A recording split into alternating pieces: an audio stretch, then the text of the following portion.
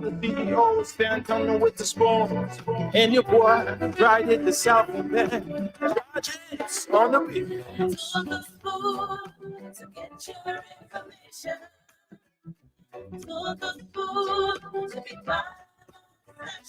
to be part of our discussion, to get the information, to know what the updates are, to know what Liberians are confronted with, to engage with policymakers, asking all of the critical questions, express yourself on the different issues of national concern. Just tune to Spoon. This is where we give you the news, the updates, the view, the critical analysis, plus so much more. This is Liberia's premier talk show on radio and online. I'd like to welcome all of you across Liberia to another edition of the program. This is Spoon Talk. We're back on the radio, the first edition of the program for this week. Of course, we're live across radio on Spoon FM 107.5. We're live on Fabric Radio 101.1. We're live on Super FM. Many thanks to our partner radio stations across the country that are always relaying the program. Thanks to Trust FM in Bombay County. Thanks to Premium FM in Bong. Thanks to Trend Radio in Grand Crew County. Radio Yalaman in Seclipia, Nimba County. And a host of other radio stations across Liberia that will most times relay the program even without telling us.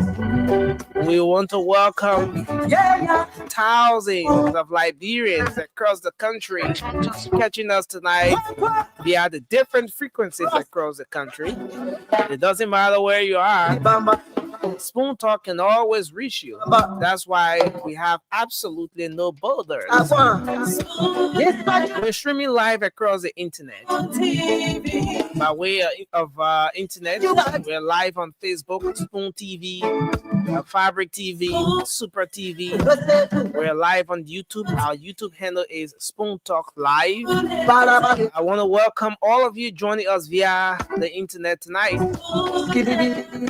Thanks for coming aboard. Of course, this is one edition of Spoon Talk you just can't afford to miss.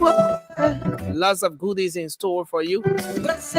Great information coming your way. All you have to do as you join us tonight is to kindly share the program in the different group chats across your social media handles, in your WhatsApp groups, your Facebook, your Messenger groups. So we all have a great show here tonight. My name is Nelson Colère. We are here tonight making sure we bring you everything your radio has to offer. Yes, it's good to be here tonight on this third day of February. So soon we've entered the second month of the year, and it's very interesting. It seemed like yesterday when we sang Happy New Year, we're not there. A lot of people making resolutions, great plans for 2025. Everyone's so excited that we've entered the new year. Yes, but time is slipping away so fast.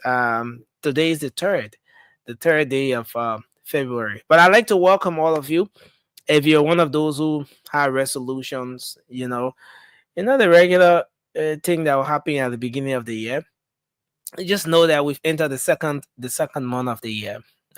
First quarter of the year, gradually wrapping up. So yes, this is where we are on this Monday evening in Monrovia, Monday afternoon in other parts of the world. Yes, welcome to everyone. We're gonna bring you some of the updates, bring you up to speed with some of the happenings across the country today, and then we'll open the lines as we always do, and welcome your views, give you the time to express yourselves on the different issues of concerns, whatever that issue is that you want to talk about. You're gonna have the opportunity to do just that tonight. And so, yes, we are going to open the phone lines and afford you the time to talk about those issues that are of concern to you. And so, welcome to the program tonight. I want to say thanks for joining us, Sam Pupo, Johnson Flomo, Eric Dane, Roland Peyue, Emmanuel Zina. Thanks for joining us tonight. We appreciate you. Lawrence P. Sam, I see Mohammed Kanen is joining us tonight. Nathan Doe, Mustafa Sanon coming on tonight. Please share the program as you come on, guys. Matthew Williams, Stephen. I see Stephen Seula. Yes, Stephen Seula. Stephen, thanks for joining us tonight. Joki, Linda George is joining us from Holland. We appreciate all of you tonight. Emmanuel Tue, Otis S. Kaba, thanks for joining us tonight. We appreciate all of you. Abel Numa Plaki, Mr. Plaki, thanks for joining us tonight. We appreciate you for coming on. Vavi Dukle, I see Joseph Sewa, Anthony Tape, yes. All of you joining us tonight. Joseph Saki, thanks for coming on tonight. Please share the program as you come on. It's going to be a great show tonight. The first edition of Spoon Talk for the week. But just before going on to take your calls, what are some of the happenings across the country? What are the issues making it up in the news? What are Liberians talking about? Yes. So there's a whole lot happening across the country, a whole lot happening across the country. And, we fresh from the weekend, and we saw over the weekend Senator Abraham Darius DeLon was at the Rehab Center where there was a graduation ceremony for all females, the first graduation ceremony for all females at the Senator Rehab Center.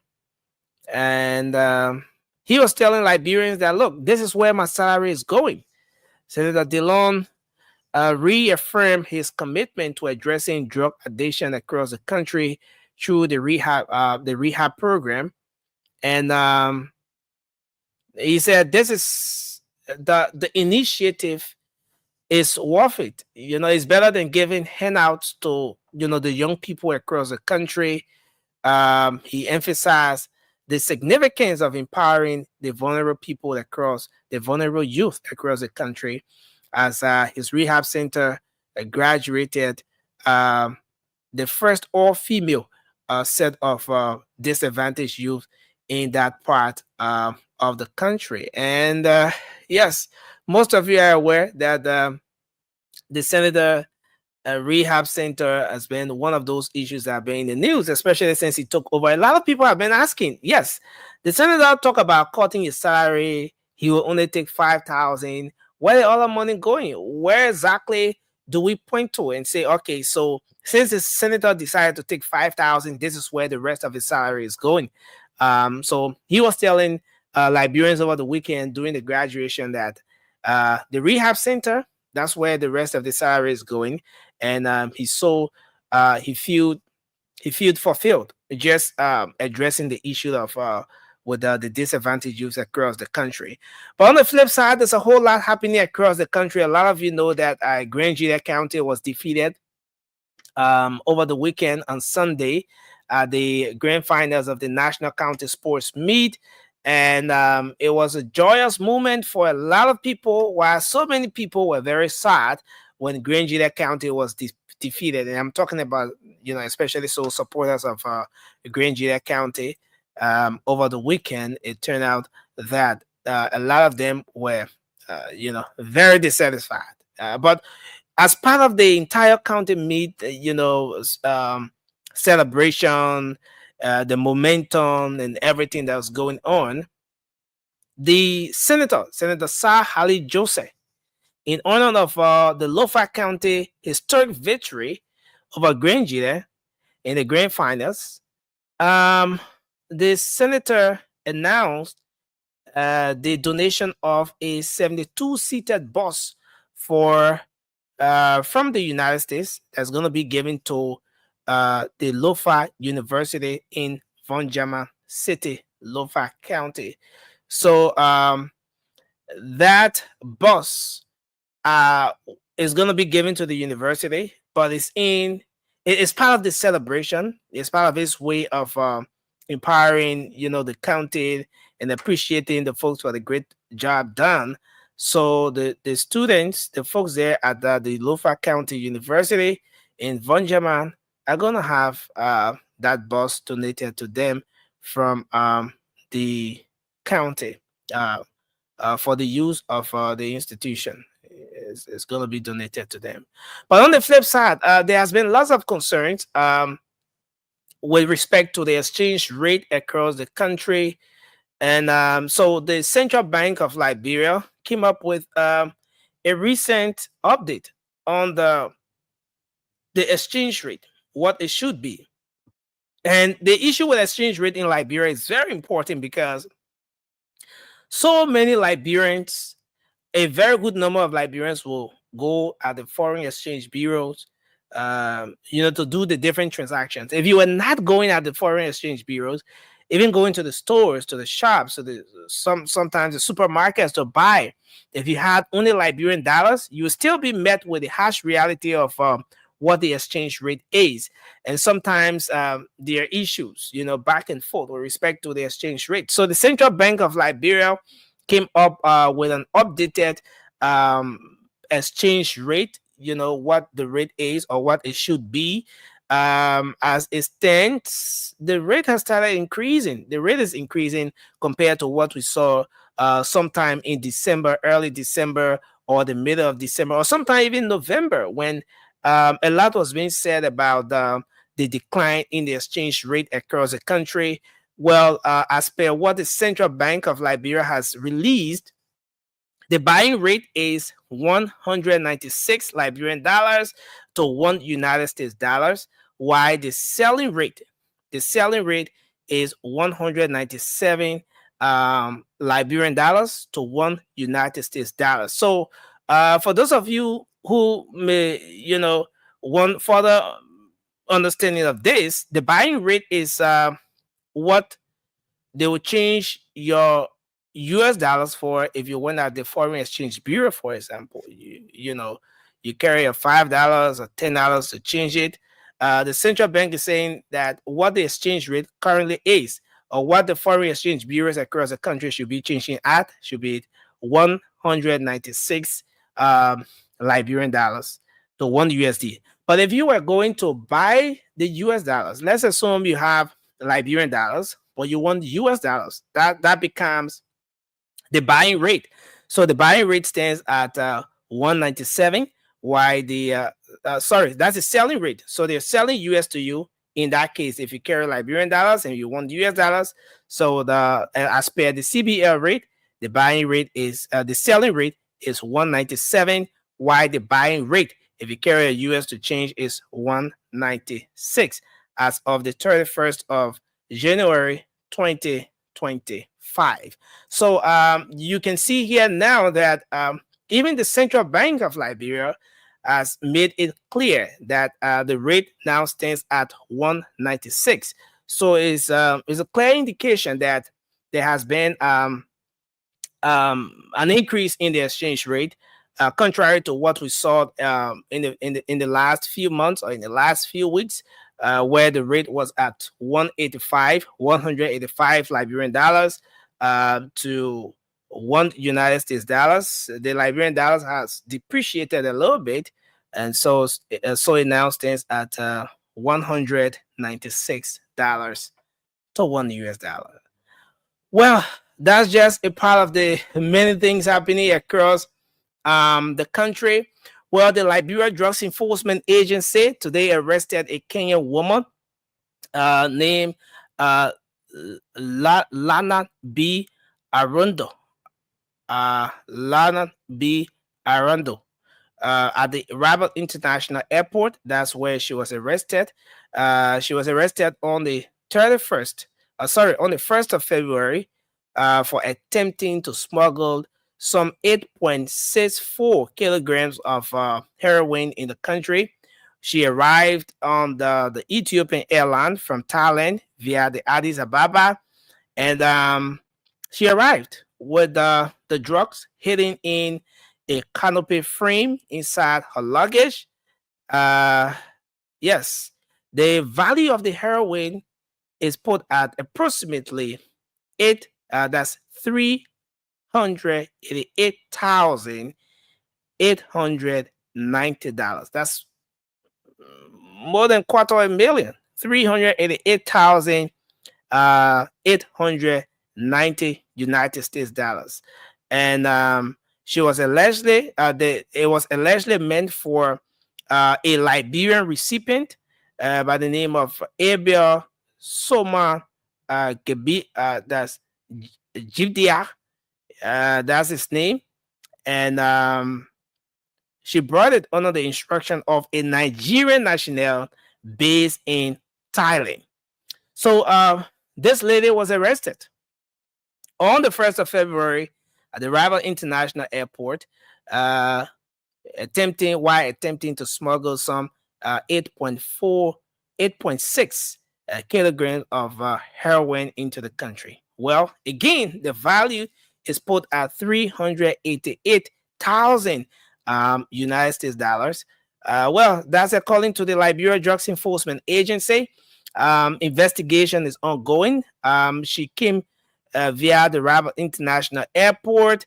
The recipient is said to be one Abel Soma, and she brought the substance in the country under the instruction of a Nigerian national.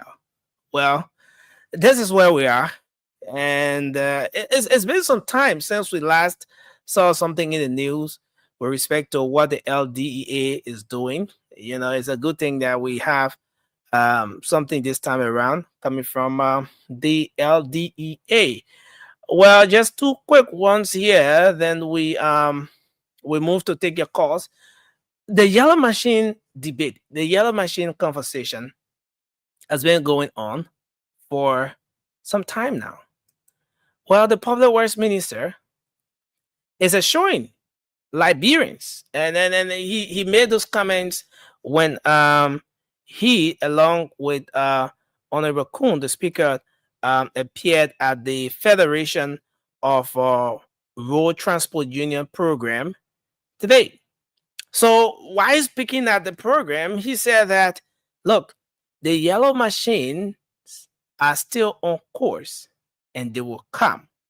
So the public works minister, Minister Lafayette Giddings, was telling Liberians today that they shouldn't lose hope. All is not lost. What is going to be 285 yellow machines and 18 yellow machines going to each of the counties, whichever way you want to pull it. It may delay. It may take too long. It may not be as quick as we expected, but it's going to happen. It's just a matter of time, especially so when the audience he was addressing, when the people he was speaking to directly are the major users of the road, the federation, the transport unions, and all of those people. So he was telling them that the yellow machine will come. You know, don't be worried. Just keep your fingers crossed. It's gonna happen. No matter how long it takes, the yellow machines will come. Well, and then the final one has been this debate about the CEO of Nokal, her official vehicle, the cost of the vehicle. Martin Collin made a post concerning that earlier, that she purchased a vehicle called that cost some 75,000 United States dollars, and that in such a struggling economy, he made a whole post about the situation, but she came back to respond to the post to say that her vehicle doesn't cost just 75,000, but it was rather two vehicles bought for the institution. You know, she uses one for errand, one is official vehicle, and the errand vehicle is used so that when staff officials of the ministry want to go on some official duties, some official activities, then they will use that vehicle, while the other vehicle is her official vehicle. Well, more is going to be said about all of these, but I want us to go to the phone lines now and take some calls. Let's hear from you, Liberians. What are your concerns? What is it you want to talk about tonight? Um, yes, let's hear your thoughts tonight on the program. Call us up on 0555 0555 is the number to call, and you'll be live on the program tonight. My name is Nelson Colette. This is Spoon Talk. Kindly share the program as you come on tonight, as this edition of the program is loaded. All the best coming your way tonight. Let's go to the phone lines and talk to our first caller here. Hello, your name and where you joining us from? Good evening. My name is Jay Prometheus from I'm calling from Gedepoh. Yeah, go ahead. Let's hear you. What's on your mind? Yeah, what on my mind tonight is very being tuned to the issue of the EDC. The EDC is very treating us as if we are not part of Liberia. Committed next door to us will get an electricity while we don't have it for 1 or 2 days. We just be sitting with all current, moving all around in our communities. Yeah. And electricity, we say electricity is the better city and electricity is the best security. But then EDC will look at the SKD Boulevard area here and just have it off. The carry is saying yesterday they buried the money even straight 2 hours to carry it. After now there is no current. So they are the one helping criminals to go all around in the community. Thank you. I want to hold you there. That's a very great concern. Hope the Very authorities serious. there are listening. But thanks a lot for your input tonight. Let's take another person. 0555 I'm gonna put the WhatsApp up. Hello, you're live. Your name and where you're calling from. So, no, nothing. This is Patrick Biayi, and I call you from Maggie. Patrick, go ahead. What's on your mind? That my concern has been to the transport ministry. I don't know when we will benefit as people who using maybe their car to go somewhere like passenger. We need to benefit too because from Douala, from Red Douala on bus always been 130. Even during the Joshua administration, where people say gasoline was at a higher level, and then gasoline price came down. Today I went to Douala, I paid $150 on bus. I gave the guy 200, he gave me $50 change. I go tell the driver say up to you the how frustrating the whole thing look there. When we benefit as the common people, what is on my mind to them, man? Thank you very much for your input. We appreciate you tonight. Let's take more calls. 0555 Hello, your name and where you joining us from? Hello? Yes, go ahead. Let's hear you. How are you doing, sir? Yes, sir. Okay, this is Jeremy Cooper calling from Pinjo. Jeremy, what's on your mind? What's on my mind is I have a little brother that works with the Ministry of Transport. And we are hearing some discouraging news from that place. What is the president actually doing about this? They are about to pull like 300 because all of jobs. Only because they want to the vehicle section and private taxi to a I don't know how to describe the company, to a Lebanese company. I think the last time CEO then were discussing it, it's actually worrying. Okay. You got our brothers and sisters in our ministry who are trying to make their living, and you are about to take the ministry and go to a private Lebanese company. Thank you. Thanks a lot. That's a great concern. Let's take another person. Hello. Good evening, Nelson. Yes, sir. It's good to have you on. Let's hear you. Thank you. My name is David Wamanba, and I call you from Justinamo. David, please go ahead, sir. Yeah, so let me extend my congratulations message to the local campaign team Okay. both the football and the volleyball. Even to our girls, say thank you. Keep your finger crossed. Next time you come stronger. Thank you. Let me extend my appreciation to President Bwakai. President Bwakai, you promised us that this year is going to be the year of implementation. I am encouraging you and I'm admonishing you to please hold all of your appointees accountable. Those Okay. that are found in corrupt acts under my government, please take decisive action against. There are Thank so you. many people on the bench. There are so many players. They are not the only players. You can take them off, send an average to be on the team, take them off, and then move forward. You must make this country a better place for everybody. Thank you. Thank you That's my very blessing. much for it. Um, CEO, welcome. I see you are already here. Yeah. I beat everybody to I beat everybody today, right? I'm here because it's only important. We having a great show today. But how you doing? You look so far from me though. You hold on one Ah, minute. I think you got to zoom in. Yeah, at least. oh, okay. Maybe I need glasses though. My eyes is giving Oh, me you need problem. you Yeah, I'm you, a you friend. need You think I need glasses? no, I don't think so. I don't think so. Why? Okay, you see this? It kind of too far. But anyway, let's manage it. We're gonna have a wonderful But show today. you start using glasses now. You will not stop it again. You will continue I it. beg you. I won't even use glasses. I beg you. I beg you up again. Oh man, Scott Brizzy, Kobasi Lofa Kante all the way. The message Lofa enjoy you. Yeah. Malmo Washington, Bernice Mali Warji, Alio passed away. Cyrus Wisdom Siafa. I'm feeling good today. I'm feeling real good today because this is the day the Lord has made. We all got to rejoice and be glad in it. Whether you from Sagon, you know what it called Sagon? Sagan? No. Yeah, Sagon. Yeah, Is it papi. is it a place in Liberia? Sagon? Hey, hey, there you That go. that, So you don't that know place what it called needs something Sagon? that's somebody new. Sagon. No. Okay, let's ask the people if anybody know what Sagon is. Let's ask them. Richard Kai, you know what Sagon is in Liberia? It's in Liberia though. So you don't know what they call Sagon? No. Hey, No. Lord. Hey, my No. piggy. I can't take you around. So so so the place in Moserado County or So you want me to narrow your search, right? So you don't know so, Sagon? no, I don't know Sagon. No, mercy. I'm not going to answer you. I want somebody to tell us. Somebody said New Town. That's what Sagon is, Nukutan. You must come from Nukutan to know that Sagon is in Nukutan.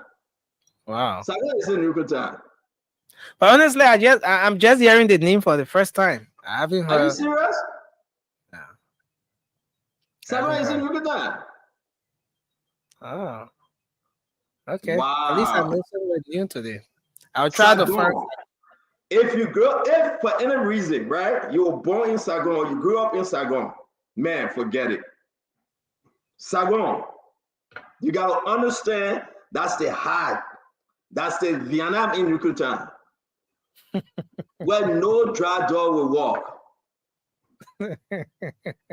I gotta teach you. I mean, you guys gotta get around, man. If they say, okay, well, you know what in Nukutan they got Zimbabwe? You know they got Zimbabwe in Nukutan, right? Uh, yeah, I've heard about it, but I haven't been there. But I've heard Zimbabwe. I think You're not even sure what Zimbabwe was. no. Hey God. I So don't. why in Moravia you know?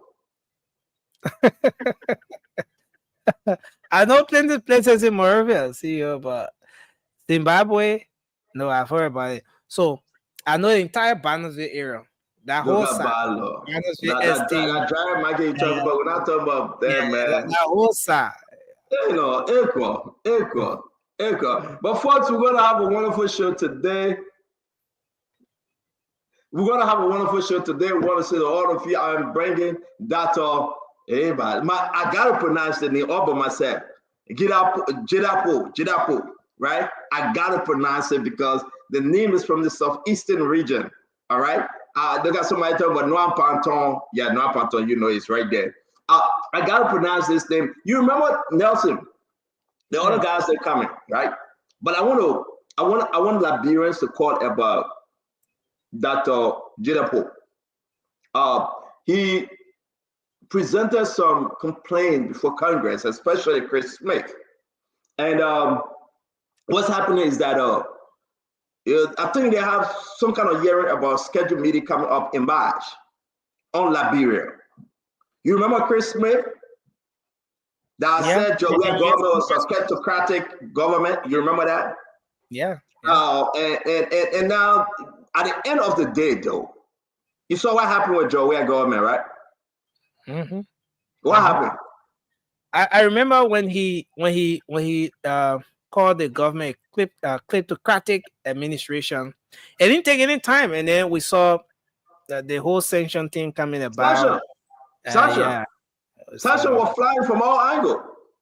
Sanction was running like a rain falling on the earth.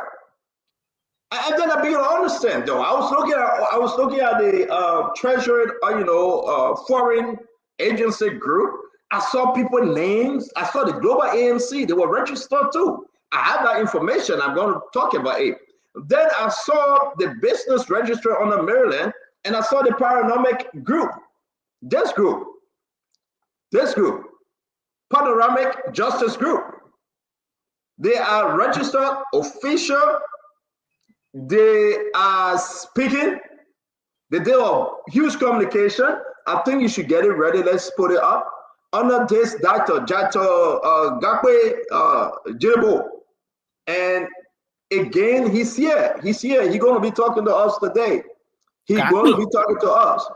Yep. He's going to be talking to us today. He's here. Do you have the letter? Do you have everything? We have to make sure that I think I posted it, but maybe you took it down because we got to go through it. And in the next few minutes, 4 more minutes, we'll be bringing him on that we can have a conversation with him. That's why I came running.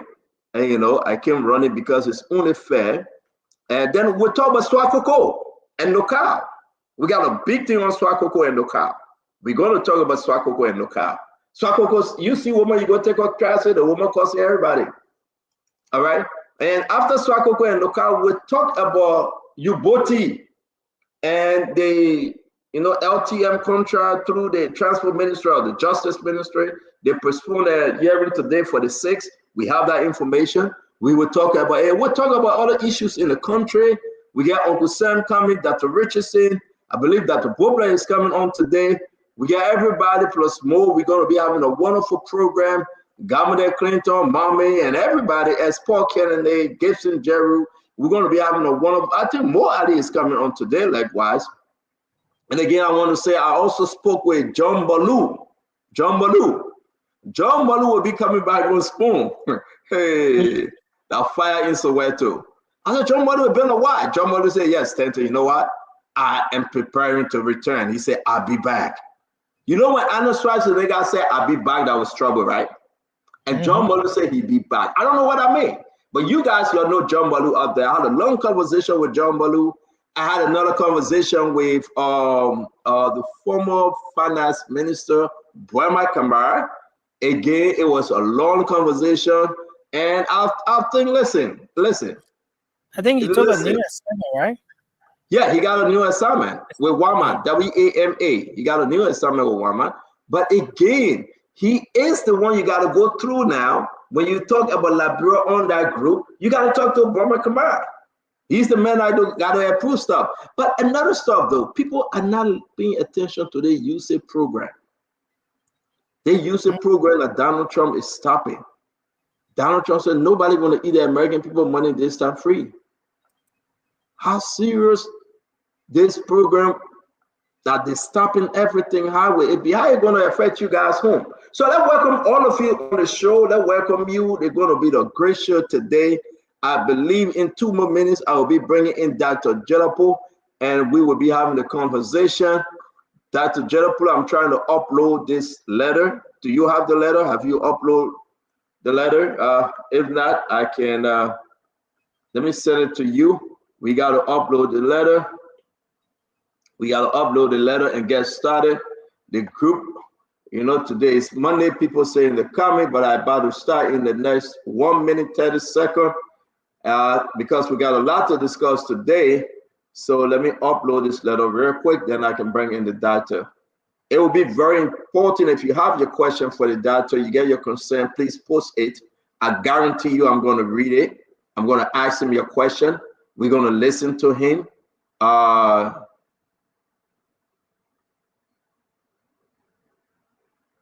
right. Hold on 1 minute. Let me go through it real quick. 1 minute. Let me go through it.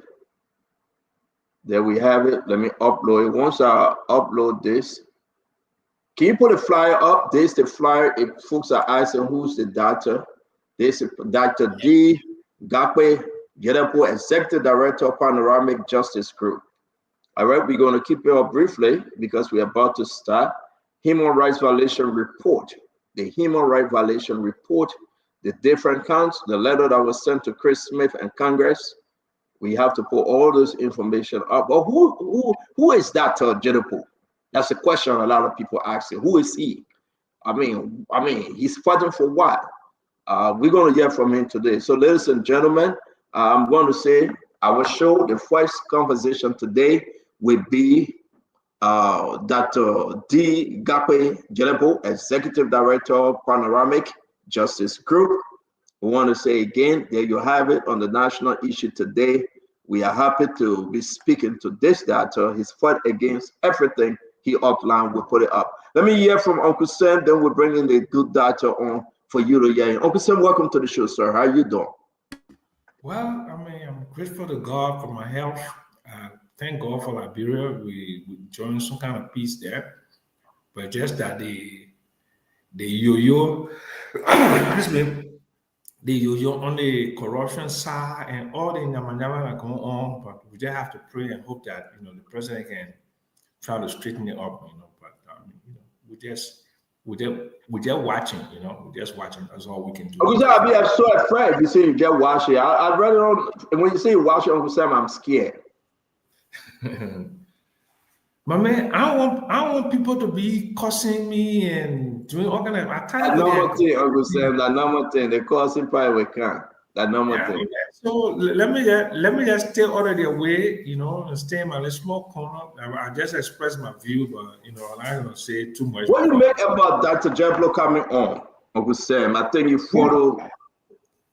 Well, I don't know him, but he made some interesting observations to the international community. He will come and back it and say, what the evidence are.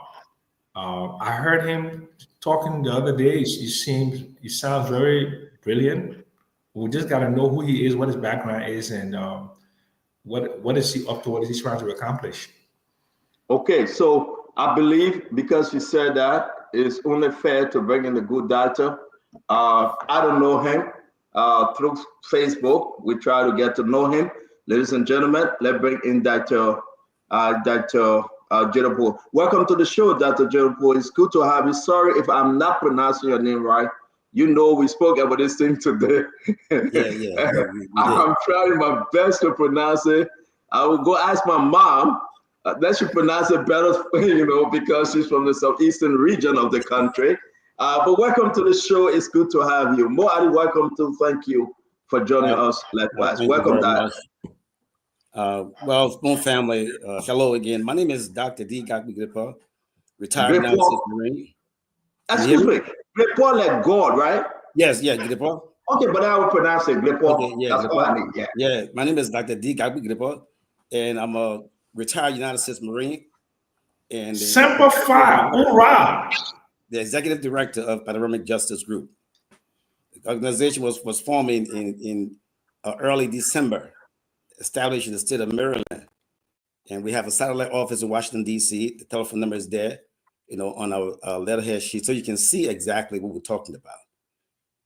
Yeah, we're looking at some concerning issues regarding corruption and torturing of accused persons in this particular administration. The human rights violation that is documented in our report, to the United States Department and the United States Congress, on the Committee on African Affairs, we'll be hearing from Congress very soon. Matter of fact, today I got a word that Congress had a meeting today to discuss the time for next month, because the hearing will be next month in Washington, D.C. at Congress. We'll be discussing that issue. Also, our team of investigators who are currently working in Liberia right now. Okay, this is the same team. This is the best of the best investigators. And this is the same team that worked on the last sanction that was given out. So it's not like anybody. Okay, our team of investigators they carry out some ongoing investigation right now, okay, about certain individuals in the government, including Minister Sylvester Grisby, Minister Mamaka Belity, and Minister Pia. Investigation is going out right now on those individuals, and as soon as it's concluded and we have reason to see the violation, we will present that to the U.S. Congress and add that to the list of violators. I know you got a lot to say, and we agree on 1 hour here. So let's just take our time. We are not many to get more, to know more about this organization. I'm not going to talk about the date the organization was founded. It's online. It's on Maryland website. You can find it. But let's go back now to the intent. When you talk about Liberia, you are naming Sylvester Grisby, Mamaka Belity, and you talk about Jeremy Pierre. You meant the information minister? Yes. We have ongoing investigation right now. As we speak, it's ongoing investigation on those individuals just mentioned, because we have. So let's take it by segment, sir. I'm not asking you to go into your investigation if you are not allowed. Why Jeremy Pierre? Well, we will come up with the results in print. So when we release that in print, then you will see exactly why. But we will release the print very soon. Within the week, you should have it. Oh, okay. So understand. I want you to come in. Let's stick with the first three names because it's shocking to me. He's openly saying, the doctor is openly saying, these are the names on an investigation right now, recommending sanction. Uncle Sam. Is this Dr. Gedepoh? Yes, Dr. Gedepoh. Is that a Gedepoh? So that's God. We're gonna keep this. We're gonna keep this on the report, because that's the main reason why I'm here. So okay, Doc. First of all, welcome him, and thank you very much. Thanks for your service. Okay, look, I just want for you to give us. I know you say you're Marine and all of that, but just give me, what is your political affiliation, if any? Do you have any political affiliation? Well, I really want to say this. I would like to discuss this report, but I do not have no political affiliation with nobody. Okay. None. So you never supported any presidential candidate in Liberia ever before? No, not at all. So I'm sorry, say that again. I say you never supported any presidential candidate. No, I never did support anybody back then. Never did. Okay. So what is the driving force behind you? What is it that's moving you? What you see, we have lots of Liberians that want to go back to Liberia, but the thing is, what's happening there now? What's happening as far as the ritualistic killings that are going on is way too much, and the report has all that in there. And when you look at the kind of abuse that's happening in 1 year, what has happened in 1 year is enormous, and we have to do something about it, because people are dying. People are afraid to come outside some places. We got a report about somebody that was lost the other day. They haven't found him in more than 2 months. Okay. You see? So can you just give us a list of like the 5 most important things on your agenda that you're concerned about and that you're currently investigating? The 5 most important things on your agenda. Well, I won't say 5 most important things, but I'm looking at the summary. If I have to summarize this whole thing under President Boykai, okay, the incident that the police shooting of Bangali Kamara, SM Masale, and James Candy, okay, have resulted in a persecution perpetrated in the culture of impunity. Listen, the ritualistic killings are going on in Liberia, okay, including the murder of Omar Dukle, okay, and Moses Vesely, okay. These are all on the counter for. It's like they're not solved. The problem has not been even investigated or solved. The police is not even looking into the matter. So it's too many things to even discuss here to even take 5. But the main thing we're looking at here is the ritualistic killing, the waterboarding, okay, the torture and abuses of Liberian citizens. You know, we're looking at cases where the Inspector General took a person to Guinea, okay, to be compensated. And this person, we don't know whether the court system allowed that. There was no extradition treaty that was signed. We don't know that. All we know is what's in the report right now concerning these folks. Is very, very important that Liberian people take a look at the report before they say anything. Take a look at the report first. Look at the report. See if the report has any evidence of fact, or any facts in it. If it have any facts or evidence to substantiate our claims. Because the report that we have, okay, even though our investigators have brought this report to us, the local dailies have links to everything we said.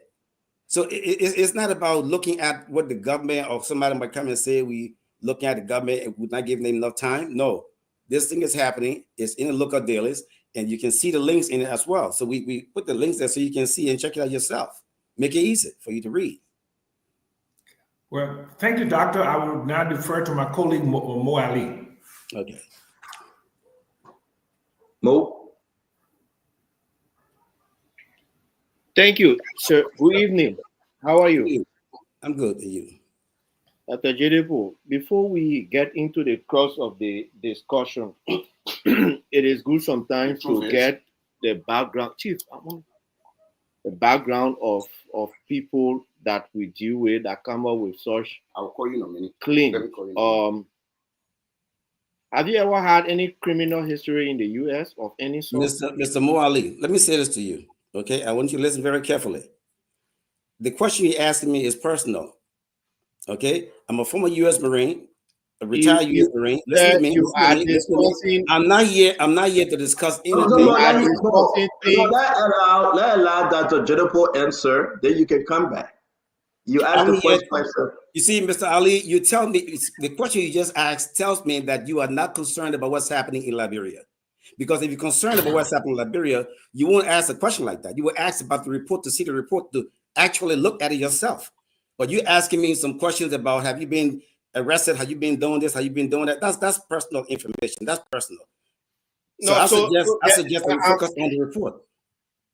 Dr. Gedepoh, once you decide to come to the public space and decide to critique the records of others, before we can take you seriously, we need to know your history.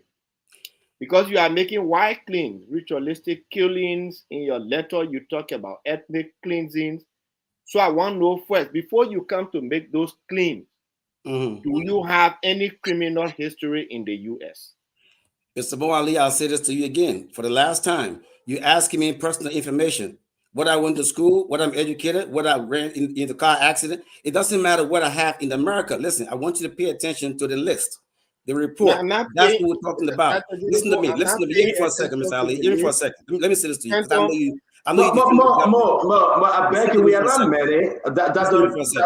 Gedepoh, hold on. Yes, sir. You have enough time to address this. We still get about another 40 minutes for Dr. Gedepoh. I will give you all the time there.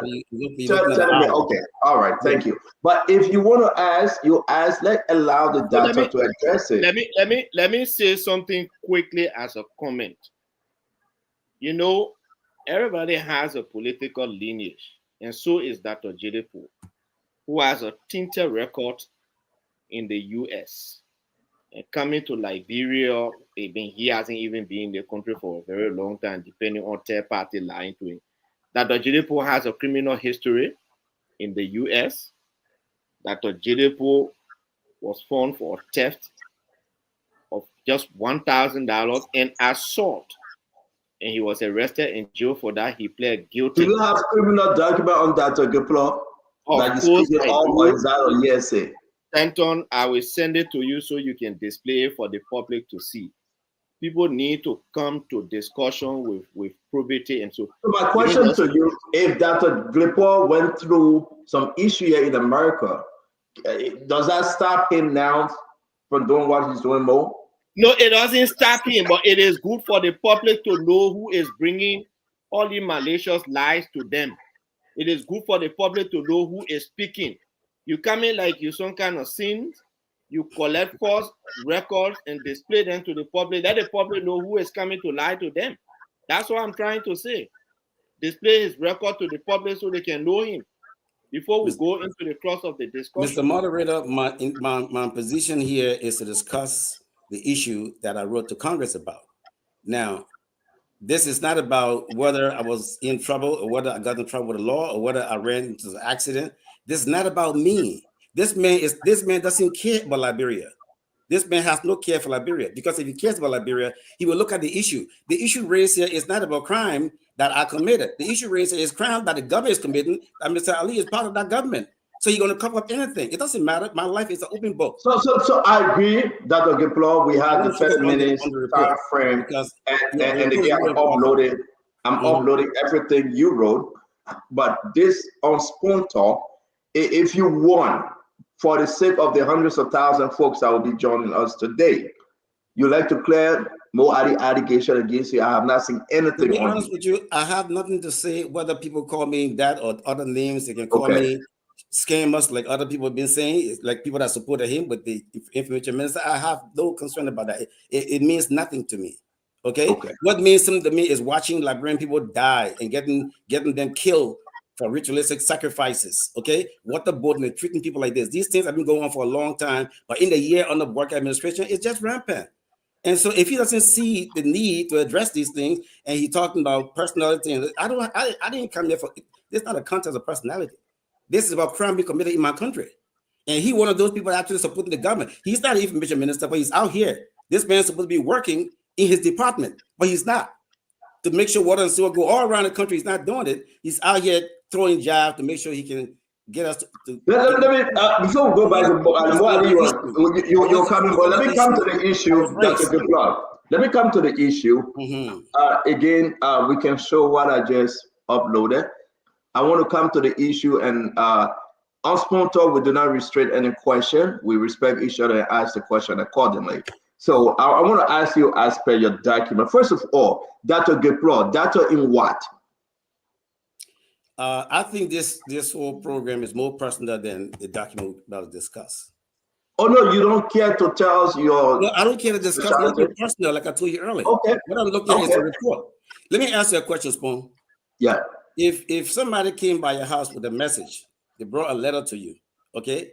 Are you going to question the messenger, where he came from and his educational level and what is being done? Asking for your... Or you going to look at the letter and read the letter? No, just a second. You're going to look at the letter and read the letter. Let me be frank with you.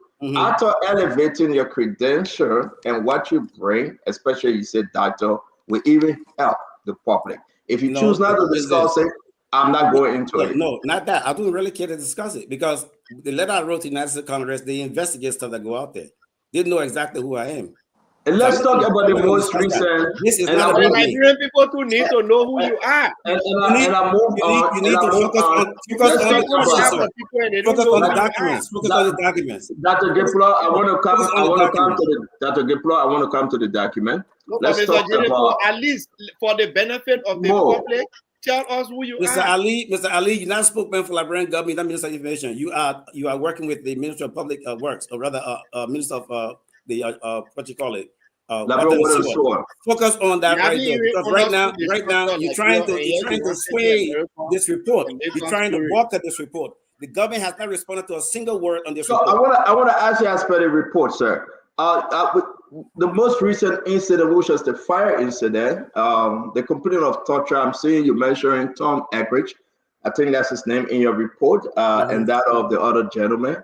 I think on the third or fourth page of your report. Can you talk to us? You got more information. Is that where you're taking your torturing from? That the government through the... Is that where you're taking the your evidence of torturing, that the government is torturing folks? You make mention of, where Mr. Spoon? On the report, you make mention of Thomas Eckridge, the gentleman that was arrested due to the fire incident in Liberia, right? Are you seeing it on the report? I'm still waiting for the producer to put it up, though. I want to give you the chance to explain, because you will be presenting these different incidents to Congress. Are you seeing Tom Eckridge? I hope I'm pronouncing his name right. Due to the fire situation from the Capitol building.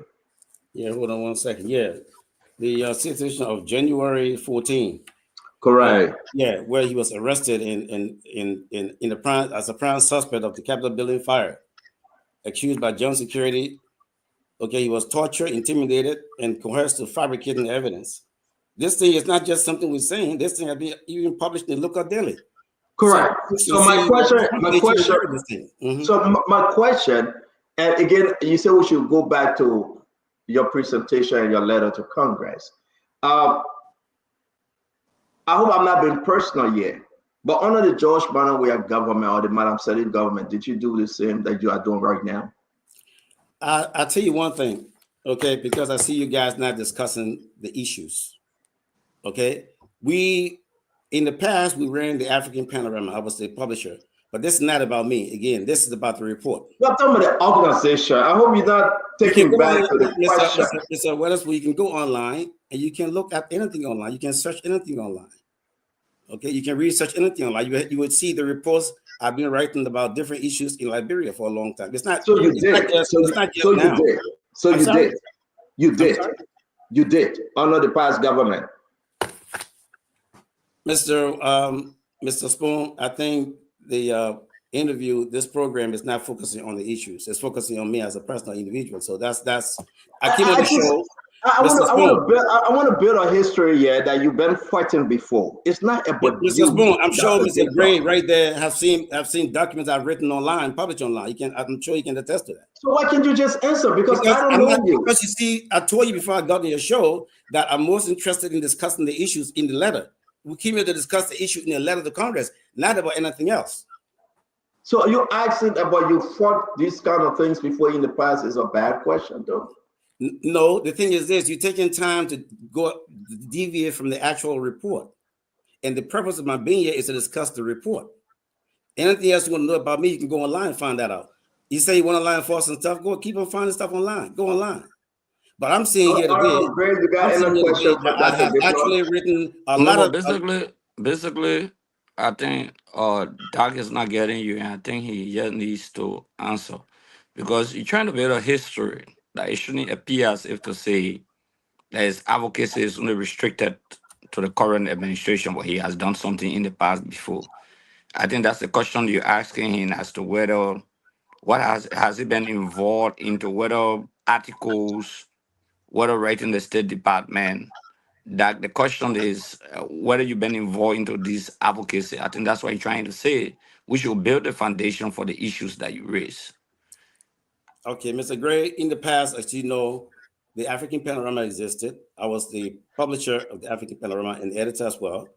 And we wrote on several issues about violations in Liberia, about corruption, several issues we spoke about. Even when the United Nations came up and said they have exhausted more than 17.5 billion, we wrote about that. Several issues we wrote about. It's not just about this government. Okay. The reason I felt this was important is that we look at what has happened in Liberia with all the governments. The killings that go on now, it surpasses everything that happened.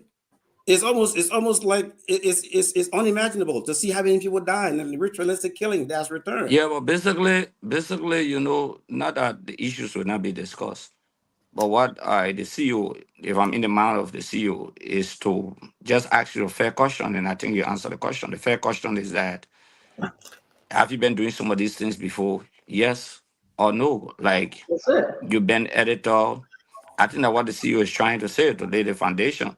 But I think we should go into the crux of the matter. I mean, I just joined the program, but my concern would be that you lay the foundation for your advocacy.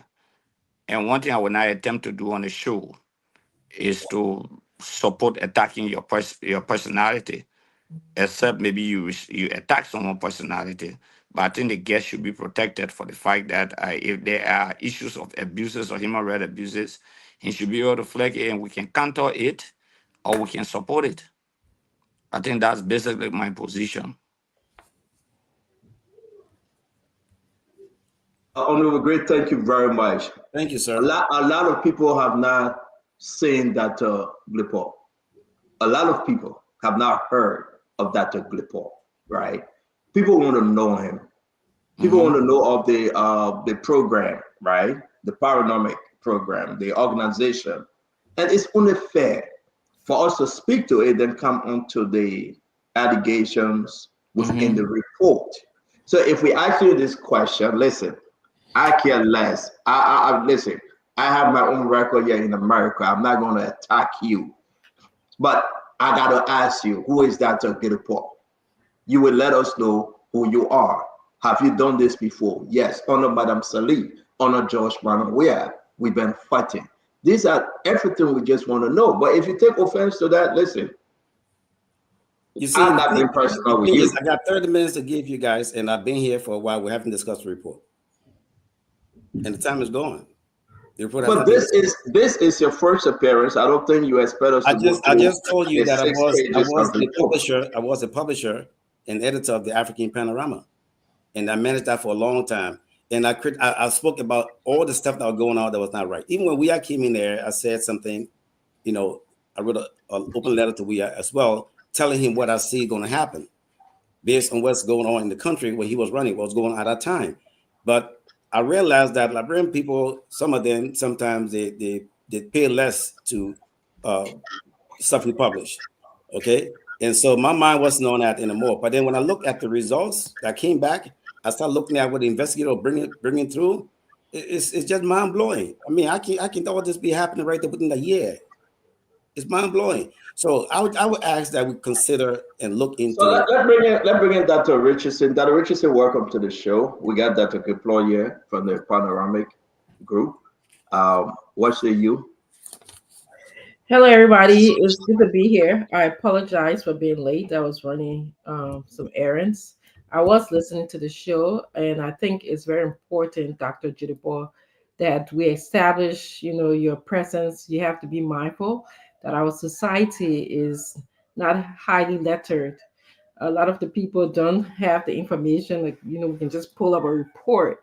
So many of those who are listening by radio. So they like to know who you are. They like to know your report. They would like to just know your history. So please bear with us if you see some of us asking questions about your history, if you affiliated with CDC or not, or a political party. Just bear with us. That's what I'm asking. And I understand that you've been here for a while, for 30 minutes, but I think this back and forth took a lot of the time because, you were arguing and somebody was arguing, you were arguing, so that took up a lot of time. But my question to you, I heard your emphasis on ritualistic killing. That's what you want to discuss here. That's what you said. You came here and you are motivated or concerned about the ritualistic killing that's in Liberia. You told us that you have investigators on the ground that are investigating the ritualistic killing in Liberia. Do you care to talk about what, I know you did say that we'll find it in writing, what the investigators are saying, but preliminarily, are there specific persons that the investigators have seen and you want to report on them? And my second question to you is, can you make some relationship between or correlation between good governance and these ritualistic killing that you're here to speak about today? Thank you, Dr. Richardson. I'm looking at what has happened involving the numbers of people that were killed, okay, body found with parts missing from it, okay, and these were things that happened a long time in Liberia, that people used to be afraid to go outside, okay? So I know what it is because I grew up in the country where we had the same thing going on. We couldn't come outside after 7 o'clock when it got dark. They say you're too late. So I know the kind of fear we grew up with in Liberia. And so to see that fear coming back is like traumatizing people just to think about it. That somebody go out there and they take the past out, they're dead and gone. Poor people suffering already. You call them and lure them into an area and have them, slaughtered for the body parts. This is wrong. We're seeing this thing come back again. Okay, and what's going on with the situation involving the IG? Okay, with the gentleman he took from Liberia. Okay, and went to the Guinean border and having handed over to the Guinean government. These are things that I just really can't understand how you have somebody, get taken out like that for money. I don't understand. So if the government feels like we seeing something wrong, they can look at it, they can address these things. Okay. But these things are there and they're factuals. I mean, we presenting you the links and everything else that you can see.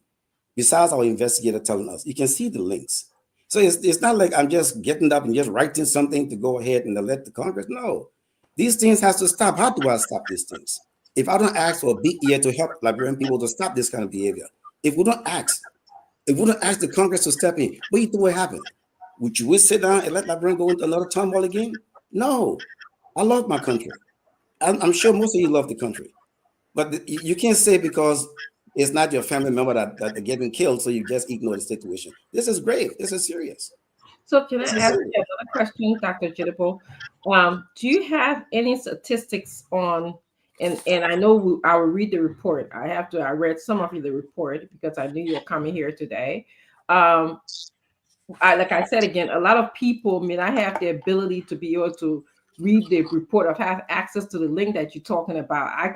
We in this country, developed country, I can just click the link and your report can come out. I can research you and learn anything about you. So that's why it's important for us to at least let our viewers and listeners know what's going on. Do you have any statistics that show us, I know in the current day, that in a year, X percentage of people have been involved in ritualistic killing, we listed everything down in the report, but you can also go to the panoramic justice group.org, and the report is there. There's a link there with the report that says above the law.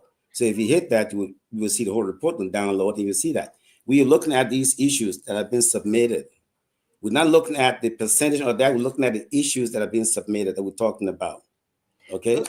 The reason why I'm asking a percentage because I heard you draw a conclusion between what's happening today in Liberia and what happened in the past.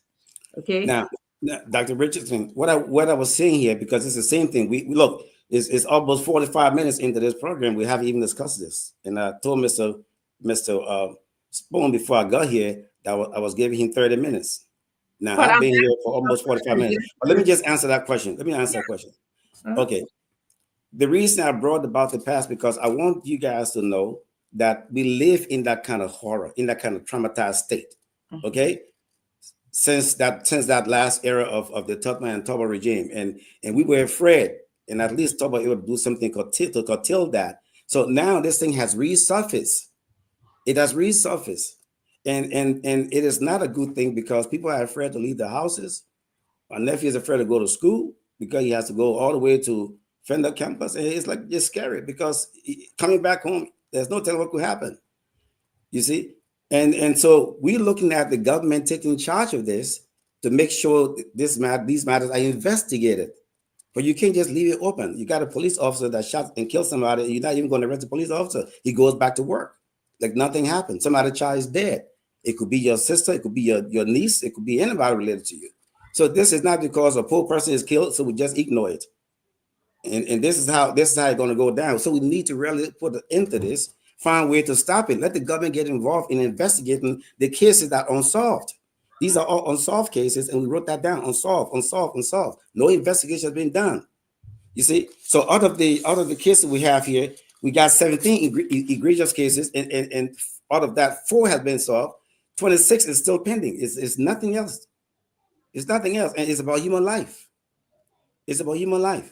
So we can't sit there and just look at this and don't talk about it. We are all Liberians. We shouldn't take a look at somebody else for presenting a report that we can use and see how to correct the situation. And if the people back home refuse to listen to us, then we can go ahead and ask the Congress to please pay attention to this before our country go backwards. If that's a problem, Dr. Gedepoh, have you reached out to this government prior to engaging Congress?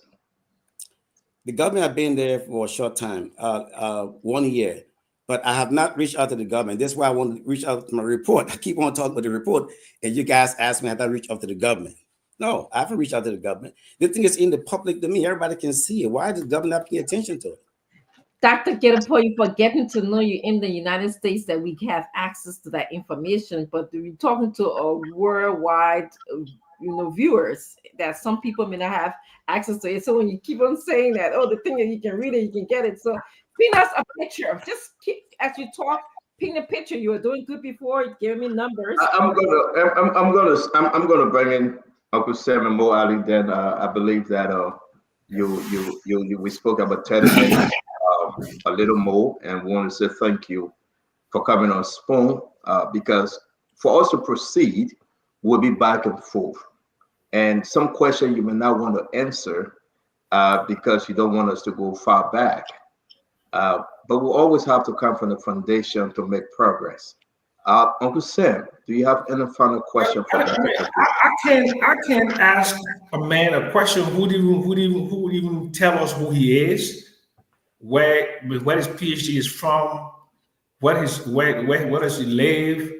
I mean, I need to know about this guy. I mean, you know, I can't just because I'm a government critic, somebody who similarly criticizes the government, and I'm going to start asking and jumping into it when I know absolutely nothing about this man. And I mean, I think he should send us before he comes the next time. I hope he sends us a bio so we can know about him. That way, we don't spend any time on his background. But I don't think it's fair to the audience and not telling the audience who he is, his full name, his educational background, his marital story, family life, nothing. I mean, I can't ask a guy. I can't ask anybody. I can't ask you a question. I know nothing about you. Can you give me a minute? Yes, sir. Go ahead, sir. No. Give me a minute. I need to grab something quick, and then I'll come right back. Okay. Okay. Okay. Thank you very much. I don't have any question. Yeah. Can I say something? Not a say something, but the doctor said he's coming back. So go ahead, Moali. All right. So in Dr. Gedepoh's letter to Congress, he mentioned that under the Bouaka government there is an ethnic cleansing ongoing, which tells me that the doctor was just writing based on what he thought. And, you know, I would have loved for him to have been on the show for me to say this. It tells me that he actually does not know the definition of ethnic cleansing. Ethnic cleansing is something very heavy. It doesn't just happen. And that's why I want us to give it a chance, because he's saying we should go to the document and we got to talk about ethnic cleansing. Exactly. It's evidence on ethnic cleansing we want to know. Yeah, having gone through with a background, I would really love him to come back. Let's discuss ethnic cleansing and some of the wild claims he made over there. Ethnic cleansing, you're talking about the systematic extermination of a group of people. Like, for example, what happened in genocide, in Rwanda in 1994, where the majority Hutu thought to exterminate the Tutsi, the minority. In 100 days time, they killed almost 1 million persons. In the Bosnian War in 1994 or in the mid-90s, more than 7,000 mostly young men and boys were killed because they wanted to exterminate them. This man wrote in his letter to Congress that there is ethnic cleansing ongoing in Liberia. So I wish you would come back on the show so we can actually discuss the ethnic cleansing and all these kind of things. Besides that, Dr. Gedepoh was active criticizing Joseph Bouaka way back in 2013. When President Weah took over, he went dead, stone dead, and never said a word. Until back in 2024, December, he reactivated this group as a business entity, a business associate firm, and then later on came on to claim that he's a human rights activist, or it is a human rights activist group. Simply because maybe he has some personal issue with Joseph Bouaka. That's between two of them. But if you want to do rights advocacy, you have to be consistent in it. You don't wait when one government comes, then you go quiet. When the next government comes, then you become active. So I hope you can come back on the show so we can discuss all of these ethnic cleansing claims that. Thank you very much. I'm going to bring in Honorable Akaris Moses Gray and our dear friend. Welcome to the show, Governor Clinton. Yes, indeed, we spoke, and I spoke to Dr. Gedepoh Akaris based on the fact that, listen, let the people know you. A lot of people call me and say, "Stanley, who is that guy?" You know how we all talk in Liberia, right? The people got to know you. Never met him, never heard of him. And I felt that it's an opportunity to introduce yourself, like Uncle Sam said. And then we will go into the report you presented to Congress. But if we don't know you and we don't know your background, it makes things difficult. So, Honorable Akaris, go ahead, talk to us, man. Yeah, basically, I think Well, all fairness, it was good for him to provide his own about data to tell people who he is. I mean, I thought that some of the conversations or some of the arguments were just not healthy. But let us go to the report. Did he lie? Majority of the things I read about the report are factual. Was he quoting credible sources? Yes. Take for example on the issue of mysterious deaths, on the issue of extrajudicial killing, ranging from the King George situation to many deaths across Liberia, Monrovia, Montserrat, Bon County, and other counties. He cataloged everything. Okay, so if we look at the issues that he raised, those are existing issues. Myself, we have raised some issues. I want to explain that. For example, I know from the National Elections Commission under this administration, okay, 3 persons have died. You remember the Nimba situation? Okay, before the by-election in Nimba County for Jeremiah Kung position. Okay, somebody from NEC died, and recently there's another incident again. So yeah, there are records of newspaper articles and report that he quoted, and he provided links to the reports. But I think he didn't do himself justice by not introducing himself, but not saying the character of person he is. Obviously, I would expect more Ali to attack his personality because this is the government. I mean, he tried to, what Mo chose to do is to dislodge his thinking by saying, okay, you were involved into some acts, quote unquote, in the United States of America. You are a critic of President Bush as far as 2013. You know, those questions or those issues will come up. Obviously, it will come out. I mean, people got to know you because if you are raising issues against other people, definitely people will have to know you. These concerns will be raised.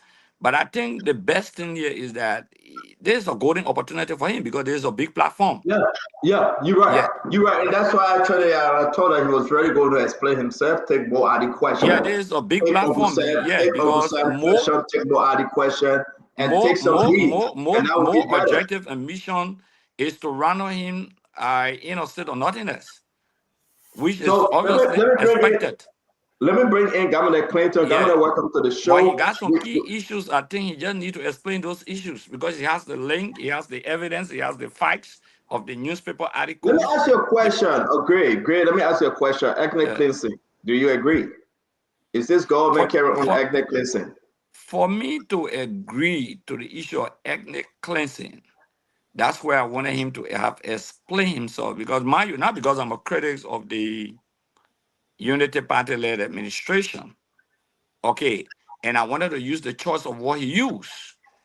It could be semblance of ethnic cleansing. For example, maybe 1 or 2 persons from a particular tribe being eliminated or turned over the dad, or they taking out of the government, or they are being chased.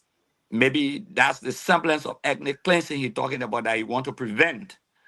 Okay. Okay, so let me bring in. Maybe an argument on ethnic cleansing could be a preventive measure for the Okay, country not to but degenerate into such. what is on the document? What is on the report? And we Yeah, hope you can come and explain. It's different from what you are exactly. That's saying. why. Governor Yeah. Clinton, let's bring you in, Governor Clinton. Thank you for joining us. Sorry that we hope to have that Gedepoh back again because it's only important. I really thought that we were having a good conversation today, getting to know Dr. Gedepoh, establishing the fact that this is the guy that reported to Congress and having a scheduled meeting with Congress in March. But the doctor said, no, I will only talk about the report and not about me or the organization. What say you, Clinton? Well, I think he undermined whatever he's trying to do. I was watching the show. He undermined everything he's trying to do. Um, Look, when you decide to be involved with this level of advocacy, this level of activism, you have to understand that you are putting yourself out there in the public And of course, he was coming to this platform.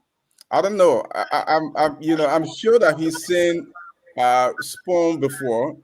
He I'm knows. sorry, Clinton. I'm so sorry. The doctor is back.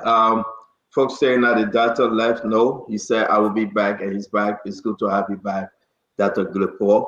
I don't know who I asked the question or who was making statement, but Yeah, we basically, let me just reiterate. let me Let me reiterate. let me bring in the doctor. Let's hear what you have to say first, please. Just Okay. to Dr. ask you a question, Gedepoh. okay? Now let me say this. Since you won't know much about me, I am a former broadcast journalist. I worked with ELCM back then in the days. Okay, when ELCM was up and running in the 80s, I went into broadcasting when I was in 12th grade, and I was on the air in Liberia. Okay, I worked in Liberia at the radio station. I traveled with Doe sometimes and interview him, but I wrote a letter in Rufus Dapo's paper, putting Doe there on the spot, and Doe put me in the government blacklist not to leave the country. So I went through a lot of tough time, and God got me out of Liberia. Okay, I was fighting for the same people's rights in 1986. Okay, I came to America. I went to Columbia School of Broadcasting. I graduated in radio and television, and then I enlisted into the United States military, the Marine Corps. Okay, and after that, when I came back, I went to Montgomery College, and then I went to South University online, and I went to Global Bible University, which used to be Global Bible University in Baltimore, and I got a bachelor's degree in biblical studies. Because at the time, I was thinking about my program and what I would do with a radio station that would play gospel stuff. And then after that, I decided to go ahead and do multidisciplinary studies based on everything else I've learned over the years.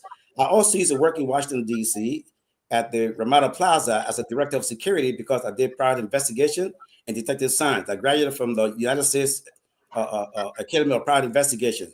I also did hospitality law with the Hotel Institute, and I also studied security management. Okay, and these are records that with the D.C. Police Department Security Management Branch, you can go there and check out anytime. Okay, and since then I wasn't even thinking about coming up with another what you call a human rights group. I was looking at just writing my articles. I've been writing for a long time about the situation in Liberia with the African Panorama since 2007. You see, the reason why I was not into explaining a whole lot of this is not because I don't want to talk about it. It's because I was looking at the time that you and I decided and discussed. That's what I was looking at. But since, I don't want to give a clear, like I'm avoiding answering you guys. Okay. So that's what really happened. And since then, I've been working for myself for 14 years with Gedepoh and Associates. Gedepoh and Associates is my company that I've worked with in America for 14 years. I've not punched nobody's clock. Okay. I've never joined no political party in Liberia. Okay. I've never affiliated with any political party in Liberia. None whatsoever. Because I felt uncomfortable working with people in Liberia who was responsible for the atrocities. That's why I didn't work with anybody in Liberia. It's not that I couldn't go there and work. No. I have plans to open my own station back there. Okay. But I decided to hold off yet because my station was going to be a station that would have religious broadcasts on the weekend. I chose to hold on. So I was preparing to go back home and I looked at the whole thing and I said, this is not good. This is not good. And so that's why I decided to go ahead and take that next step. And the reason why, because when Mr. Boyka was vice president, listen to this. Okay. I wrote an article asking for Ellen to step down because of the corruption level when the United Nations came and said they have exhausted over $17.5 billion in Liberia and they can't see where the money went. Okay. So I asked Ellen to step down. When I asked Ellen to step down, Ambassador Boyka called a press conference. And in the press conference, he said that all of us who asking Ellen to step down, if Ellen stepped down, he will also step down because he's not interested in becoming president when Ellen stepped down. So I looked at it and the folks said, DG, don't talk to this man about it because this man, he's a good guy. He's a learned person. People like him. I said, but then how can this man see the kind of vices happening in the country? How can he see? And I want you guys to understand something too. When you see me speak like this, brother, I want you to understand that I grew up in a house with a father who was born and raised in Bobri, Riverside County, and walked all the way to Monrovia. The first time he saw light was in Monrovia. The first time he saw water was in Monrovia. The first time he saw car was in Monrovia. Okay? And my dad raised us right. But I will come home sometime and see my father crying. I asked, Dad, why are you crying? Somebody died. He said, no. Are you sick? He said, no. He said, my child, nobody should suffer the way I suffer to get education. Nobody. No child. And it stuck in my head. And I grew up in Logan Town, where I went to the Bushra Island Central School, they call Opa School. And sometimes we would walk in the water. And then I remember what my dad said. No child should suffer the way I suffer to get a little education. He didn't say I suffer. He said no child, and it's stuck in my head. So I'm looking at almost 100 years down the road. I'm seeing the same thing happen.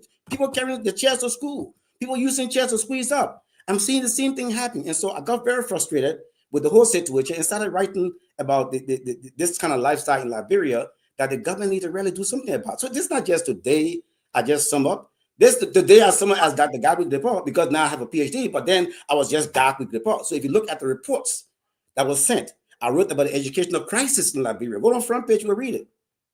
Okay? The Liberian educational crisis, I wrote about it. I wrote about the anarchy looms over Liberia because of constitutional crisis. These things we're having right now, I've already written about these things. Okay, so my concern is mainly about the destitute, the downtrodden, because my father was a downtrodden, and he went through a lot. He went through a lot, and I see the system is not changing. You know, except with a workout, it's just kind of almost double or triple with him in a year. So when you, I'm not look. My life is an open book, my brother. I have nothing to hide from nobody. At least you make yourself very clear now. We can have a good conversation. I see people appreciating you for coming back to give us a little history about yourself. I mean, that's all we were asking for. You have new generation folks the that situation Mr. Ali spoke about when he asked me about record this and that. It's a long-term situation where my wife and I was going through some divorce proceeding. I took her phone, and she went and told the police that I took her phone. I stole her phone, because if you take somebody's phone, that's my wife. My legal wife. If I take a phone and she called and say, "Oh, I didn't give my husband authorization to take the phone," of course they're gonna arrest you. That's what happened. Nothing else. There's no arrest based on a crime that was done in somebody's apartment, in somebody's house, in somebody's store. Nothing like that. So what he's talking about is a domestic situation that I don't even want to explain, but I have to tell you. So but I appreciate. Let's get back to your document. Let's get back to your document. So I know you're in flight, Clinton, and I really appreciate you. Let me settle this for Clinton. I really appreciate you. I'm appreciating you right now because you came back to give some clarity. I want us to take this time now to get to some of your findings, your presentation to Congress. Lastly, before we move to Clinton, Mo Ali, then we'll go around the table. Doctor in what? PhD in what? I have a PhD. I have a master and a PhD in multidisciplinary studies. Okay. MDS. Okay. Thank you very much. Clinton, go ahead and we'll bring in Mo Ali. Let's talk about the issue at hand, which is the report. So it's good. Like I'm so glad that the doctor came back and provide his information. And I was saying before he came back on that he was just undermining his entire situation, because look, you have to understand, when you come on this platform, a platform like this, you have government surrogates. You're going high on the government with the report. These surrogates will be prepared to go into those kind of things. So if you are just left with the information now, I think everybody on this platform will have a clearer understanding of all the things that Mo Ali was trying to do.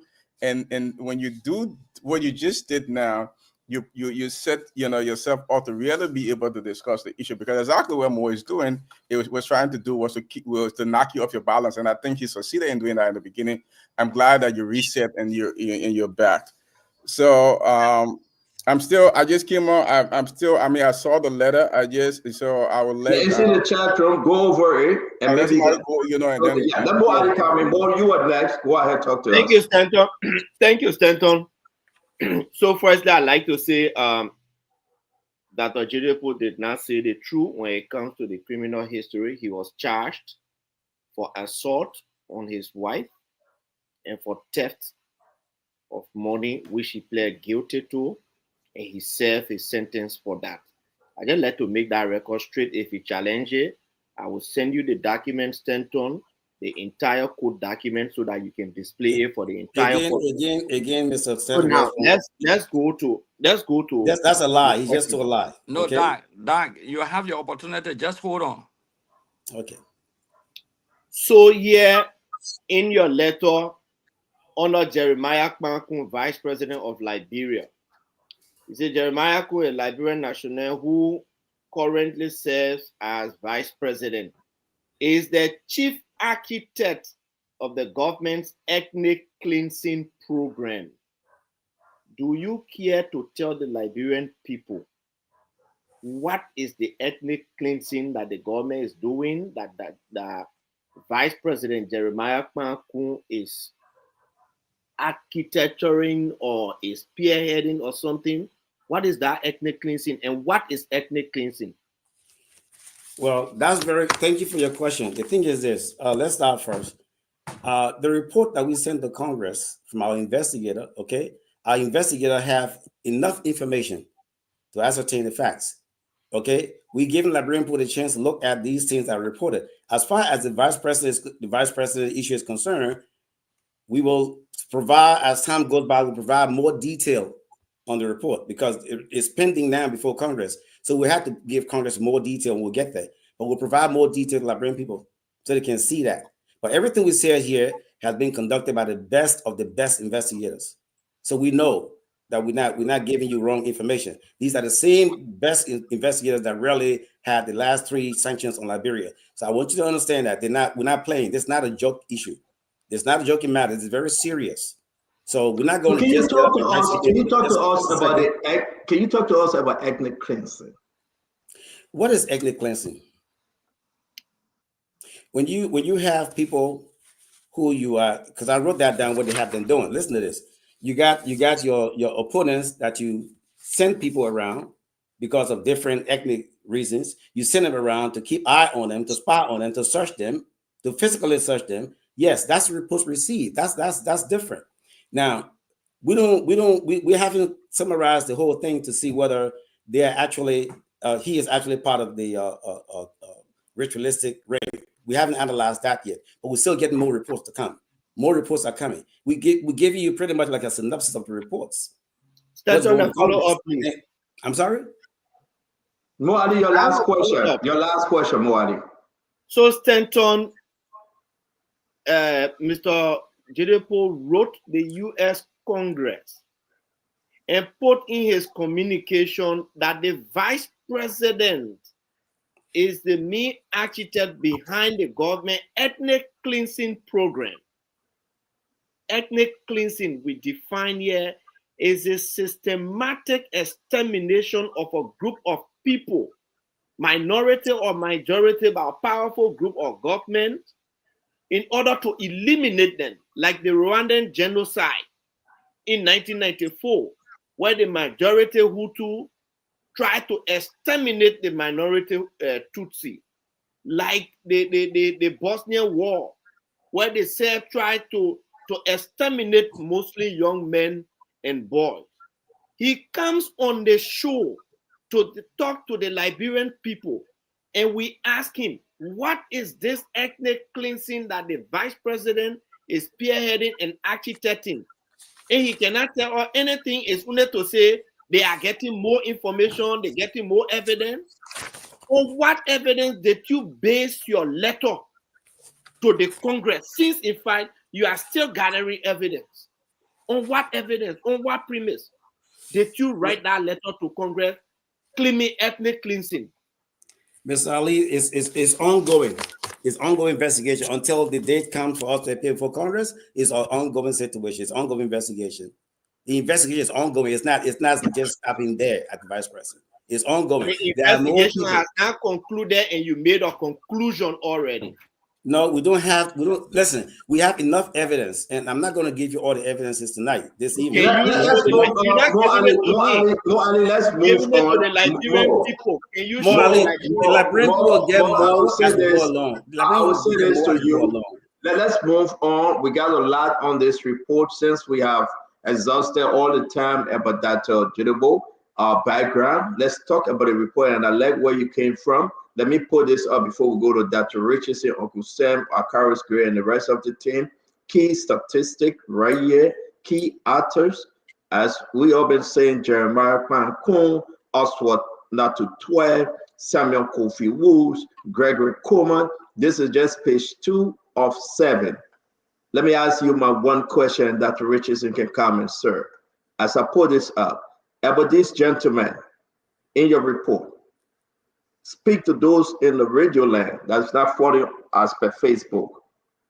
What are you saying concerning their operation in the government?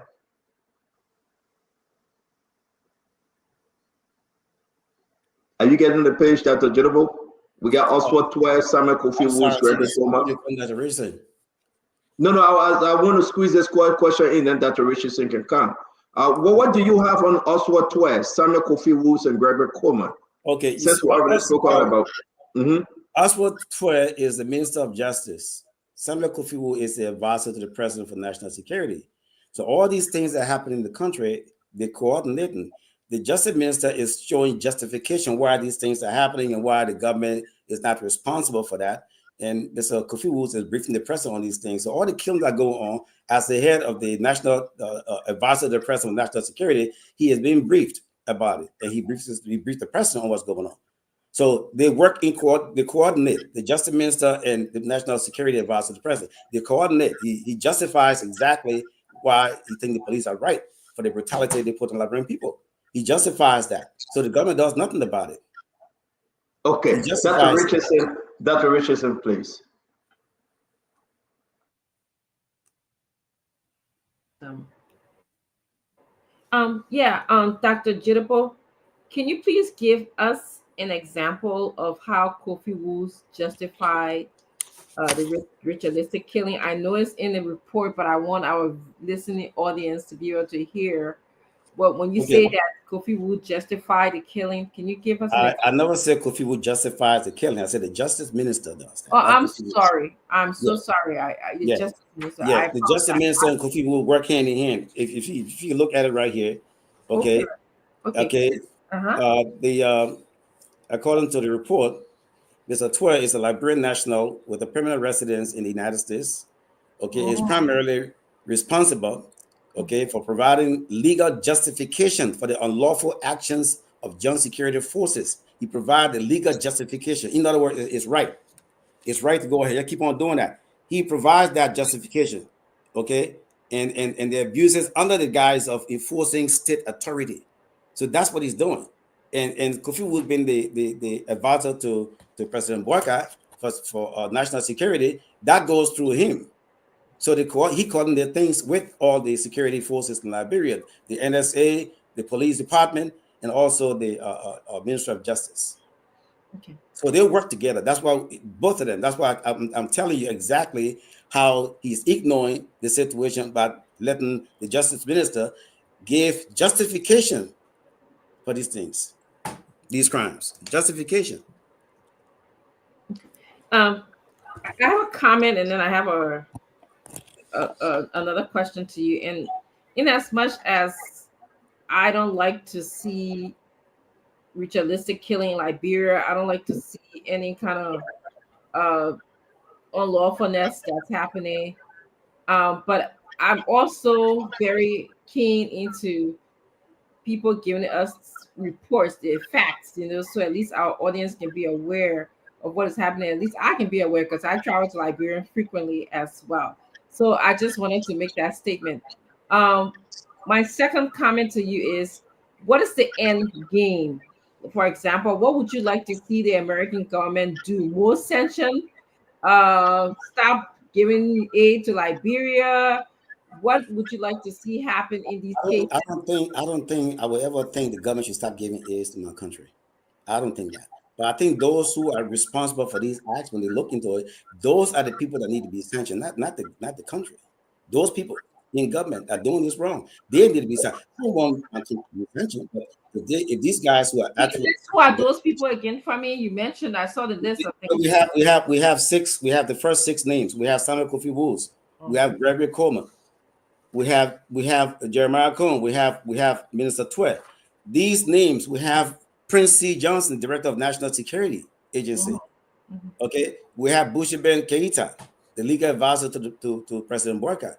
Okay, these are the people that we're asking the government to sanction, not Liberian government. These are the people who are actually in the security apparatus that are responsible to secure the lives of Liberian people. And let me remind you guys, listen. The officials took oath to swear to defend the Constitution. On an oath to defend the Constitution. It's like going to court and you raise your hand up and swear that you tell the truth. On that premise, you're supposed to hold that Constitution and safeguard it. That's our organic law. You can't take that Constitution and allow it to be broken by having people getting killed, nothing's getting done, and the security running around killing people and taking people to different countries for money. All these things are there. I mean, you can even go and search it yourself. But these are the issues that we're raising, and we want Congress to look into this because we don't want our country to go backwards. Thank If you. they look into it, at least President Borka can see the reason why we put these things up. It's nothing personal.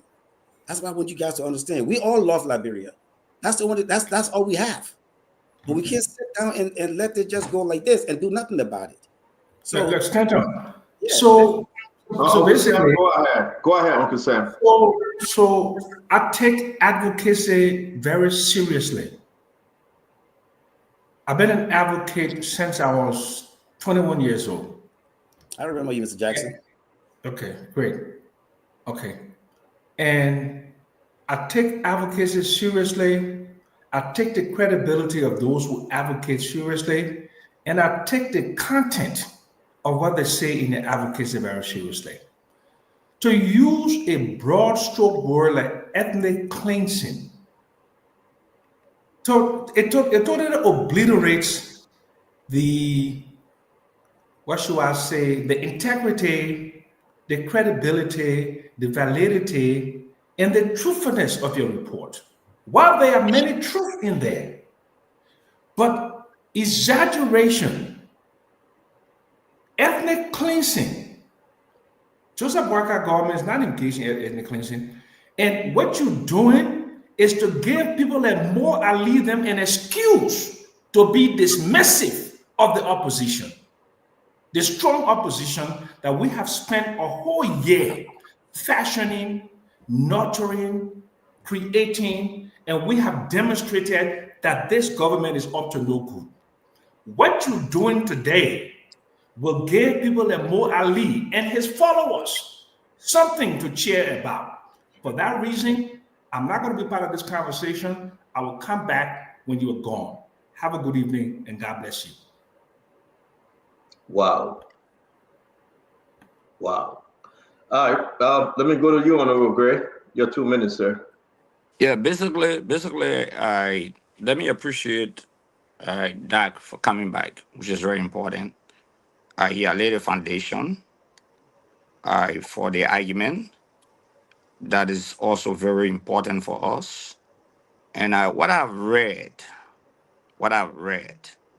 for example, the killing of an innocent kid by police officer in 72nd, I, the issue of the King George execution, I, another rehab incident by state security forces, I, bodies being discovered, for example, in some area where parts are quote unquote not found or extracted. These are strong allegations. And I'm one of those who have said this, and I also want to be on record consistently that in the last 1 year, the report of mysterious, mysterious death, unexplained death, and extrajudicial killing is the highest. Let me repeat. The report of unexplained death, mysterious death, and extrajudicial killing in the last 1 year has been the highest. And I've also talked about the issue of burning of areas or areas being burned or fire gutted areas in 1 year have been the highest. Similar concerns or some of the concerns uh, he has, I have those concerns. Take, for example, for the state to cover up for the execution of people in Kinjor and exonerate police officers for such that extrajudicial killing. There's no debate about extrajudicial killing by state security forces. So I see where he comes from with his allegation that as National Security Advisor, as Minister of Justice, as Director of Police, when there's a report of torture, when there's a report of extortion of statement from people forcefully, and people begin to report these things, don't underestimate it. I'm hearing, and it's good that he came on the show. Don't more I try to dismiss it. But I am hearing, and I've listened to a lot of people behind the scene, that issue that he raised about the vice president is a serious issue. You know, it reminds me of the CDC-led administration when people are raising some of these issues. Some of us tend to dismiss it. Let's keep it But to what, 2 minutes, Honorable Gray. We got yeah, to go just ahead. in We got to move conclusion, on. yeah, Yeah. what I've heard is a very serious issue that is being raised, especially linking to the issue of neck, linking to the issue of a particular ethnic group. There's are issues, and he said he cannot provide the public evidence in the public until they face the congressional hearing, which is very fair enough that probably some of the witnesses could be exposed in the process. So you got to hold some of the pieces of evidence tight and not expose your source or your witnesses until there's a public hearing. So maybe he can comment on those areas of concerns I raised. Thank That's you, Dr. exactly. Gedepoh. That's exactly why. That's exactly. Thank you very much, Honorable Gray. That's exactly why we intend to wait until that time. It's not like we so desperate to put it out there. That's why we have to wait until that time to show, and everybody will have the opportunity to listen and watch the hearing, and that's exactly what we intend to do to show that. Listen, I'm sure by now, like what Ms. Honorable Gray said, more Ali might have some, you know, light on this. It's like these things are happening all around the country. It's not just in King George. You see, we have another incident that took place in Magibi County. You see, and this right here, it is a very serious act. Hey, can I squeeze something in real quick before my brother Remy Gray come in, please? I'll go back to it. Listen, some of this issue you say is on the newspaper and we discuss it here on Spoon Talk. But I want to go back to ethnic cleansing, though. Where in the country? Which part of the country, President Bwaka administration carrying on ethnic cleansing? Which county? Which area? Okay, the thing is, what I want you to understand, these things are happening all over the country. It's not just happening just in one area. Okay, it's happening all over the country. It's not happening in one area, and we intend to show that later on. Maybe okay, just before, I tell you what, Mr. Spoon. Before we go to Congress, how's about I come back on your show? Okay, all right, and I respect your answer. I'll give you more evidence on that. No, I respect your answer. So you guys just in the fundamental stage, right? Right. We have done the first stage to present the first report. There are more reports we're supposed to present as well as time progresses, and very soon the investigation will be concluded. You know, very soon. The names that you got on those paper, 6 of them. You just added Jeremy Pierre. You added Mamaka Berete and that of Sylvester Graceway. Am I correct? Those 3 people are currently being investigated right now, and we'll present the findings in the print very soon. We have okay. Are we talking about 2 separate groups here? There's 6 No, names. it's an ongoing. It's an ongoing investigation. It's not limited to those 6 people or those 3 people. Okay. There might be more coming on the list. It's an ongoing investigation. But by the end of the month, we will have everything tied up. Why are your group recommending Sylvester Graceway for sanction or Mamaka Berete and that of Jeremy? That has not been put in print yet, so I don't want to discuss what is not put in print yet, sir. Okay. Yeah. Right. Thank you. But thank you. Sorry, Remy, go ahead because I know you have to leave that. So let Remy go ahead, and we can give for that Patrick. The guys, Remy, please. Well, I'm glad that the gentleman came back because he could not have appeared in Congress in 30 minutes. The process to even appear in front of Congress is far more than that, but you probably spend excess of 20 or 25 minutes there. Well, let me say this. What I find struggling is the fact that you have not been able to remove your personal belief from these isolated incidences. If you ask me, like Dr. Richardson, I still try to grapple with the fact that there's no correlation. These are isolated situations, right?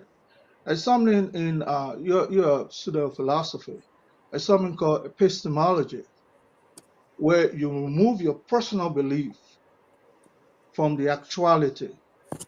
You understand? I'm not finding, if, for instance, your definition of ethnic cleansing. Go back to the, and I think my brother and friend Akarios made mention of, or maybe Ali made mention of Bosnia Herzegovina, the former Yugoslavia, and the other a gentleman who was a Muslim, Alija Izetbegovic. There was concerted effort by all of these individuals, this actor, Ratko Mladic, whether it's Slobodan Milosevic, the butcher, as he was named. There was concerted effort to extinct the Islamic, the Muslim population within the territory. That can be referred to as ethnic cleansing. Ali also referred to the former um, Rwanda. You understand, the former Republic of the Rwanda, where one tribe was trying to extinct the other. We have not been able to establish, or you have not established, that there is a concerted effort by this government to extinct one specific group of people or group of people. What you've used cleverly to gain the attention of Congress is to pin that word in the center, ethnic cleansing. It will give them, automatic attention. And so I struggle with you being a student of philosophy to establish the epistemological findings of your study to that of your personal belief. Karemi, what do you mean by personal belief? Your personal belief, for instance, you investigated something, okay? You investigated something, in this case, ethnic cleansing, as far as I know. You investigated ethnic cleansing in Liberia. Give me a chance. Okay. You investigated ethnic cleansing in Liberia, okay? But to be able to establish ethnic cleansing, a specific group of people specifically should be targeted based on their ethnic belonging. I'm aware of that. So you have not been able to come here and say the Baka administration is after the Mano people, the Baka administration is after the Crown people, the Baka administration is after the Vai people. You have not distinguished that. So that's your justified belief. What you're trying to lay out. That's your own belief. But it's not justified as to whether that is an opinion or is actually a belief. So if you ask me, I would say it's your personal belief. It has not been justified whether this government is on a concerted effort to extinct one group of Liberians over another. So you being a philosophical student, I speak philosophically. So I want you to address yourself to that issue. What tribe specifically is, or ethnic group specifically is this government targeting? I'll say this again to you, like I said earlier. We have a team of investigators on the ground in Liberia. They're very good, well trained, the best of the best investigators we have. This is an ongoing report, so it's not over yet. It's not done. We still have more reports to give. At the end of the day, it'll be concluded. But our investigators have informed us about the ethnic cleansing, so we will actually gather the rest of the report later on and make it public to Liberian people in print. And at which time I might come back before going to Congress, or I might just go and come back and tell you guys exactly what happened. This right here that we have about ethnic cleansing involving the vice president is a report, like I said earlier, that we received from our investigator on the ground. Okay, so the detail of this will be made known very shortly, maybe in a week or less. Okay, because we have other names that we have to present. We have other names that we have to present to the Congress as well, and the Liberian people need to see these things. So I know the gravity of that particular issue, the gravity of the report that shows that the vice president is involved in these things. So it's an investigation that was conducted, and that's the report we'll receive on that, and we'll justify that very, very quickly. Maybe this week, maybe next week. And what we do, we'll send you the print. Well, my brother, I'm concerned because this is Liberia we're talking about, and we have an administration in authority right now. Anything that has to do with these kinds of reports can affect people in a collateral way. For you, probably your attention is just to you say your group is well qualified. That is a standard you establish. Who else established that this group is really qualified? That you cannot prove. But when it comes to the Republic of Liberia, when you sow these kinds of seeds of discord, others are concerned. They look at us, they cast aspersion on us as a group of people. Already the administration is in power, is noted for calling Africans and countries in Africa as SH group of people. You understand? So you are going to solidify that belief that we're all group of SH people. As a result, that comes upon us. That's why we are concerned so much. You have one target. Your target is to present and probably get whatever satisfaction you get from there. But the effect of There's no satisfaction. There's no satisfaction unless I you can see have a that the government satisfaction. is doing something. Um, Listen, I'm not getting satisfaction to put my country in some kind of wrong situation. I'm looking at the issues that we raise. I'm looking at the individuals that work in the government. I didn't say Joseph Boycott. Those individuals that work with him, what they're doing is wrong. And something needs to be done. Now, as far as the vice president, the issue that you raised out, we'll actually give you more detail in print this week. But looking back at the statement you made that whether I get some kind of satisfaction, I don't get no satisfaction. I think you I do. don't. But that I'm done here. Thank you. Yeah, so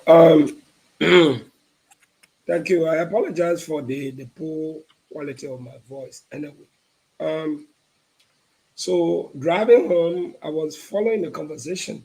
Um, Initially, when you released your statement, you came under serious scrutiny, you know, and I kept quiet. Um, but primarily, before I make my statement or ask you my second question, I heard you talking about investigators.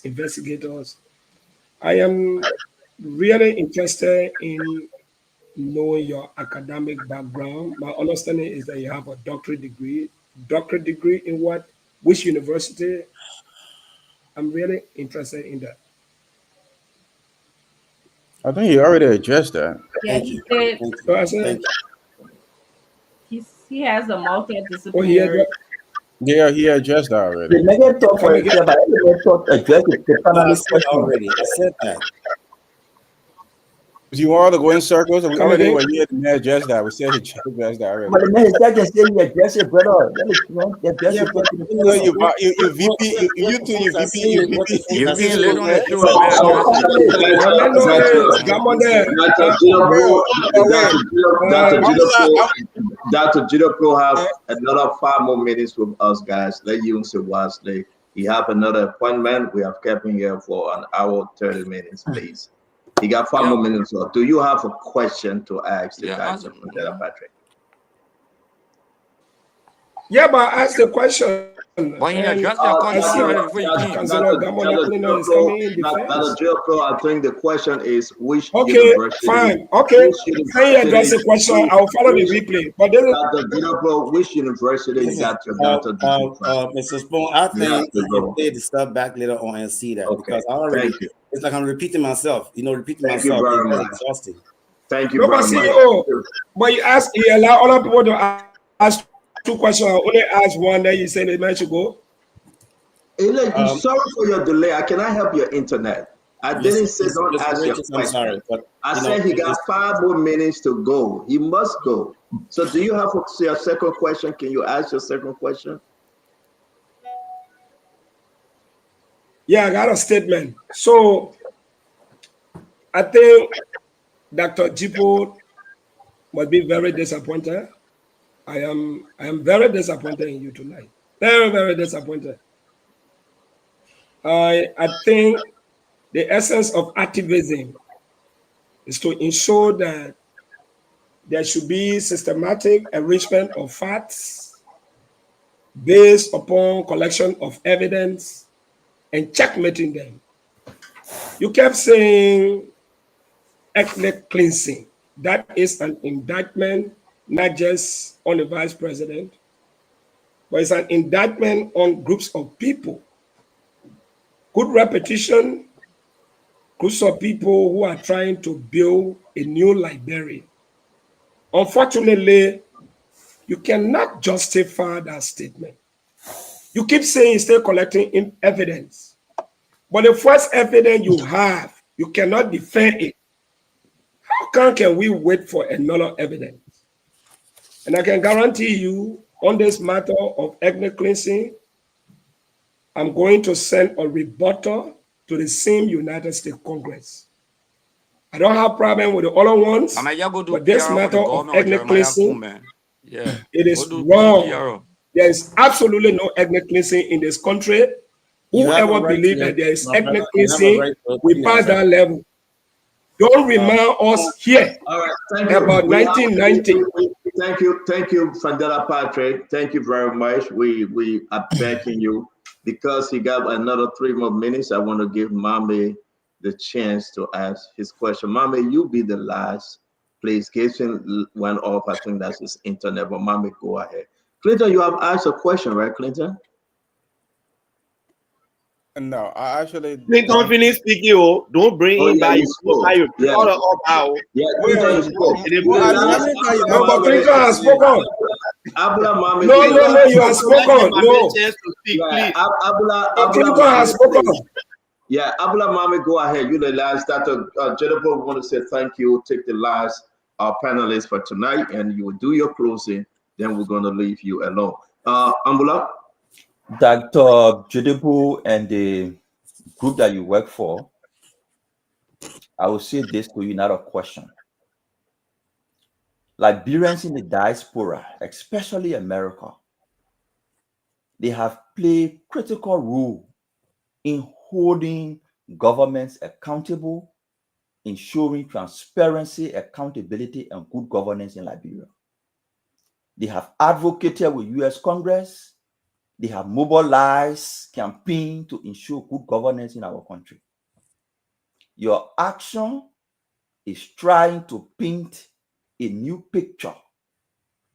It's trying to destroy that reputation of Liberians organization, credible Liberians organization, campaigning for genuine change in their country, speaking against ritualistic killing, speaking against bad governance, speaking against corruption. Liberians have done that in America and held government accountable. Your action is destroying that reputation of credible organizations. People get genuine argument about your background or criticizing Boakai being an opposition. That's fine. Some of us were opposition to George Weah. We identify as opposition. We presented facts. When Weah was in the process of manipulating the oil sector, we presented facts to people, and it And they led to send what it through your happened. facts, all right? Please give me They say you chance. laugh. Where the oil sector we get? They send it so you laugh. Guys will not do this. We have to. Okay, The I got doctor have to go. I mean, We we have can't to let get people just Mame sit the here and chance. send it No, to no, you. no, You no, just no. send us. Let the speaker know your stuff, man. Guys, Mame Okay. will have to finish, please. Mame, finish up. The If the doctor book got to can close just out. talk, Yeah, in they 1 send it minute. you away. When Weah was trying to manipulate the oil sector, we presented facts to people, and he know exactly what happened. Today, as we speak, people in Joseph Boakai government are trying to do similar thing. We have presented similar facts. Their activities are being monitored in what they're trying to do in the oil sector, similar to what Joe Weah were trying to do. Do not create a dent on the reputation of institutions in Liberia and individuals who are campaigning for good governance and accountability in their country. I saw your report. I saw the things you listed. Somebody dropped and died. The shooting in Kinjor. The shooting in Kinjor, the Ministry of Justice set up a citizen committee along with the police to investigate. The report has been presented for action. That's what happened under every civilized government. When there is police brutality, they set up citizens committee, they set up standard department committee to investigate and present report. A lot of the things you outline in your report, somebody dropped in Kakata, they died. 9-year-old boy, they saw his body lying down. How do you describe that as a systematic policy of a government? You go into Congress, you welcome. but you take into Congress a package of lies, a package of information that you yourself said you're still looking for evidence on. I never said we're looking for evidence on. You said you're looking for evidence on ethnic cleansing. No, I said, listen. What I said is the investigation is continuing. Is that what you said? You said more evidence. You said No, Zach. And there's more to come. That's what I said. Dr. Gedepoh Wade, Mama, can you finish up? The rest of the time will be given to Dr. Gedepoh. What I'm saying is, credible organizations in the U.S. are campaigning individuals they identify as political actors, but they present facts to these people to use it to hold government accountable in Liberia. We did it in the past, we're doing it now. Your action is undermining the reputation of Liberians in the diaspora who are concerned about the transformation in their country. Thank you, Mame. That's your belief, Mame. Thank you. Thank you very much, Mame. Dr. Gedepoh, it was always good having you. Please come again. Do your closing, answer Mame's question or his concern, and we say thank you for joining us tonight. It's all yours, sir. Yes. Thank you for having me. And the last thing I want to say is that make no mistake what we're saying. There will be sanctions. Okay. And we're not looking at the government, we're looking at individuals in the government that are doing these things. So if you want to say I'm going against what the other folks have done to advocate for human rights and everything else, that's fine. We're taking a different approach because it's been a long time overdue. Okay. So I thank you guys for having me on this show and have a nice evening. Thank you very much, Dr. Gedepoh. It's always good having you. Have a good night. I want to say thanks to, every one of you that joined us. That's Dr. Gedepoh, this panoramic group. Listen, he came here, he said his own. Again, we're going to speak to all of you 1 minute each. We're going to go to the phone line to ask our fellow Liberian home and abroad what they make about Dr. Gedepoh presentation today. It's only fair. I saw that for the first time in my life, Uncle Sam left. For the very first time in my life, he said he cannot be on. Again, we say thanks to Dr. Gedepoh. We will now get 1 minute each. What do you make of this, Dr. Richardson? Before I go to Honorable Gray, Uncle Sam is coming back. Dr. Richardson, what do you make about Dr. Gedepoh presentation here tonight? Well, Dr. Gedepoh work as categorizing information for governments around the world may be in a good place. He may be doing a good job, but his explanation of what he's trying to do wasn't clear to Liberian people, nor were, to me, his statistics or his narratives were adding up to what is happening in Liberia. For example, if you use the word ethnic cleansing and somebody asks you to define that word over and over and over, and you have some challenges defining and making it specific to Liberia, it raises some concerns, especially if you're going to send such a report to Congress. I went back and read the human rights report for Liberia. Even 2022, they had a whole list of reports that had different categories: unlawful behavior, killings, extrajudicial killing. So this is something that is categorized. It's not isolated to one government. So I just wanted to say, if someone's going to do such a work, just don't, I don't know, he was angry. He seemed to be upset with the questions that were asking him. Just be, just explain like everybody. Thank you, Dr. Richardson. Something I've taken away from you, Dr. Richardson, is like when he went off, he came back, he got transformed. Maybe I don't know why he decided to answer the question. You are quite correct. But from the beginning, it was a bumping ride between Uncle Sam, Akaris Gray, and myself till you joined in. Thank you. Mo Ali, what do you make about Dr. Gedepoh presentation here tonight? Folks, I know you are calling. We're going to go to the phone line. Don't forget, I see you calling. Just pause a minute. We will open the line and hear from you. Mo Ali? So firstly, Dr. Gedepoh is all basing everything he says on assumption and what people like my own big brother Akaros will call and tell him simply because they want to make a case for sanction. And they will go on to talk about ritualistic killing, kinjor execution, mysterious death.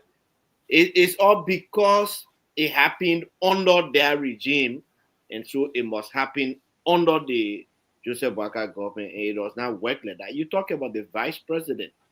In the vice president office, he inherited his chief of protocol from the former vice president Joel Howard Taylor from Grand Crew. He inherited his controller in his office from former vice president Joel Howard Taylor. Where is he from? Grand Gide.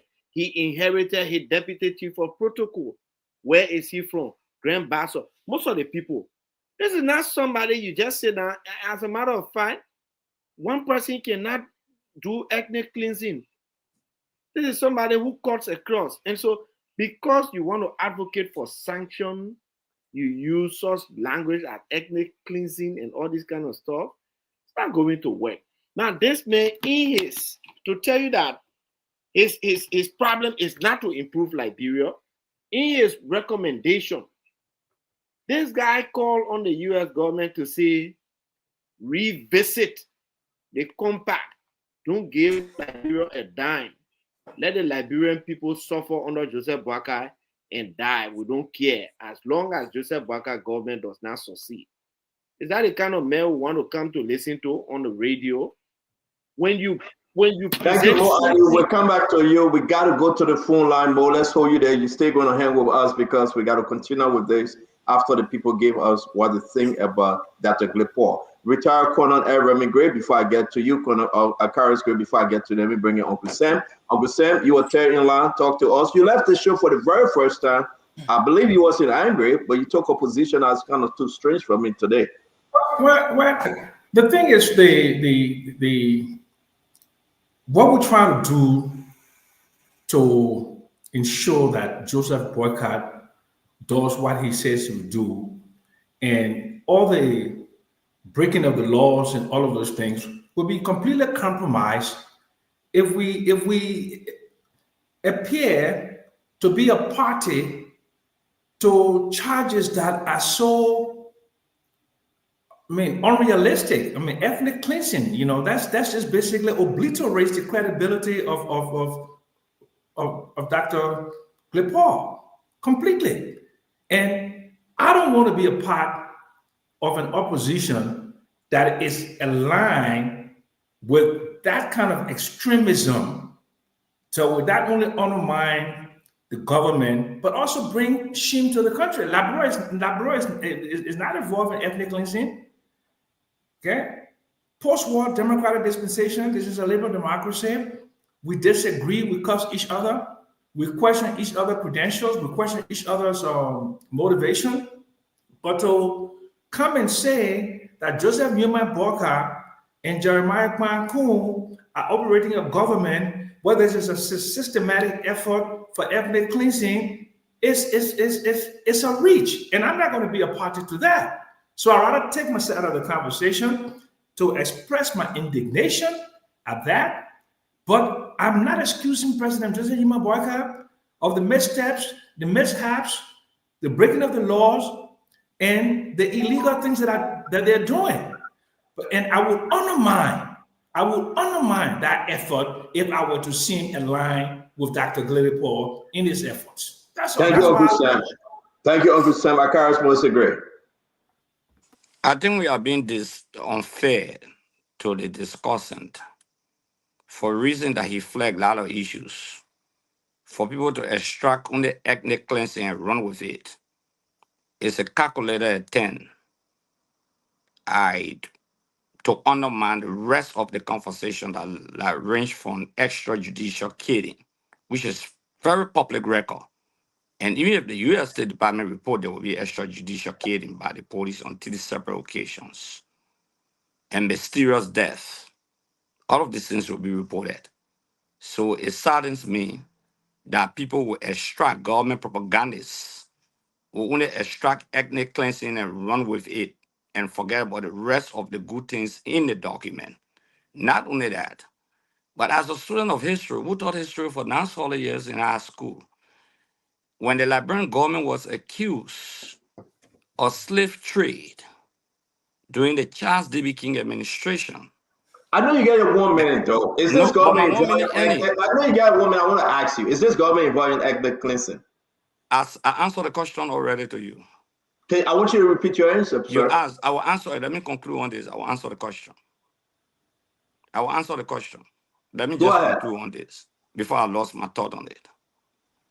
When the Liberian government was accused of slave trade, when the Christie Committee went through the investigation, similarly what he's doing, the investigation established that while it is true that the Liberian government was not involved into slave trade, but the government was involved into forced labor.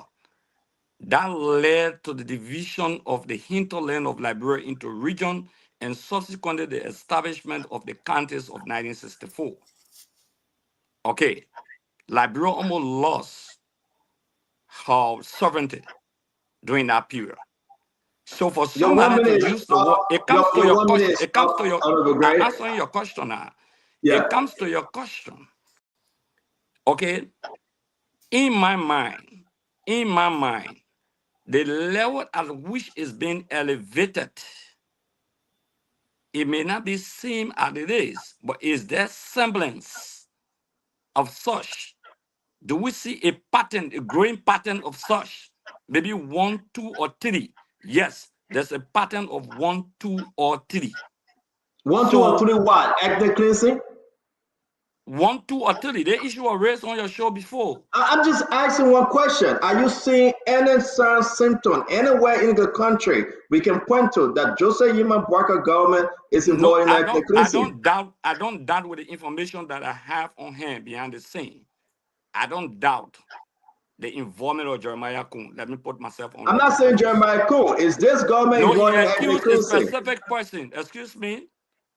There's an accusation of a specific individual, he said on the show. And I reiterated that. I said, I don't No, doubt. I'm asking you, this government under their okay, where in the country can you point to that this government is But carrying let on me say ethnic this to cleansing? you. Let me But say Which this still, to place? let's you. move on. I thought you wanted to Let's move move on. on. Yeah, Let let's me move on, respond. Honorable Great. Let Everybody me get 1 respond to minute. you. Let move on. Let me move on. We'll come back No, to no, you. let me respond on this. Okay, quickly, When the yeah. Liberian government, listen, similarly, this guy is calculative. Vice President Nyanse was accused of slave trade. All Okay, right, not the we'll come president. to you. Excuse me, he I thought you were going resigned. to point out something. And You are not pointing out anything But currently. Akara, we're But talking no, yeah, but about now. no, but let me answer. Take care but of My answer man, now. are you We gonna got tell me how to No, talk? my man, we have to CEO. yeah, everybody No, got to CEO, move. no. Answer. but CEO. I mean, wait, I beg you for that, Yeah. Patrick. Let's get Honorable Great a chance to but answer. Honorable CEO, Great, please go you ahead. can run the No, show you to let always people calling have me everything. Fendela Fendela. No, CEO. If you say 1 minute, give people one. It's not your Being turn for to several talk. occasions. You No, are that one mean I minute. CEO, talk let for me more say than this to 5 you. minutes. You CEO, give me No, prevention. don't spoil the show. Don't spoil the CEO, show, man. You are not the one moderating. Honorable Great, please go ahead.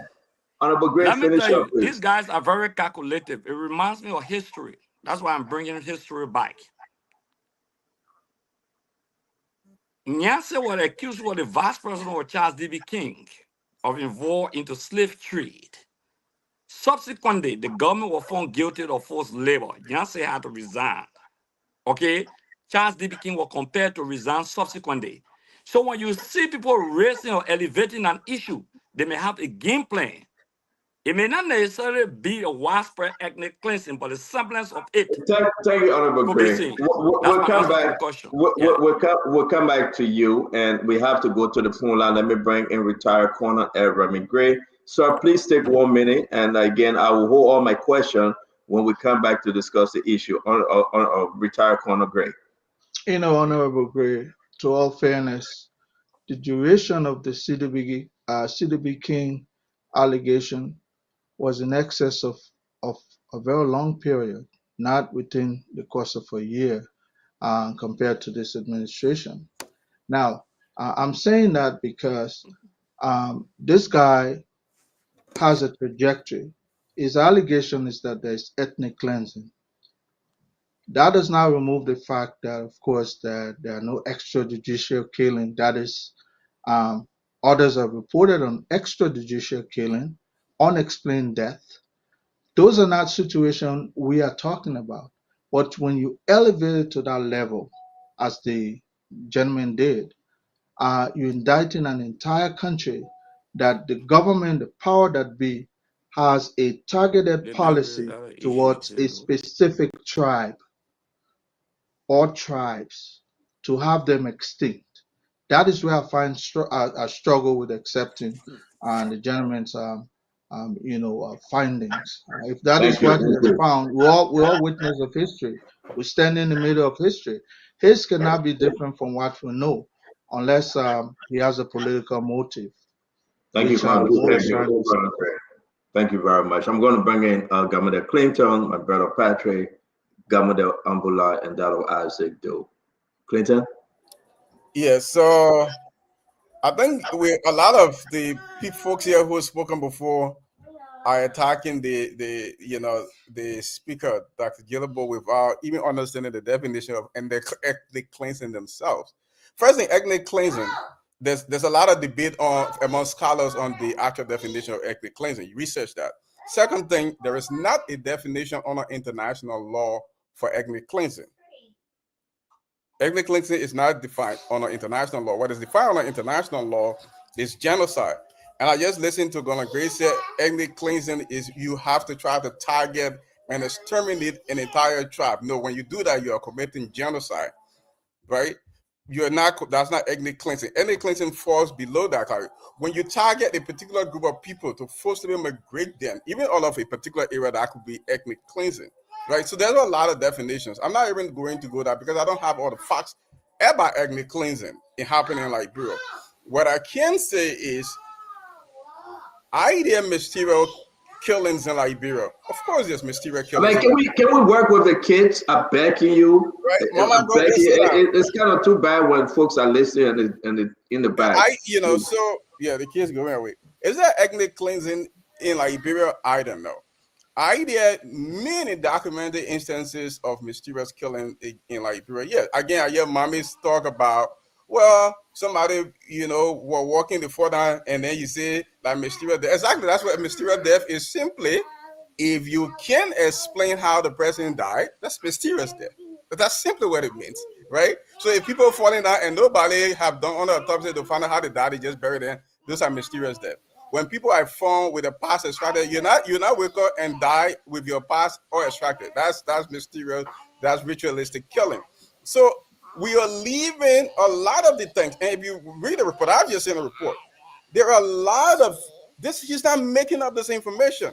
He's pointing to sources from newspaper sources that have reporters on this information. So we are just taking this particular ethnic cleansing and using it as a shield to undermine everything in a Thank report. you. Thank you very much, Governor Clinton. Thanks. And then Patrick. Yeah, CEO. As I mentioned, when the doctor was here, I think he should be very disappointed tonight. Nobody is dismissing everything he said. For example, he mentioned about corruption. Yes, corruption is taking place. That's a fact. And many of us have discussed and shamed some of those who are involved. He also named individuals, that are directly involved in some of the activities that are going on. And somebody asked, how are these people connected? He keeps stressing on investigators. Hey, we are all human beings. Like, Pajapsi said, being an opposition does not in any way mean we should make up stories. Like the other time, I stated here clearly that by you appreciating something good a public official does for vast majority of your constituent, especially when they are affected and problems are addressed, it's important to say, oh yeah, thank you. Because your people you are advocating for, they are beneficiary of your advocacy. So if you advocate for bad road conditions, somebody come and build a road, you tell the people, thank you. Because it benefits your people. But to come here, you talk about ethnic cleansing, we've got to be very clear, gentlemen. This thing is not about politics. We are past that level. We are building a new Liberia. I understand there are political differences, but we have not reached a point of ethnic cleansing. Yes, people are disappearing. It's the responsibility of the government to take full control of national security and bring these, perpetrators to book. At least if you advance on that, people are dying.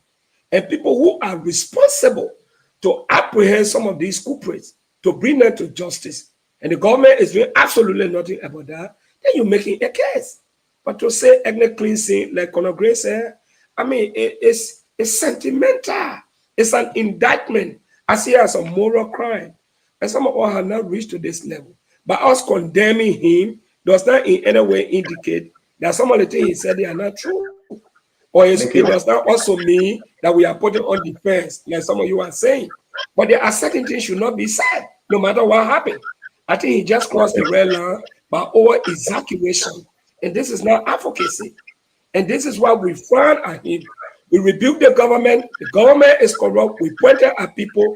Police are involved in police brutality. There are unforeseen circumstances. We ask the government to investigate on the murder of certain people.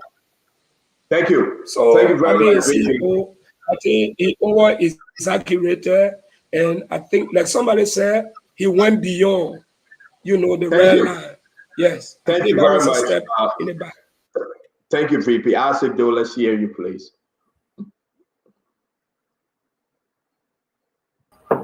Well, I wish I had the time to engage the brother who just left. Unfortunately, I was made to wait until he left, although I tried my very best to leave work even before time just for the show. But I want to say this. I've never remembered a time in our country's history when a person making accusation was so direct. We can compare this to Mr. Jerome Verdure, who came on the show and narrated how Jefferson Koji was the one involved in the murder of Gloria Musu's stepdaughter, without a single trace of evidence. Unlike this brother, he gave names of individuals, he gave status of the cases, he gave references where you can find detail of those cases. I will reach to the ethnic cleansing thing that you guys are talking about. But let me just give you a typical example. No one wanted to go into the details of his actual reporting. Everybody tried to spin around it. This brother said on July 1, a 17-year-old James Candy was shot and killed by PSU officer Ishmael Tarawala. Case status unresolved. Can we argue about that? Can we? He went on again to say a lot of things. An elderly man wearing CDC t-shirt was denied treatment at the CB Double Hospital in Bond County and later died. Case status unresolved. Can we argue about the details of the case? Unlike Jerome Video, who said Justin Coach was on the phone, he said when you go take off his share, then put his share down, we were all clapping that time. Now let's go to what he said. Am I going to back him in his reporting or not? I want to speak to the facts. The punishment for acts of terrorism is few years in jail or life imprisonment or the death penalty. Sekou Kalasko was accused of that. In addition to that, Abraham Khalif Sharif, the same tribe as Sekou Kalasko, ran for his life from Guinea. He came to Liberia. When he was mysteriously taken by the government to send back into death trap, the government's argument was that he is not a Liberian citizen. You are asking a better question? Let's go to the facts of what he said. So let's hold you there, Isaac. Let's hold you there. You just took 2 minutes to talk. It's up to you whether you came early or not. You came late, so we'll bring you in late. All right. Let's hold you there. I want to say we're going to be going to the phone line. Mama, we have to go to the phone line, please. After the phone line, we'll hear from everybody again. You spoke already, Mama. You spoke before. I didn't speak. Seriously? No, I did not. He didn't speak. Go ahead. I did not Go speak. ahead. Go ahead. Opposition, specifically CDC, is fighting to show that the sanction people in Georgia government. So the sanction people in Joseph Boakai government. Therefore, Georgia is better. That narrative is false. If the sanction people in Georgia government and the sanction people in Joseph Boakai government because the same thing, it means we need a better leader who can lead our country with all sanction because Georgia and Boakai are leading a country where they can sanction. It will not work for y'all. You need to adjust. Look, great. We are in 2025. We are in 2025, for heaven's sake. You need to upgrade. We're talking about a democratic government. We're talking about liberal democracy. Then you're talking about Ali Nyanse and CDB King. You need to upgrade. Let's move forward. This is a new dispensation. Police arrested people. Police allegedly killed people. The Justice Ministry set up citizen committee to investigate. Those investigations are ongoing. They presented report to the Justice Ministry. But the mysterious death they're talking about, they listed all the mysterious death. People dying. That's true. How can you link mysterious death to a government policy? One of the deaths that he did not mention, one of CDC coordinators killed his father because he did not give him Christmas. The police, he wore a CDC t-shirt and he went to jail. He killed his father. Is this CDC coordinator how you lie, General? One of Go ahead. Go ahead. But Honorable Gray, don't interrupt, please. Let the man speak. Go ahead, my man. One of the deaths.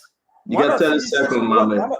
One of CDC's coordinator killed his father because, according to him, his father did not give him Christmas. The police arrested him, they took him to jail. Those are some of the deaths you want to blame government for? How is that mysterious? We got to go to the phone line, guys. We have to go to the phone line. Coordinator. Can you imagine that kind let me ask Mohammed, how is that mysterious? We have to go to the phone line on this first issue. Man. Hear from our people. Nelson, you want to come on? I will thank you. I will thank you, guys. I will thank you. We have to go to the phone line. To bring Nelson on, I will have to put somebody in the back. You are not leaving us. We just got to bring Nelson on to go to the phone line. Nelson, can you come on? Let's take our calls. Your name and where you're joining us from. Yes, your name and where you're joining us from, please. Be loud, please. I'm calling for the tour. Talk to me. What you make about that, Gedepoh? I'm disappointed that a panelist will leave a show who call himself an advocate for another man who is advocating for the Liberian people. There seems to be that many people use the Soto Weather show to come against our government. Why will it do for a panelist to leave a show because somebody come to? So what you make about that Gedepoh presentation now? Get to the issue, sir. You got under 30 seconds. The message will be presenting to the Congress. It's not panelist or school. You got the evidence.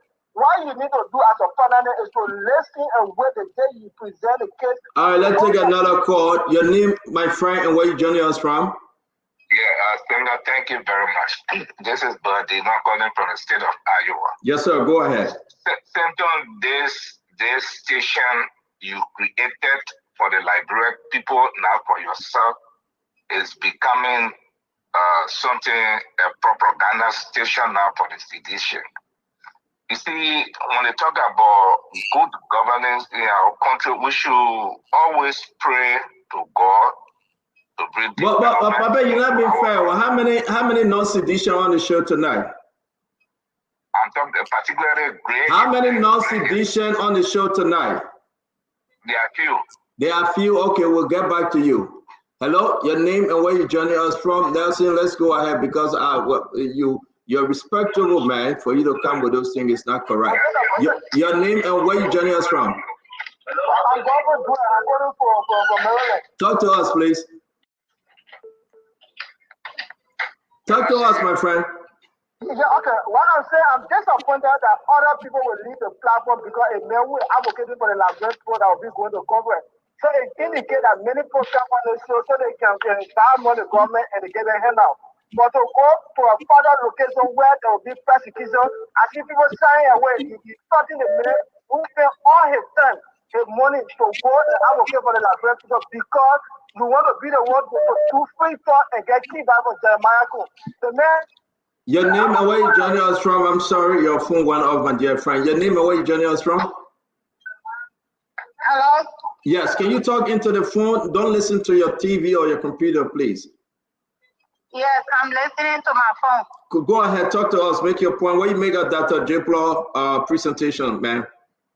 So all the other stuff that man listed, the man listed in our paper that you people see in Liberia, people dying there, killing happening there. You are left all those issues and speaking on ethnic cleansing. If there's a Liberia that we want our people, that the Liberia we want here, that the Liberia we say we advocate here for Zendera patriot. That you here? Bye. Thank you, my Ellen. Thank you, my Ellen. She always watching. We say thanks. Your name and where you joining us from? Hello, my name is. Can you turn off your radio? Turn off your radio, your television, and talk into the phone.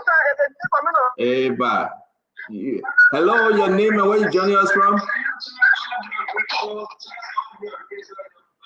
Hello. Yes, your name and where you joining us from?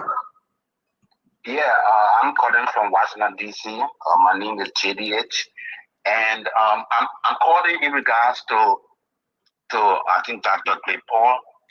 He was direct in his report, but the panelists, I think they didn't pick up what he was really trying to say, but you're just stuck on one thing, and that is ethnic cleansing, and that's not what the issue. I think you people should have look at the report and come up with questions, but you just talk with ethnic cleansing, and ethnic cleansing means different things. So that's my outlook on him. Thank you very much, my friend. Thank you. You're welcome. Yes. Your name and where you joining us from? My name is. Can you lower the volume of your TV or computer?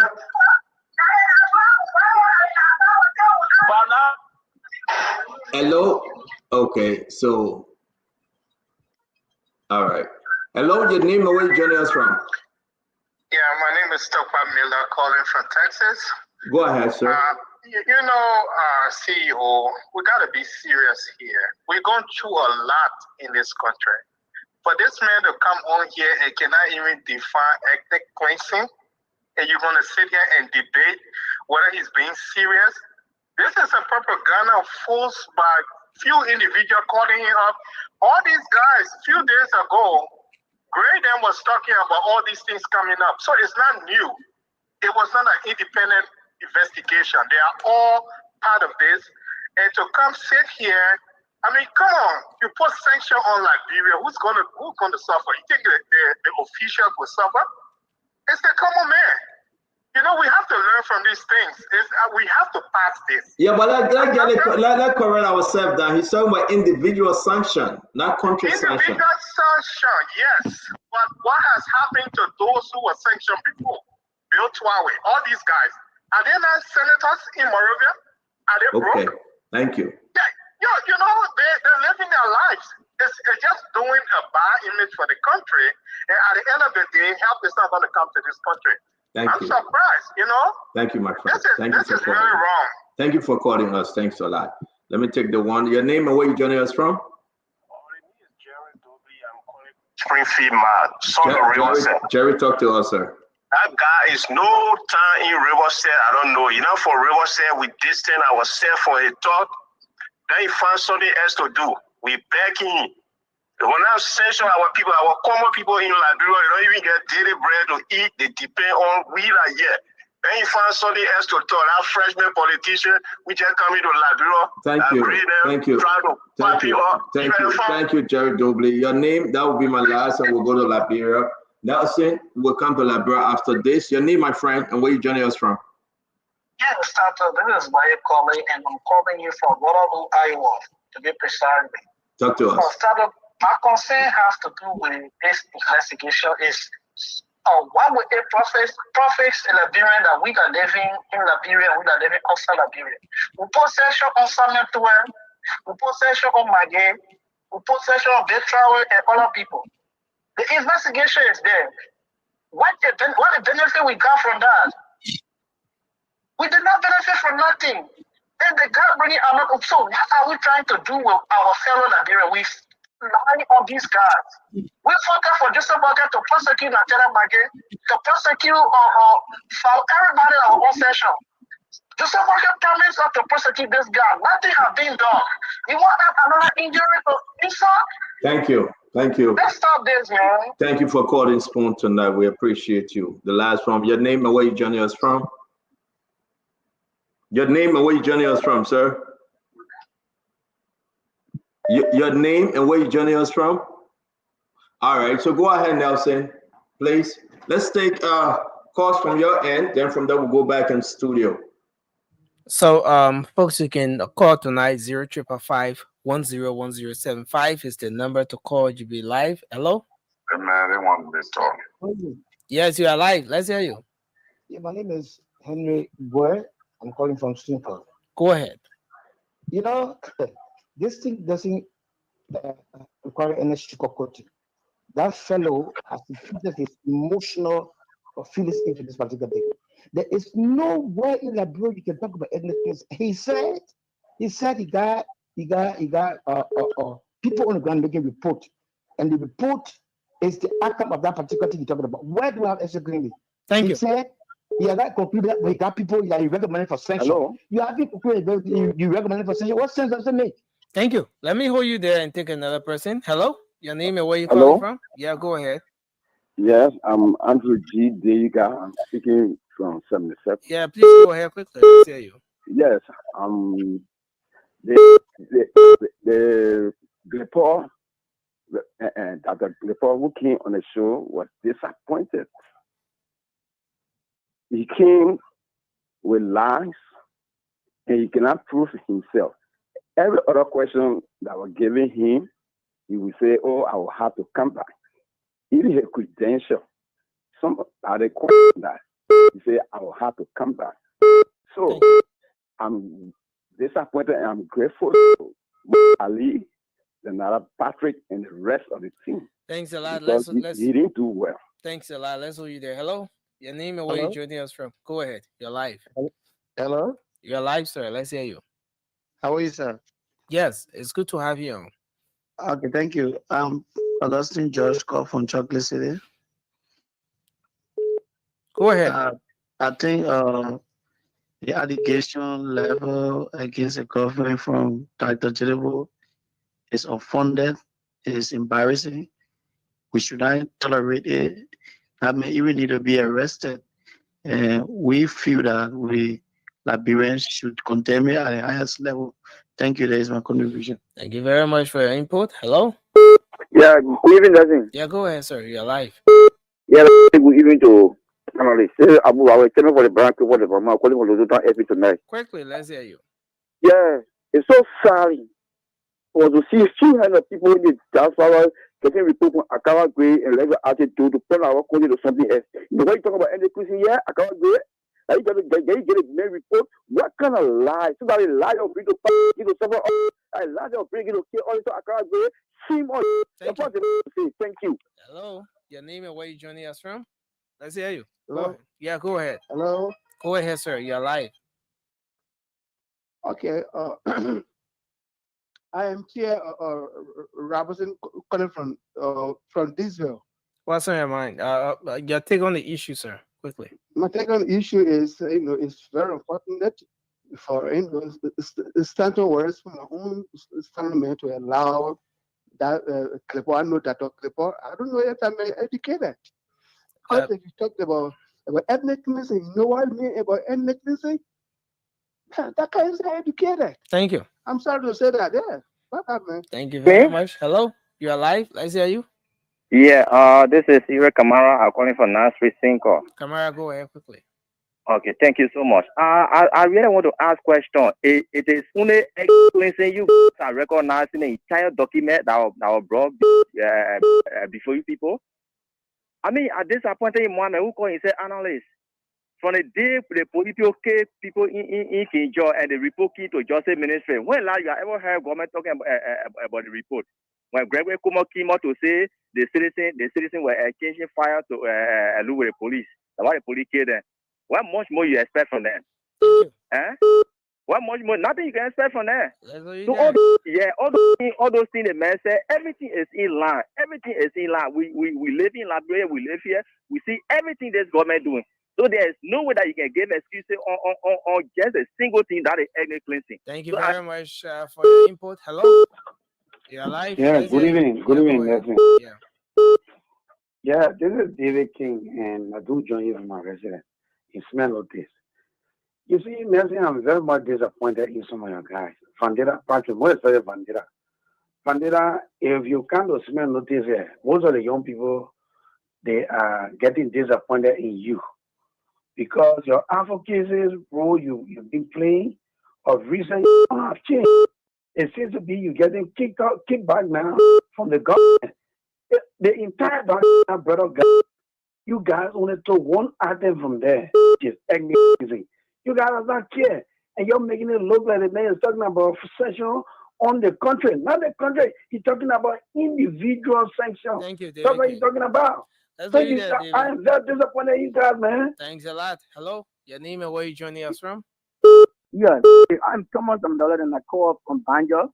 Go ahead quickly, number Thomas. 16. I want to appreciate Mr. Gedepoh. He's doing extremely well and wanting to continue doing what he's doing for the Liberian people. May God bless him. My only disappointment is Sandela Patrick. Mr. Patrick, you gotta be very careful because the way you are conducting yourself is not the right way to conduct yourself. You need to speak on behalf of the Liberian people and going the way you choose to go. Thank you. We have, yes, after being for quite a long time, you got to reconsider your decision. Thank you very much. Hello? Good evening. Yes, sir. Let's hear you. Let make that the last call. This is 17 for PCA. Yeah, go ahead quickly. Let's hear you. You're taking a station to be a politics station because some of us don't listen to it. Program saying, Stanton, the CEO, open this station. And I expect my brother or my cousin in studio there, which is Adila Mami, is my cousin.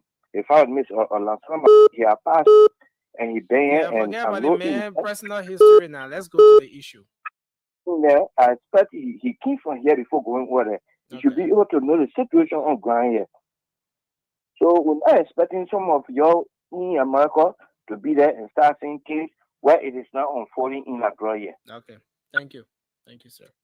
Thank you very much, Nelson. Folks, we'll come back to you. I promise you, we'll take 10 minutes of call at the end of the program. Get your question, get everything ready, your comment, your statement, but we beg you, we have to discuss further on today's topic. I want to say thanks to Dr. Richardson, thanks to Mo Ali, Conor Gray, Honorable Gray, Isaac Doe, Uncle Sam, Vandera Patrick, Abdullah Mame, and everyone else joining. Oh, sorry, I'm not seeing Clinton and everyone else. Let's get into this one last round. You heard the people. Then from there, we will go to knockout. What is happening at knockout is very important. We got 30 minutes to spend on knockout, which is so important about what is breaking massive corruption at knockout. And it's good that we'll be hearing from you. Dr. Richardson, you heard the people. We're coming back now to close on that, how you call it, Gedepoh presentation. Please, 1 minute, Dr. Richardson. Let's go. We're not hearing you, man. What? It's important to note that, you know, the presentation started. Oh. Sorry, can you hear me now? Yeah, we can hear you now. You're good. Yes, Yeah. Go ahead. Yeah. I told you, think are it's you important free to note that the presentation. Now, you don't want in Ukraine. I ain't the people are supposed to be. The presentation started on the wrong foot. You know, our presenter was concerned about us asking some questions about his credential. And so I think Liberian people didn't really get the full sense of his presentation. We asked him, like we do with all guests or presenters on the show. We ask him some great questions relating to his report. Like I asked him something about statistics. I asked him about ritualistic killing before Mwali came in to talk about ethnic cleansing, and those things were not specifically clear. But I want our viewers to know that what he is reporting is not isolated to just this government or previous government. You know, somebody mentioned that about the Yancey case that happened all the way in 1930, 1928, 1930. So our country has a history of human rights issues. Okay, if you go back to, I think I went back to the 2022 Human Rights Report. It wasn't the Bucas government that was in charge. It still has unlawful killing, extrajudicial killing, cruelty, inhumane treatment, but in punishment by this government. They even mentioned a former panelist on the show, Ava, who was arrested by immigrants. They mentioned the police killing people in Kakata. So it mentioned all of these stories. What my point I'm trying to state is that somebody asked a good question: why now, when we know that our country has always have had human rights issues? So I think I want us to just be mindful of this. This is not isolated to just this particular government. Very much, Dr. Richardson. How you think this is going to go? They got a schedule hearing with Congress in March. What's your thought? You know, the United States have prided itself in being the police of human rights issues around the world. That's one of the greatest things that they can say in the past. So I don't know what's going to happen. What we currently have, the government we currently have is an isolationist government. They don't really care about what's happening to other countries, in my opinion. They tend to want what's good for the United States. So I mean, they will listen to anyone. Chris Smith, I believe, and the rest of the senators will listen to anyone. The things that he's asking for, somebody said the MCC compact should not be approved. He's asking for individual sanction. He's asking for a visa not to be renewed. I mean, not to be given to some of the actors that he called in his report. I don't know if that's what's going to happen. I really don't know. I just know that the Americans at this point are less inclined to pay attention to these reports at this point. Do you think any other group in Liberia supporting him? Any other organization, party supporting him? Do you think you get any? I have no knowledge. No. Supported by a CDC, Unity Party, or any other group. I have no knowledge. I cannot speak to that. Thank you, Dr. Richardson. Uncle Sam? I'm listening to Liberian people, and what they basically said to me is that there are egregious transgressions, and by Basa people, my Meridian, when they say egregious transgression, there's some very, very, very, very bad thing that the Jobaka government is doing. And we should all be very concerned. And he listed them in a report. Extrajudicial killing means that the police kill people, were all taken into court, and they just die on the street of that. Then they enjoy killing where the police acted in a way that it was like really a massacre. All those things are valid.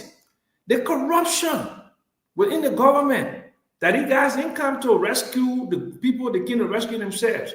Everything in there. So the problem that I have, my Liberian people, is that you say we want take all this ethnic cleansing thing, but that's not how the world works.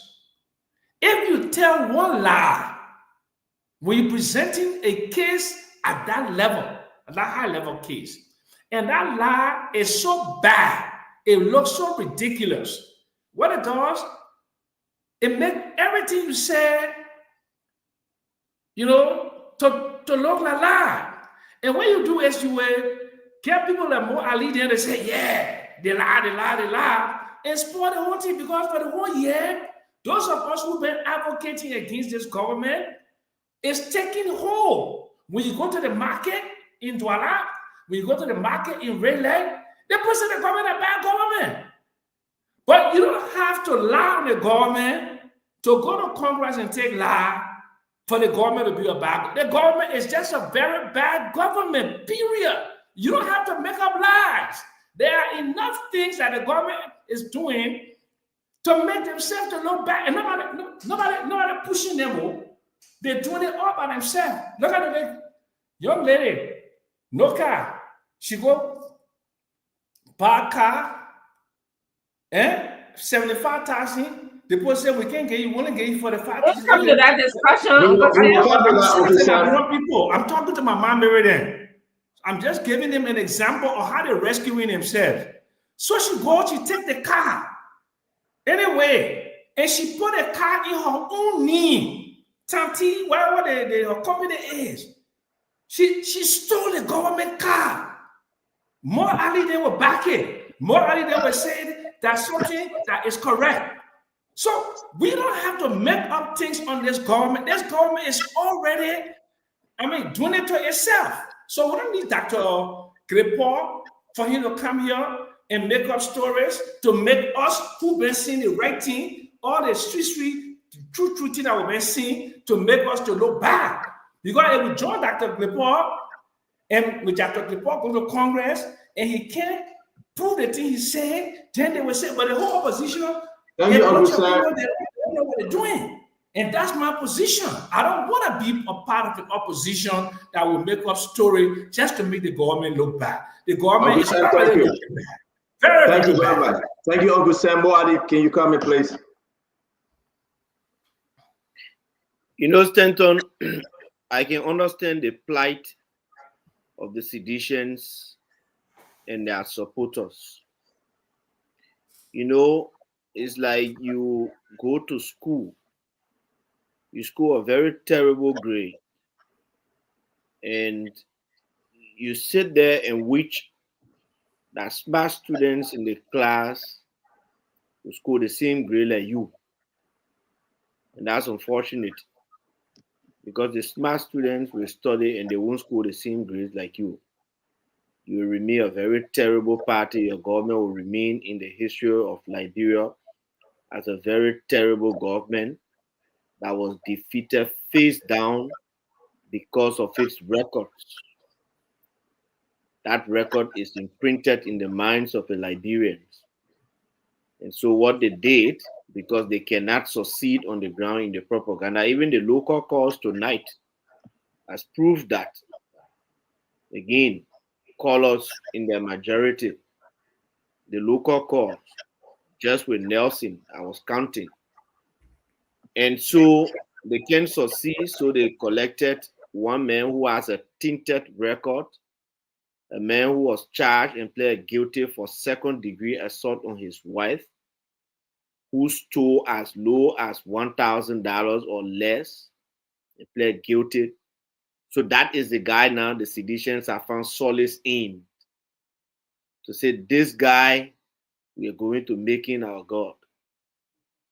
You cannot follow that kind of man. Plead your own case to the Liberian people. Maybe they will listen to you, but you don't have a case. Talk about extrajudicial killing. Sometimes when they use the word, you wonder if they even know the meanings of some of these phrases they are using. And I doubt some of them know it, but they are malappropriate. Let me borrow the words of Akaro's grade. They are malappropriate. The deliberate misuse of word to suit yourself. That's what they do here. And the Liberian people understand the petty tactics that you want to bring. Oh, they went King George, they executed the people. They are doing this. Start going to whole water. Liberian people are thinking about development. As a matter of fact, for your information, I'm sure the news I got of President Donald Trump is ordering the withdrawal of the United States from the UN Human Rights Council. And we're talking about going to US Congress.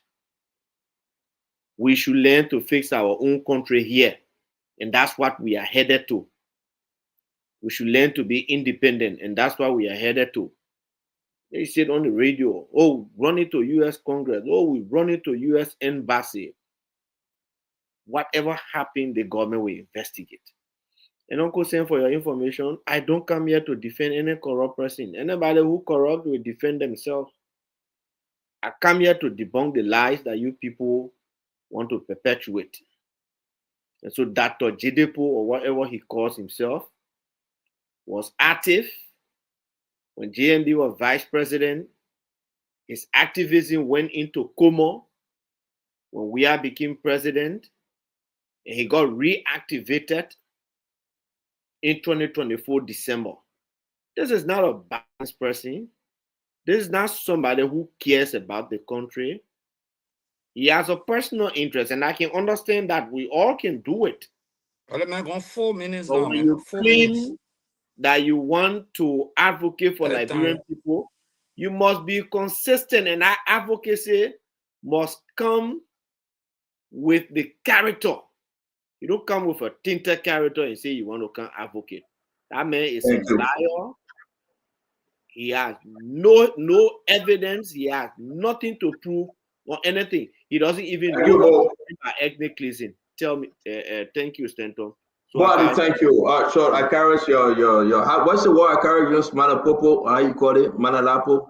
Malapropism, the deliberate misuse of what to satisfy your own. Let's bring in malapropism. Let me be very clear.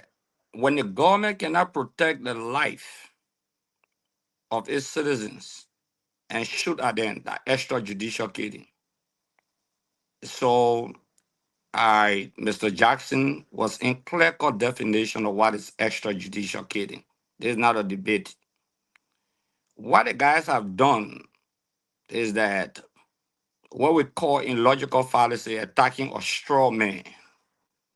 All of the points the man presented, they extracted one to dismiss the entire conversation, which is wrong. If you listen to majority of the callers, they said it's still only ethnic cleansing the man spoke about.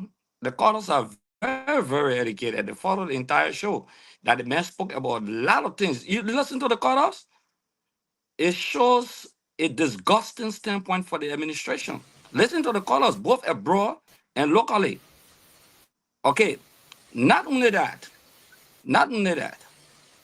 the fact of the matter here is that I don't even know him. Let me just say this. Me, I take my position. I don't even know the fellow that came on the show.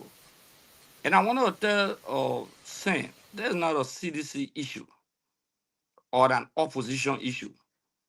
I don't know him to be a member of the opposition, maybe another party, but not the CDC. It's not opposition versus the government. It's about individuals raising credible issue for the fact that the U.S. Congress agreed to listen to them. It raises serious concern. Sam and the rest of the people you've been to the court before, sometimes they can have 11 counts against you. The law, good that we have a lawyer here. Good that we have investigators here. Sometimes they can have 15 counts against you. All of the 15 only 4 owe you. The guys are building a case. They have counts. They are listing the counts. They are catalog. It does not mean all of the counts will hold water. Even 2, 3 to 4 of those counts, even 2. That's why they say guilty or one, guilty or all. So for us to already come here and dismiss it, you know, when the same thing was happening with the CDC-led administration, let me give you an example. Stand on. I one of those who used to say, for the fact that the U.S. Congress agreed for the men to present this thing to them, whether lie or not, do you know what gets in the newspaper is very important that what the people read? Because nobody's suing people for defamation of character yet. People look at the social network, they look at news article, they very spoon network. People listen to another news agency. That's where they gather, that's where the State Department gather information and other things, pieces of information from Liberians. Listen to Liberians in the diaspora tonight I call. The vast majority of them were concerned about the situation. Okay, this is not a CDC fight. These are fights. Didn't the police kill didn't the police shoot at 3 different instances and kill people? Didn't somebody that was in CDC uniform that mommy was talking about, not that one, in Lofa County, was died in the jail, unexplained death? Does that mean they killed in seditions? Is that what you're trying to say? Because somebody dressed like in Monrovia or in CDC clothes and somebody died in the process and made a CDC sanction on the person? That is what we call post-hoc agro-prompter thinking, or non-sequitur. It does not follow in argument. We need to open Thank you very much. we need to open a whole school 4 minutes. You got 4 minutes. 4 minutes. Yeah, No Thank way. you. No, got no, 4 I didn't minutes. stand up. Don't cut me off. Don't do it to me. Honorable People Gray, tell I me got and to give me cut 4 you minutes. off. But Elmo, at least move on. Bro, you got 4 minutes. I have to cut you off, Honorable Gray. You went Stanton, you over can't 4 do that. minutes. If you start You cutting me went off you like went that, I will over have to 4 be in the minutes. mic. You went over I gotta 4 minutes. conclude. But, Yeah, but but, conclude. let me speak for our cars and more. Talking here for over. No, yeah, but conclude, Carrots, Yeah, let conclude. me But just conclude. can you use When that we word come here again? to bring up, Can you use that word? Let me write it down again. What's the word? now I will send it to you. Post hoc ego propter hoc. Malaprop. My man, one of my students on the show tonight. Go ahead, finish up. So when a guy like Mame come on the show and begin to use the non sequitur, attacking the straw man illogical fallacy, it's a deliberate and calculated attempt. When we're making comparative analysis of what happened during the Christie Committee report, where a government was accused of slave trade, and at the end of the day, the investigation showed forced labor, the man is making an accusation. Many accusations, the man is fair be ethnic cleansing, but he raised the issue of extrajudicial killing, for example. He flagged the issue of mysterious death, for example. He flagged the issue. He flagged the issue of unaccountable death. A lot of issues, missing people. He flagged those issues. So as a result of that, the guy has different counts. So if 10 counts, all of 10 counts, if you dismiss 2, it does not mean the rest of the counts, the 8 counts are not valid. They can be used. So if, I as think I speak to Honorable you, Gray, and this I really, government really is want to not paying hold you because lobbyists. As I speak to you, the government I is think not you paying basically lobbyists make to Honorable fight Gray, this subject matter in the beginning. Honorable Gray. I Yeah. beg you, everybody. I beg you. I think if you look at those counts, even if you take one, will you all agree that at least you get 8, 9, 7 hanging, which is so important for that Gedepoh? Because the argument Honorable Gray is making right now, 30 seconds don't go too long, Mo Adi. You remove ethnic cleansing. Remove ethnic cleansing, Mo Adi. Dr. Gedepoh, do you think he got something strong, or his organization has something strong on this government? Well, I'm not even going to call him Dr. Gedepoh has His name is Gedepoh, right? Gedepoh. But they pronounce it Gedepoh, the message that go. That do the bastard.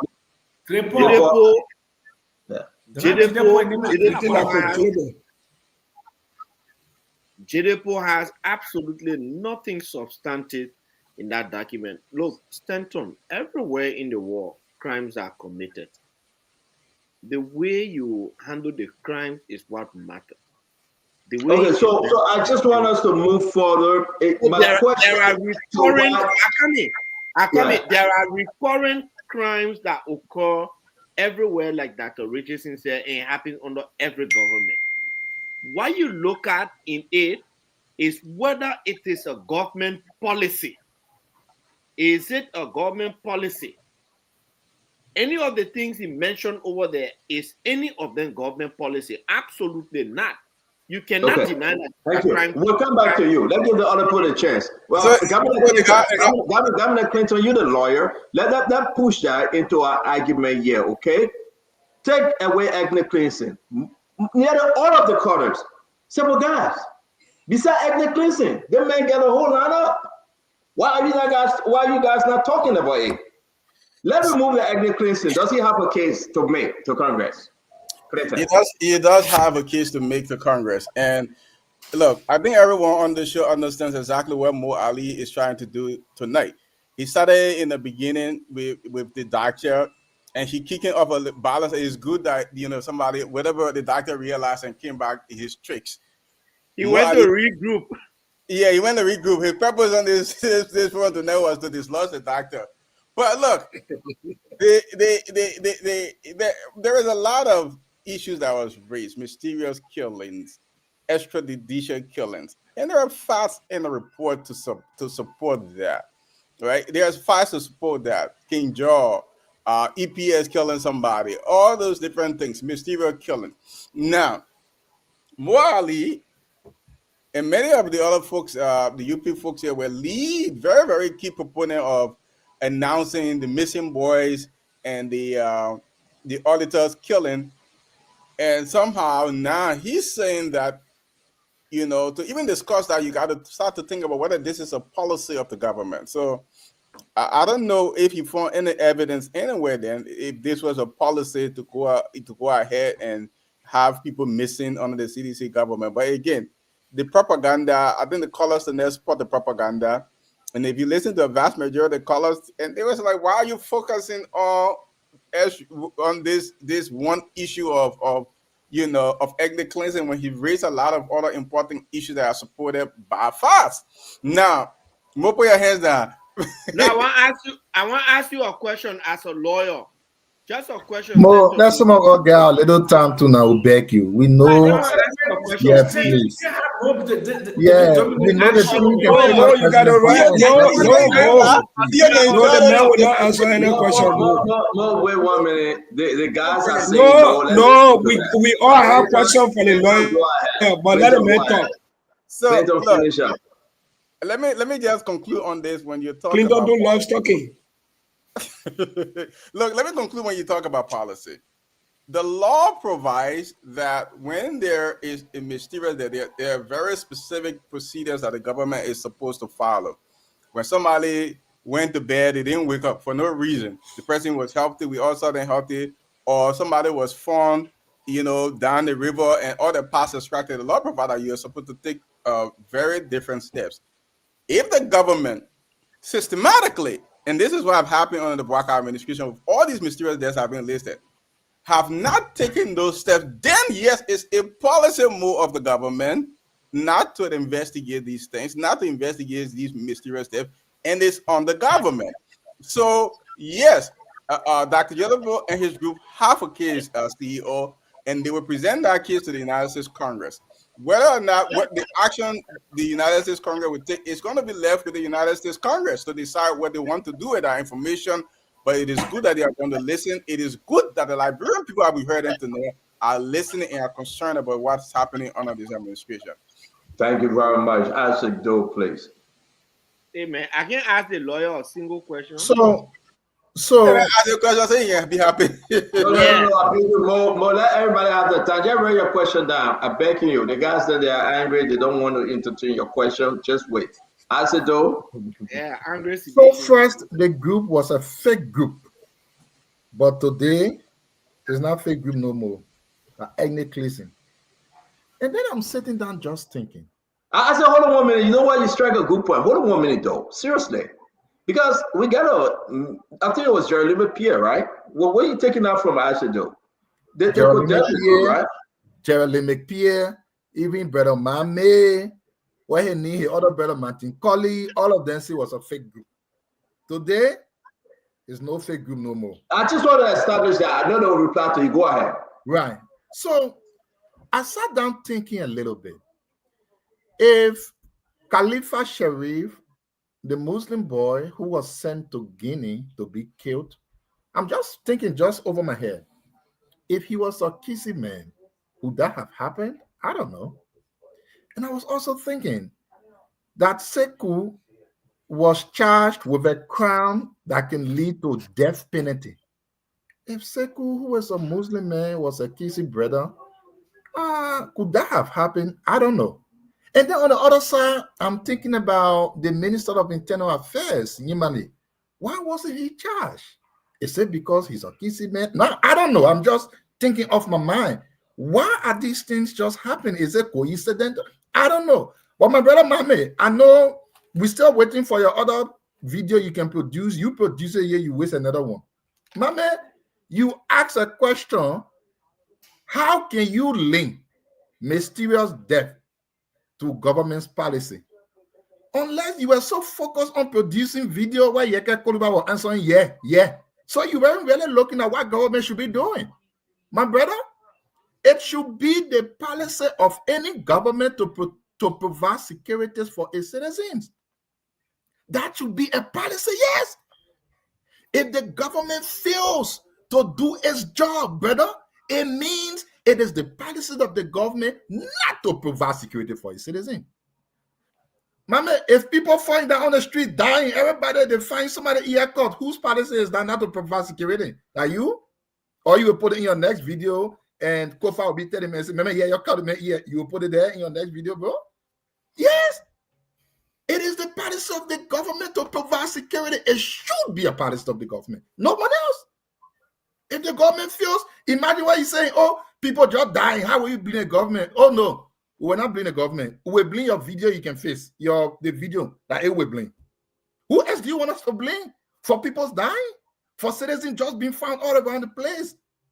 For people dying in the prison? That's fired. Right. Should we blame your video better? Well, Yeka Koliva was answering, yeah, did I want something? I thought it's funny. And then you imagine people asking the man your education. Okay, my people, what level of education do you need to know that people die in police custody? What level of education do you need to know that every single day there is another reported mysterious death? Do you need a PhD to do that? And lastly, to end, how interesting it was to hear Mohali talking about lie. The very same brother that said the private jet dropped the president and pick up the president. That he here today coming to talk about somebody lie. What kind of a government is this? How can Mohali and lie be in the same sentence anyways? The same man, private jet drop president and pick up president. Today, he sees somebody lying. But this is what I would say, and my brother Akara said it. Akara said it very well. You ought to tell my man, hurry up. All right, let me end. The fact that a U.S. congressperson will call this brother or even consider hearing, are they going to take everything he says? I don't know. If they take even one, is it not something? Of course it is. Let's look at what he says in the report, the reality of it, and forget about the ethnic cleansing. Think about the brother who was sent to Guinea. Think about Sekou. Think about the Internal Affairs Minister. Make your own judgment. And of course, you listen to the colors. The colors advise. No matter how you tend to change it around, the people can see through this. And they know exactly that all you're doing. And Mohali asking today when people down the street, not the government, are you serious? Mohali, you? When people down and not the government no more? Okay, I'm on a video. I'm on a video kill the people. Thank you very much. We want to move on to Becky. I'm going to hold you, Colin Gray. Let me bring in Mo Ali, please. Colin Gray. Yeah, let me just ask a question. I know Mo Ali just posted in the good like go away again. I don't know. Anybody. One time. Clinton. Hey, I give him. Councilor Esquire Gamode Clinton. You are a lawyer. You are the man coming from my own degree, my qualification too. So normally, Councilor Clinton, when you go to court and the witness is on the stand. But more you talk already, I don't know why you keep talking. I'm asking a question about No. I don't think everybody will not entertain him. No. But that part is not. More asking question. We gotta respect the rules. More asking question about Becky. Okay, so I want to ask question too after. Yeah, after Mo finish, you ask your question to Mo. I say, go ahead, Mo. So normally when a witness is on the discussion, stand, Councilor Clinton, the first thing you do as a lawyer, if you are if you are examining the witness who is not your witness, is to impeach the character of that witness based on the evidence they provided. Am I right? Clinton, a motor vehicle lawyer, he doesn't do that. So listen. The man, a motor vehicle lawyer, he go there for the insurance money. He doesn't do that. Clinton, like government, we understand. So listen now. You want to delve into evidentiary issues, into evidence law, and that's a very motor vehicle. You go to that because you just deposition. Clean away. We shouldn't joke this. You set up deposition. You do settlement. You go for the money. You go home. You don't go through these different things. Let me progress here. I beg you, my man. We're not hearing you, Clinton. We're not hearing you at all. But man, you see how they make it, yeah. I'll see one thing they make it, yes, spoil it like that. But the rules of evidence, they're very complicated. There are rules on what you can impeach a witness or anybody's on a witness stand, there are very specific rules. There are certain things, for instance, by character, habits, all this kind of thing, bias, all the different things have different rules. You can just take anything from us and just come and attack people with their very specific rules. So we don't have time to discuss the rules of evidence and say, yeah, leave evidence business and move on to different, very different things. We Stinto and he accidentally. Okay, thank you, more. Remember that answer I told you, but if you go, they go for settlement, easy cut. Insurance get money setting now. I'm go ahead. So you're not me again? Oh, go ahead, Colonel Gray. Go ahead. I'm coming. Go ahead, Colonel Gray. So, in the bag, why you keep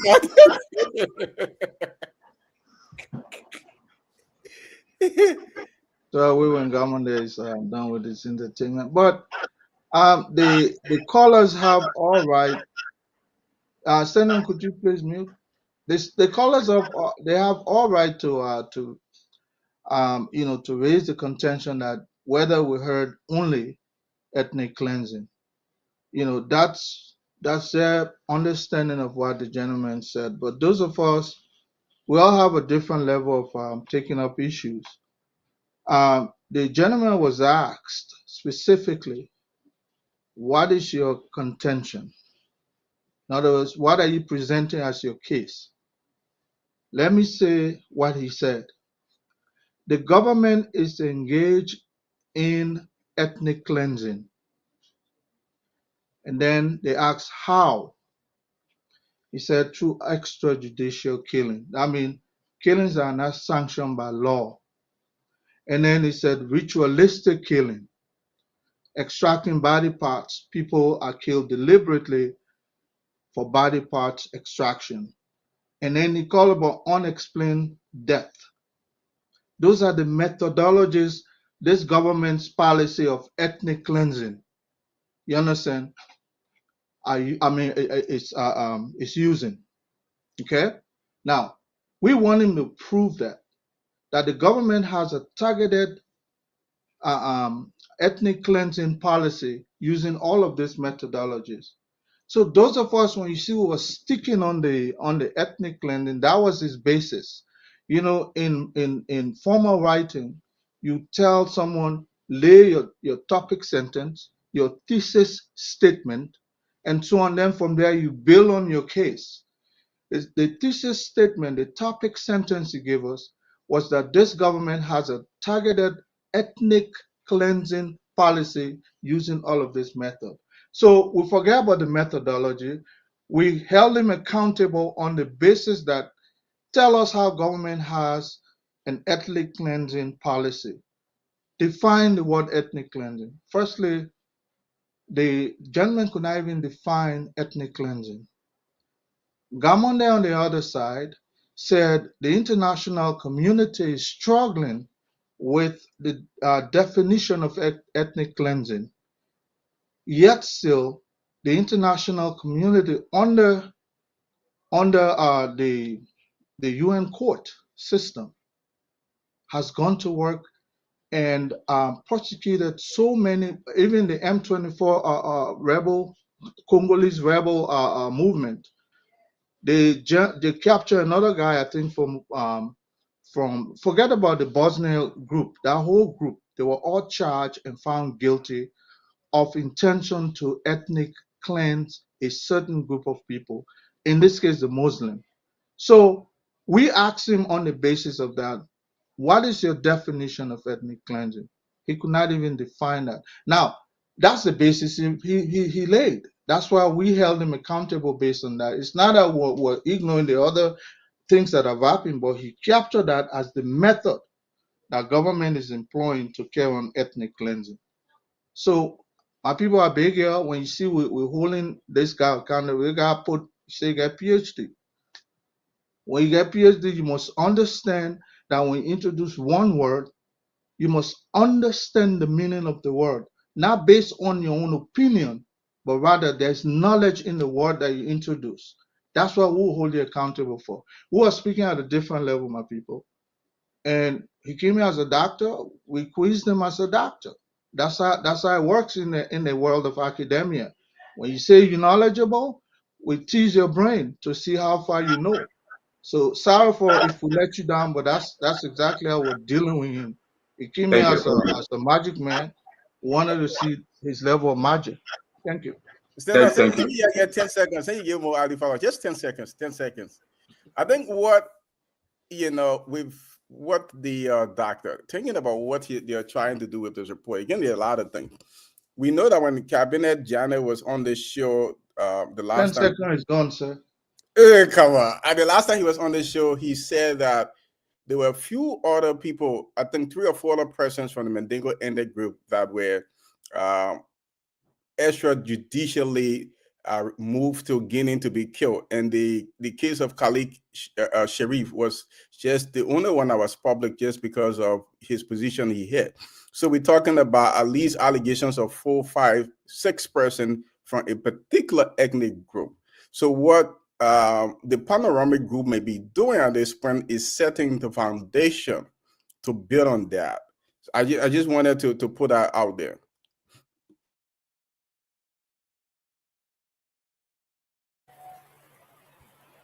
We have to squeeze in the last topic. Let's hear from Mambe, then Fadela Patrick will take us. Mambe?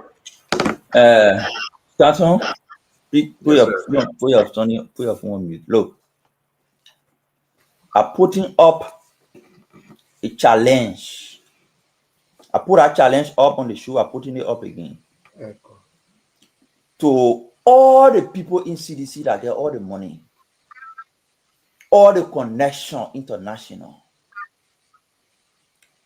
There is no technology that I know of in the world that can produce human being voice with Liberian English.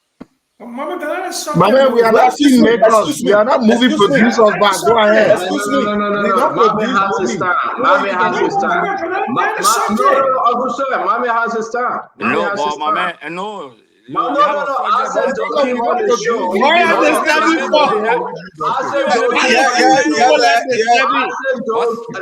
said don't keep on the show, and he accused Mame of his video. Mame has his time. No. Exactly. Let Mame respond. As an elemental, we'll get time to talk. We'll respond to him. I mean, you're in front of Mame when he speak. Come on, man. Man, you guys are disturbing, man. Protect Mame. Let Mame talk. I'm gonna talk. Then the show not end good. That's not what we're discussing here. But what were you accusing Mame? What were you accusing Mame today? Where were you? When I said accusing everybody don't have the time to respond. CEO, put the people at the back. The man got his 2 minutes. He must speak. Mame, go ahead. What you know the man wants to say before you preempt me? No, but are you crying? Are you interrupting him? Are you doing preemptive crying for what? Okay, but I beg. Let the man proceed. Yeah, let Mame proceed. Mame, please. No, I just concerned about the next subject. That's all. Nothing okay, else. sir. We will get there. There is no technology in the world I know of. I challenge CDC. All the money they get, all the I challenge CDC. I challenge CDC. All the money they get, all the connection they get. Like Uncle Sam Jackson here, he well connected all around. I mean, you promised her you were bringing us a part 2. Where is it, brother? Challenging CDC. The man can't even tell how you get it. I'll put it in the bag. Well, seriously, I gotta get my chance to talk. The man even know how you get it. They are doing it intentionally. Mame, go ahead. Mame, can you go back? Mame, you challenge CDC.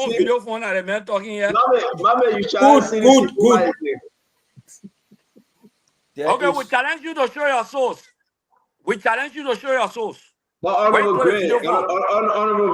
man, let Mame speak, please.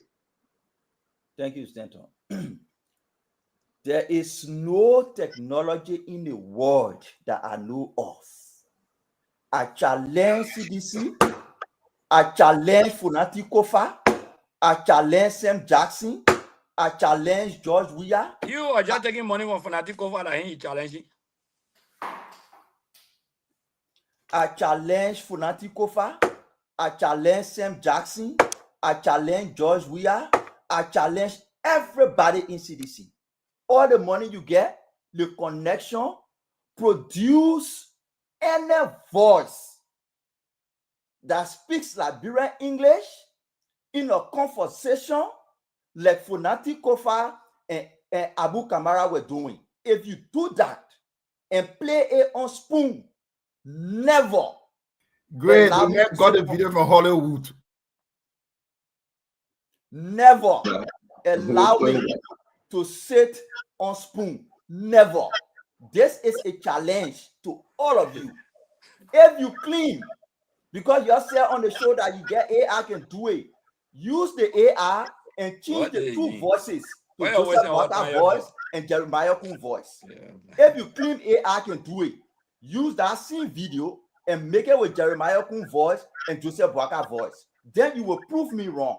But if you cannot do it and you go make Donald Trump voice, you make Ellen Harlan voice. Ellen Harlan is an international figure. His voice is on all AI platforms.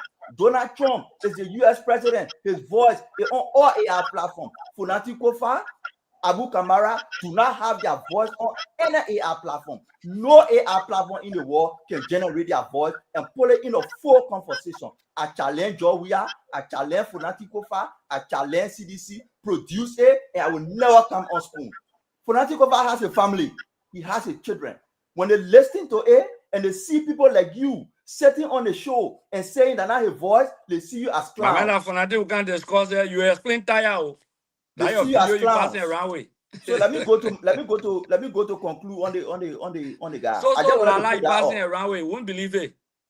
I agree. You get right to not believe it. Give me let me conclude. You get it right. But the challenge is You out. defend for the next 10 years. Are you defending or not defending? Let me Who go talking ahead. for it? I beg you, Mama, please. The honorable man, I hold you in contempt tonight, sir. Please. Go Are ahead. you Go defending? ahead, I do Mama. what I think. The public, the judge. Are you the one bringing it back? So this guy went The and he man time submitted a feeling 2 record. minutes gone. What's this? This man submitted his recommendations. He listed all the crimes he said committed. I'm interested in the recommendations. Man. After listing individuals, he goes down to recommendation number 4. Revoke the visa for all senior government officials. All senior government officials. But in his report, he claimed he identified individuals who were responsible, but then he asking the US government to revoke the visa of all senior government officials. Brother, let me tell you something.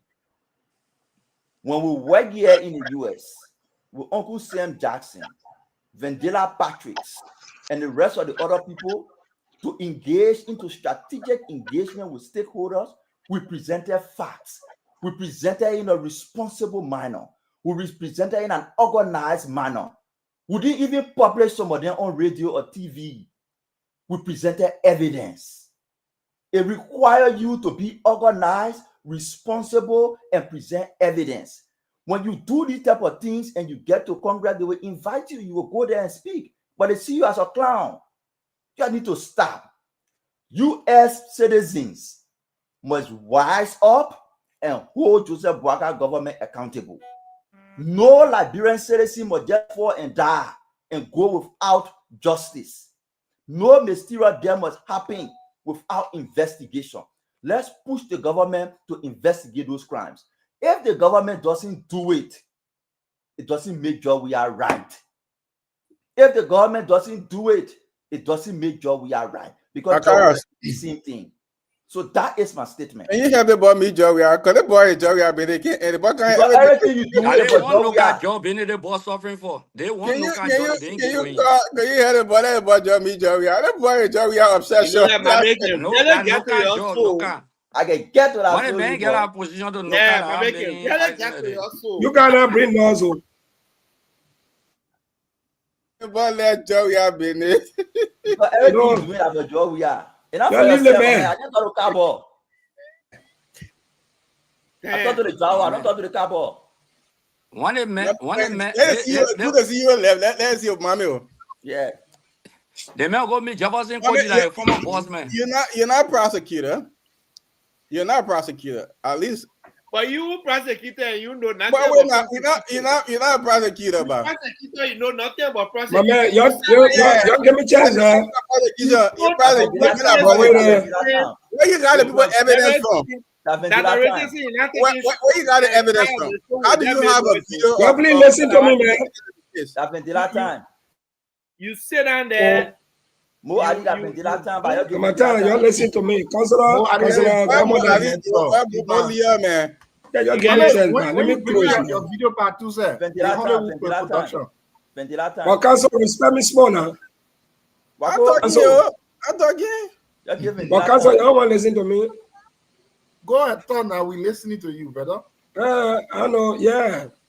Go Okay, ahead. man, I don't know whether this is the last topic. We just have to be honest.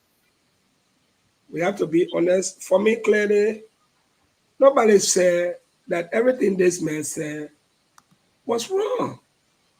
And that's the point many of you missing. The emphasis was only on this issue of ethnic cleansing.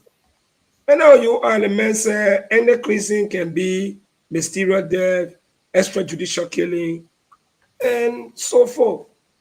He also mentioned some people that are giving these kinds of authorities for this thing to go on. Another person asked, how? He said they are still gathering evidence. So my point was, look, the evidence you already have, if you cannot defend that evidence, what makes you think that the other one you will bring, it will also be truthful? This is where the problem came in. He has a good case, but his presentation to now was poor. And let me say this to most of you. You know, sometimes when people hear United States Congress, not every stupid thing can go to Congress and people listen. Let me just make that very clear. I live and work in DC.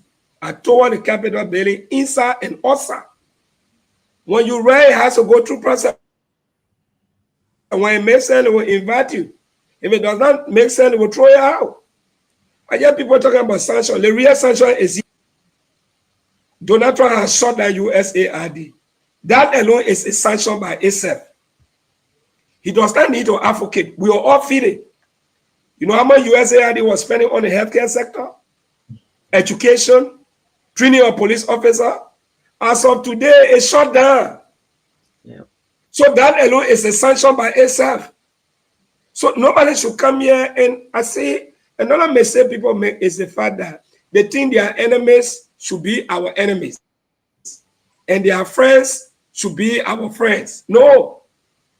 Okay, that's why when I give disclaimer, I'm not talking because you clap.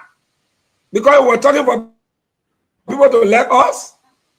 We're not talking here because Sunday when you thought they will not like you. Tomorrow when you thought they're happy. But we have to be very clear on this. Look, and my dear good friend Akara's Gray and Gambode. When we started criticizing George Weah, some people say, oh, we want a job. And I thought we're not even here. When things came, we say, oh, no, you know what, rescue people. The thing you're talking about George Weah and Jeff. No, it's not true. Oh, the men are seditious. But when you take a line based on certain things you see to be a fact, it's a problem. The other day I pushed many of you here and said, look, sometimes it's good to be authentic. When you see positive things done by the government, say, yeah, this is right. And some people say, no, the job of the opposition is to criticize. And I ask a question. If you are advocating because there's no good healthcare system in your community, and you are advocating and the government goes and renovates, maybe provide drugs, will you not appreciate the government? Because the very people you are advocating for, they are improve their life. Saying thank you does not in any way mean you support the government. But you just recognize the fact that the people who you are speaking for, they are beneficiaries of the government policy in that particular area. And we have to recognize that. But in all essence, if Dr. Gedepoh is supposed to make a compelling case, he needs to regroup, re-strategize, put his analysis together. The pieces of evidence he has now, he can structure it very well and make a very powerful presentation. But I think his presentation tonight, it was over exaggerated, ethnic cleansing, without all justification.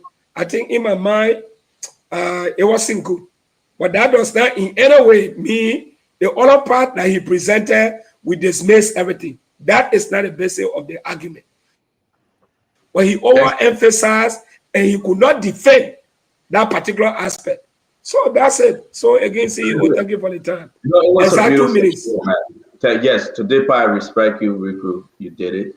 I don't know whether we can get to the Swakoko conversation, but make that part of your closing. And I know very well there's a lot to dig into it. Swakoko and Locale buying the car for 75,000 instead of buying the car as prescribed and approved by the board. A lot of story from Martin Cody and the rest of the investigative team out there. We got a lot of documents, and the Martin have shared a lot also. We want to ask every one of you, let's do it tomorrow. It's after 12 midnight in Liberia. Again, what's a beautiful show today. Thanks to Dr. Gedepoh. So that close now. Indeed. Thanks to Dr. Gedepoh, Lipo. I really do appreciate him. Again, all of the many things he said and what you may take away today. You be the judge, my fellow Liberians. But it's good that we had him on the show. You decide, home and abroad, whether his argument will hold water, and we look forward to his engagement with Congress in March. I want to say, let's close the show. It's only fair to do so. And no, we accepting Mami challenge. That challenge. Excuse me, Asido. Let me see you for a second. We gotta close. Dr. Richardson, let's start with you. Then we'll go to Uncle Sam, and then we'll take a cycle around the table. Let's do the closing, Dr. Richardson. It was a great show. I'd like to recommend that Dr. Gedepoh takes Mandela Patrick recommendation into consideration. He does have a case to make against the Liberian government, but the way how I guess he started off his presentation, it caused a lot of Liberian people to think twice. He didn't want any of the credibility issues to be discussed, which after he regrouped and discussed it, it was okay. We want him to just consider some of the words that he's using and to be more specific, because Liberia is all of us country, whether we are CDC, United Party, or independent or whatever, when anything hurts Liberia, it hurts us because we still have families that live in Liberia. So we need to be very careful, and we're always very careful as we, discuss issues relating to Liberia. So that's all we wanted him to do. In regards to the Swakoko Dennis case, I've been following up with that. I really appreciated her when she was on the show. She came here. Did you want us to talk about that, or I see you making a gesture, Santa? Oh, maybe on the phone. Okay. No, you're on the phone. Yeah, I liked her when she came on the show. She was well articulated when she had to make a point, especially when she was in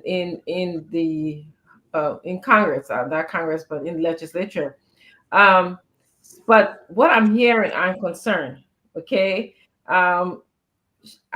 Some of the questions I would answer when we talk about this show is, what is she allowed to in terms of the monetary value? How much is it that you can give someone at Nukal, a director of the car? Is it 75,000 or 45,000?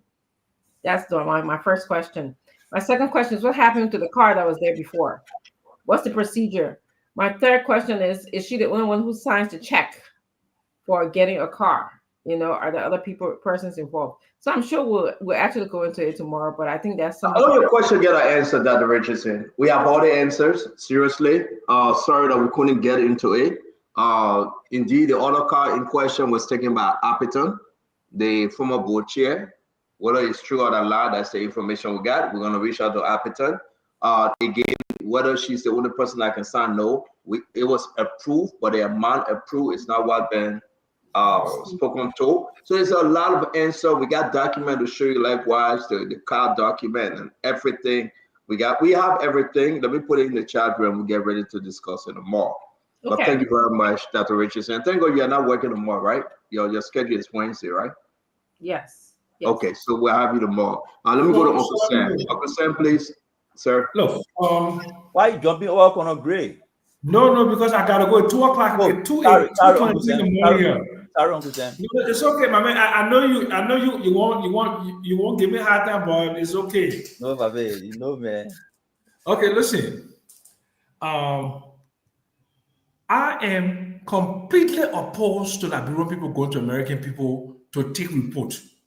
I hate it. I think that's cowardice. I don't think. Why you hate it? Why? Because it's cowardice.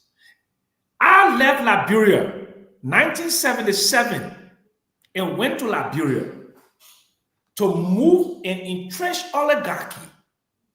I didn't write letter to U.S. Congress. I didn't to go see Hubert Humphrey then. I didn't put myself up there. I came to Liberia. I mobilized my people. And I didn't go there to say we're going to organize a coup and remove a government violently. I can organize a political party. The same thing I did in 2019. I went to Liberia. But to go and write a whole treatise to the U.S. Congress to report a Liberian government, that's cowardice. You have no spine. That's the reason why Mr. Cummings did not win and the ANC did not win, because they were using America as a fulcrum to affect change in Liberia. You can't do that.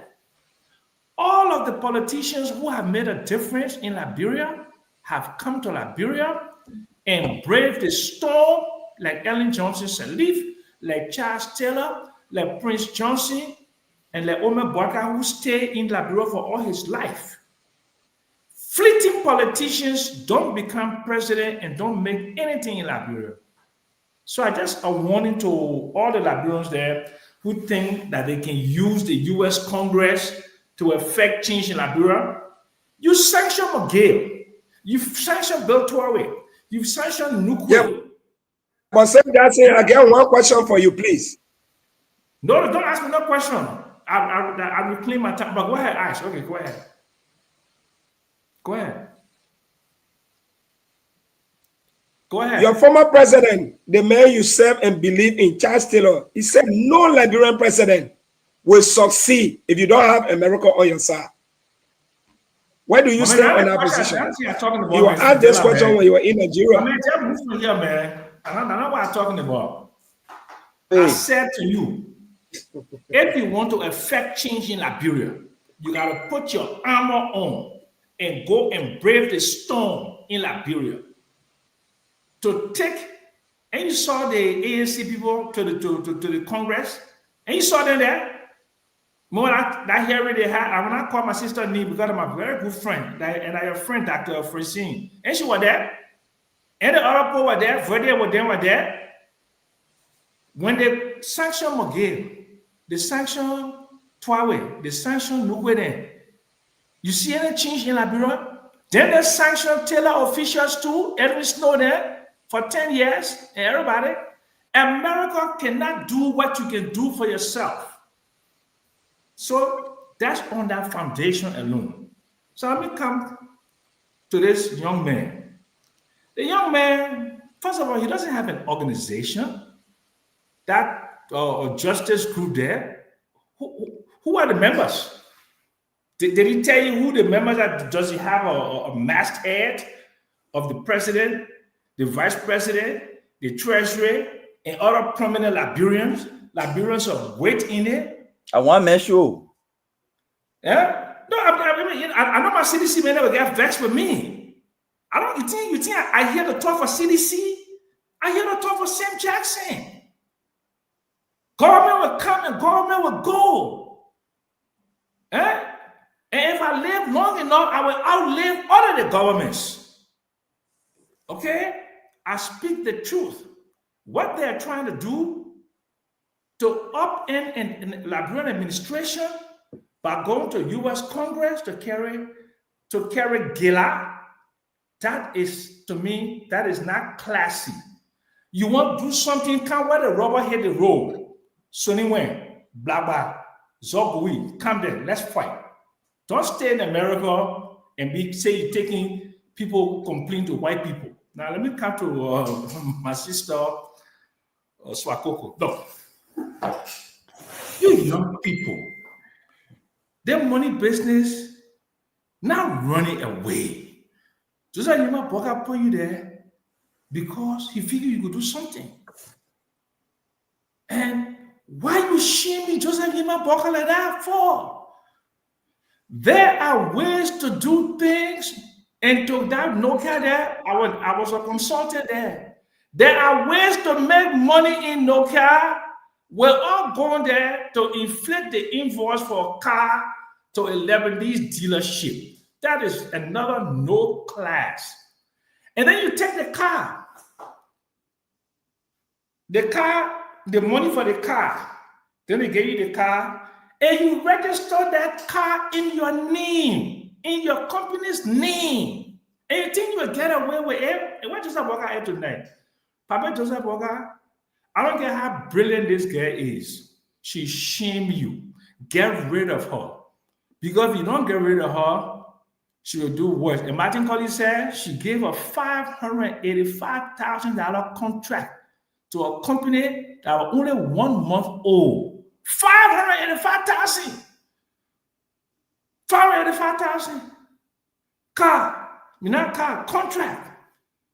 And then when I write 30 pages from a 25,000, you have to be seen, right? And I wrote but it was actually 40 pages. Okay? So $585,000. I will close on that. Let God bless Liberia. I swear to God, you young people. Okay, Sam, your time. Yeah, no, but my man, wait, let me finish.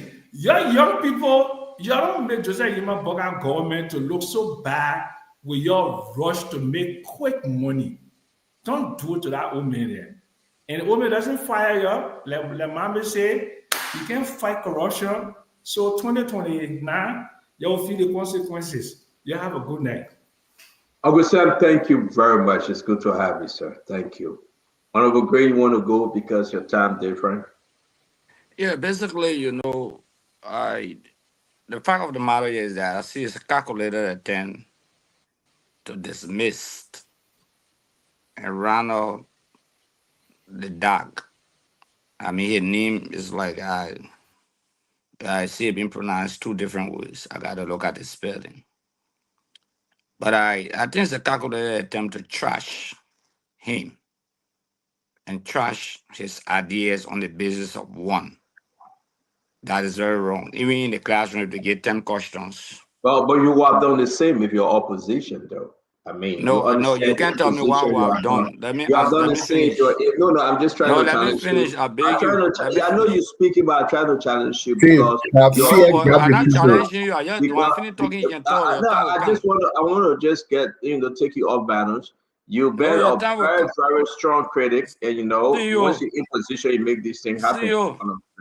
Our critics are Unity Party for all of the years since 2004-05. Okay? The fact of the matter here is that there are great presentations, great ideas, great things the man alluded to. And I tell God, thank you that it caught us.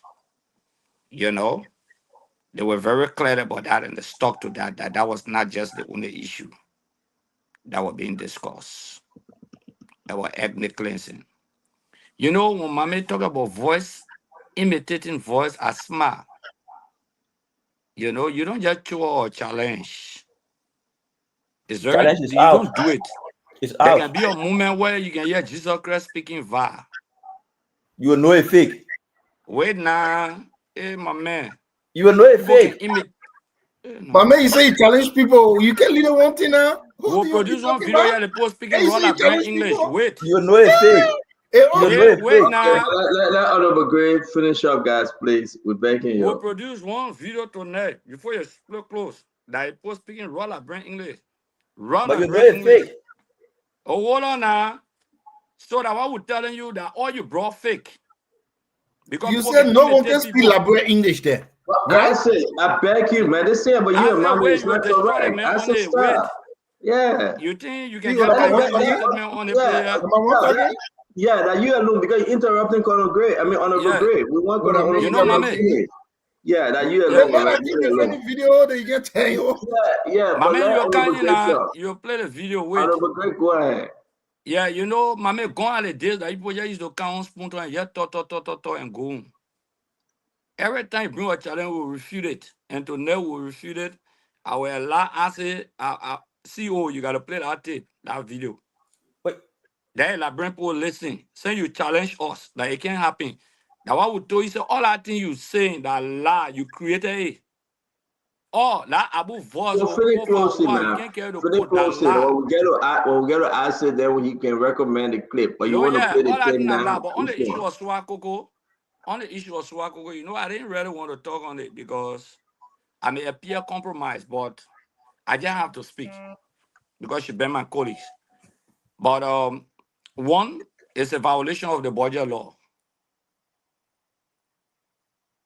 which is not good. Two is misapplication of funds. If a fund is allocated for a particular uh, item, and you went and took the item but at a lower cost and did not report the money back to government for its usage, you misapply the funds. For me, there can be no justification. So I just wanted to say thank you very much, and I wish we can have a very good night. I have to take a rest, and Asa will pick up from there. Thank you very much, Honorable Charisma No, let me Secret. Let me get close. I'm in Let me Liberia get too. you. Mandela Patrick, please go ahead. You're right. Yeah, vanilla in like bro, yeah. Yeah, thank you. It was a good show, and I like the exchange of ideas in the midst of our disagreements. I love the jokes. But when we come here, the first priority is to make our country look better. And that's the reason people are up talking for the betterment of the country.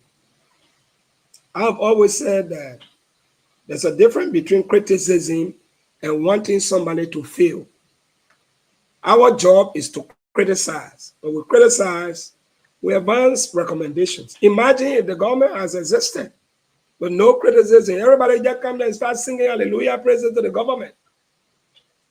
I'm not too sure whether we'll have, something good going. Even in the midst of the criticism, some people are still doing bad things. So imagine if we were not talking. But as such, we also have to be careful, so that we don't I put our personal feelings or write our personal feelings into something we consider to be a form of activism. For me, I'm frowned at that. I also understand that there are people, as long as they are in opposition, anything the government does is bad. Like my big brother said, me or Gibson Cheru, you're not here tonight. And we had it on the other night. He said his job, the rule of the opposition is to criticize. It's not to recommend to government. It's to criticize everything. And I was like, look, you don't do that. What we see here today, tomorrow, who knows? Maybe CDC will come back to power. It's not impossible. Maybe it could be their option. It's not impossible. But our Fandela Patriots will not in any way see something wrong on the part of the government or something bad on the part of the opposition, and I close my mouth. If I have the opportunity to speak, I'll always speak and advise recommendation. This Dr. Gedepoh situation, like I said before, he has a very good case. But he needs to really structure his ideas. I mean, nobody is trying to discredit his report, But sometimes when you get the information, you're talking about investigators. Well, some investigators, take for example, Hassan Belete is here. You know, I think he runs a justice project, war crimes. He's not 100%, but I think the way he goes about doing his work, he has gained international attention. I don't also want us to dismiss the fact that this organization is just 1 year in existence, so it does not have integrity. No. You can even form an organization today. You go before Congress and speak. Once the issues are valid and you have evidence, Congress will listen to you. I'm sorry, Sam Jackson left. I want to respond to him. When former President Charles Taylor was in Calabar, Nigeria, a Nigerian journalist asked him, "What is your greatest regret?" He said his greatest regret was he did not have America on his side. He went beyond to say no Liberian president will succeed if you don't have America on your side. Well, he may be wrong or right, but we saw Ellen Johnson Sirleaf, the former president. I don't know what method she used to have gotten the attention of the United States. She enjoyed 12 years. President Weah came to power. I'm not too sure he enjoys the same level of confidence or support, received the same support Ellen received from the United States. 1/3. Now it's JNB. People are saying, oh, you want the president to fail? No. Sanction will come. The sanction is already here. Biologically, for the rescue mission, Donald Trump has cut off international aid. USAID is shut down. They were supporting our healthcare sector, education, training the judiciary, different sectors. It's going to give the government hard time. In my mind, that alone is a sanction, not for government officials, including the ordinary people. Because Uncle Trump said a dime will not be coming here until they investigate to see whether USAID mission really align with the foreign interests of the United States. We don't know if it will be 1 year or 2 years, nobody knows.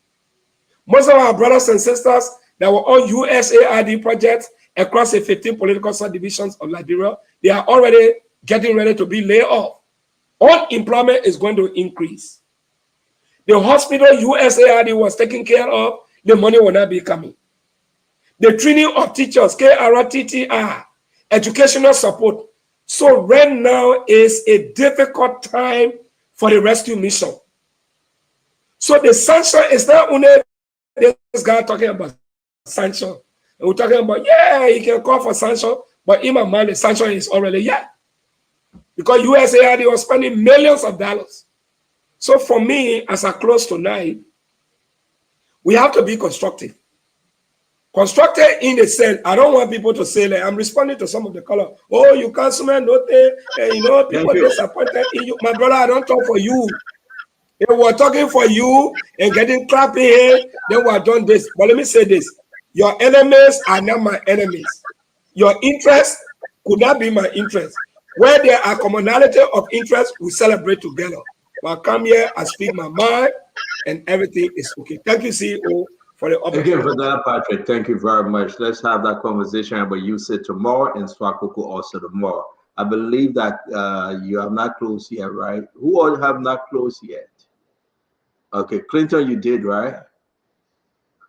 Colonel Gray, you go ahead. Then we'll come to the rest of us, please.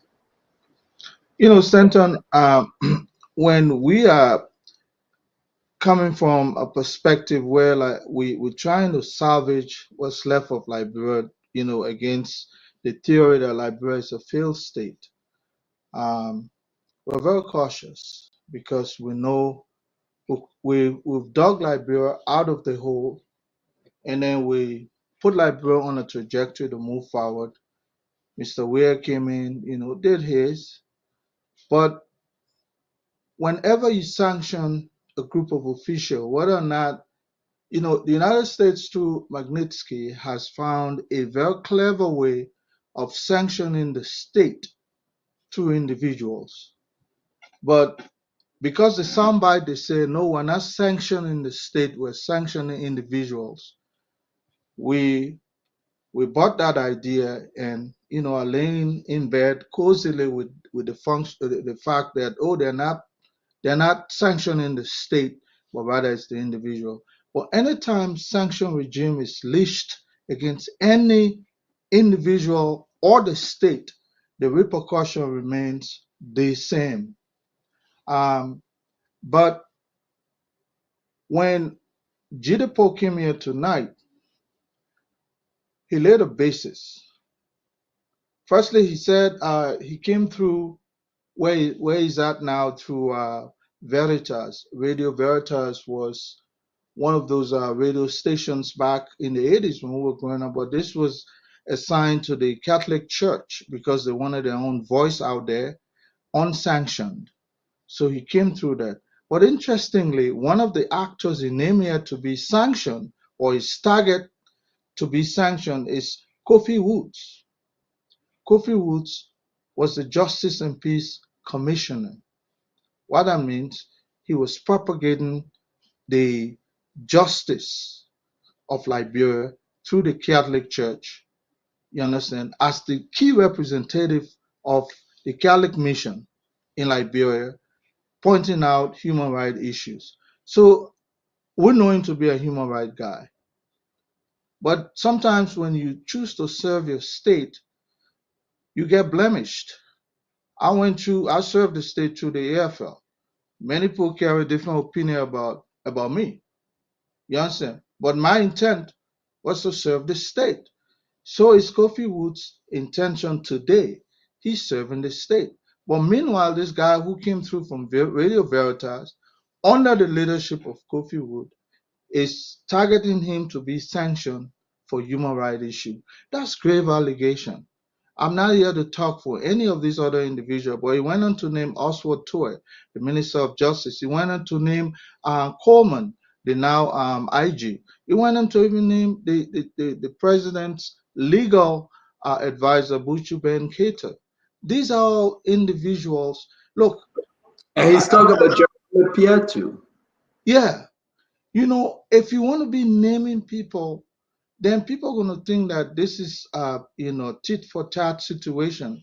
Yes, they name people under the Weir administration. So, and Mo Ali was clever to even point out his lineage to the CDC. I'm not here for that because I'm a proponent of Liberia supersedes just these two organizations who are fighting for political power. So I don't lend to the idea that Liberia should be restricted under these two political organizations. We're by far more than that. Some of us subscribe to other things by far more than just the two political organizations. But they will go at each other because you know what? They've exchanged powers before. But my fear is that when you make a case, coming here making a case, we'll ask you, what is your bone of contention? He said it clearly. Government is ensued on ethnic cleansing using these methodologies. And these are the individuals that are sustaining that particular policy. You've made an academic argument. Whether what the common man hears or whatever others want to hear, we in this realm of academia, we quiz them based on his statement. And now that we're overlooking the common man, because that's how they understood the whole situation to be. Well, as an educated man, when you come here, you make an argument, you lay a premise, you make a thesis statement or a topic sentence. We're going to ask you based on that. Now, for him to have a line that those extrajudicial killing, those ritualistic killing, this killing, that killing, are government-targeted policy towards the ethnic cleansing. That's where he struggled. He knows what I'm talking about. He's an academic. Thank you, Congress. Thank you. Yeah, I saw Correct, very great. with Swakoko, but that's it. We'll do it tomorrow. Yeah. Tomorrow we talk about Swakoko. Let me bring in Clinton. Clinton. Yeah, I mean, great show as always. The beginning with the paranormal group, I think there's an important case to be made. It is no doubt that there is a lot of unexplained deaths in Liberia. We've seen videos, we've seen the documentary evidence, even from the reports, that Dr. Gedepoh has compiled. He's not speaking out of the thing yet. There is actually evidence of the extrajudicial killings that have been going on. I think the focus of the surrogates of the government, Mohammed, and of course Mo Ali tonight was to uh, put a dent into tipping off his balance, and I think he fell for that. But there is a lot of evidence to support some of the claims he's raising. Again, there may not be 100% evidence of massive, widespread targeting, systemic targeting of a particular race or a particular religious or ethnic group. But again, like I made reference to what Kabenejan has said, with people with you know background from a particular ethnic group that were removed from the country without any kind of legal remedy. That could be the foundation that he's trying to lead the basis for his ethnic cleansing. Again, this information will go to Congress. They have their thing they do, um, you know, but it doesn't undercut all of the other things, all the other points that he raised, and I think is concerning. And I think Liberians understand that. And if you listen to a lot of the callers tonight, they're very concerned about what's happening. They are very concerned of the government's responsibility to its people. And they found these incidences of, ritualistic killings. Dead bodies being found around the place with missing parts.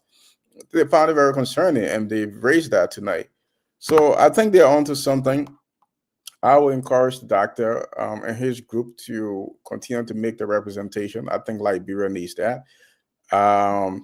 We can, you know, international politics. This is the era for a long time now of American hegemony. You can't dismiss America's involvement, despite what Donald Trump is doing in international politics. America has a role globally, and particularly for a country like Liberia, have exerted a lot of influence on the politics and the government for a long time. And I understand why people who be going to Congress to put that kind of pressure on the government to do right by the Liberian people. So we are looking forward to tomorrow, to the discussions on Nokai. Obviously, there's problems because we are spending a lot of money on things that don't matter.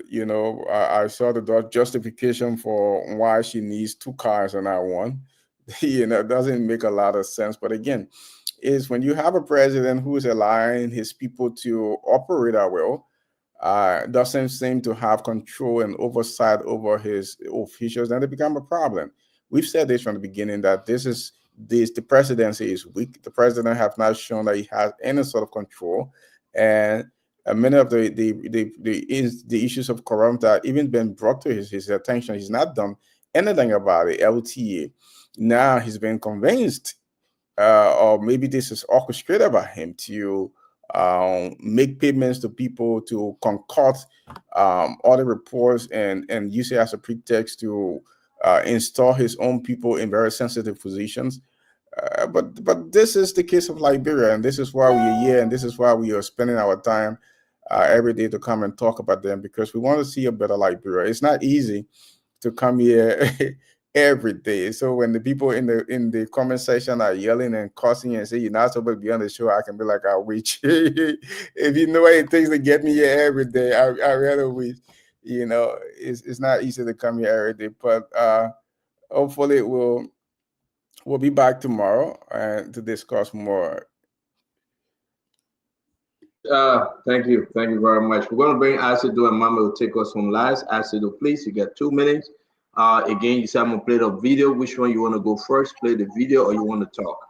Let me talk first. 1 And minute. the video that religious video, Facebook banned that video, so I don't know how I would play. No, it's okay. Favor will not ban it. So, we always said when you one of our brothers by the name of Mami, quick on talking. So if you talking later, then he start thinking about it back. I know he was knocking all the thing all around, all the houses in America. He was knocking it. I bet John, we are. I bet CDC. I bet I can't agree. He said AI or any technology cannot use Liberian accent, according to him. We know that his fake video he brought is fake. We know that. And the video we come and play is fake also. But the only thing is that he said Liberian accent cannot be used in AI. That's what he said. We know the video we come and play is fake. We know. His video is fake. The one that Yeke was answering, yeah, it's fake. We know that.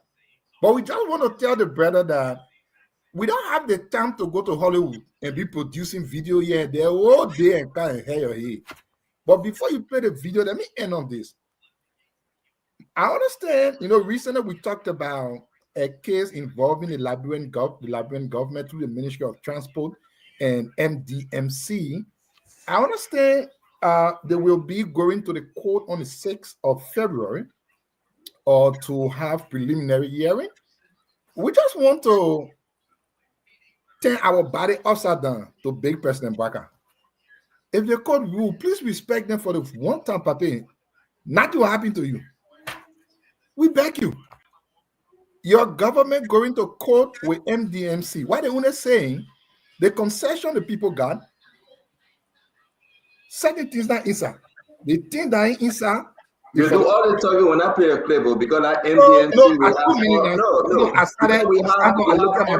we have everything here to show to the people. No problem. So I want to stop. Okay, I want to stop there. Stand up. Please play the video to prove that Liberian accent can be used in AI. Again, the video is fake. We want to say it is fake, but we just want to prove that Liberian man, the way I'm talking now, it can be used to play the video.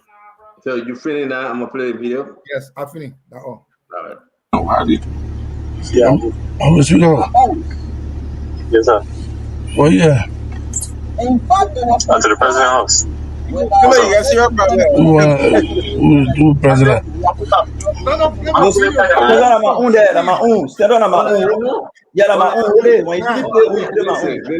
Listen, I really thought it was yours. When you finish play, we play my own, play own.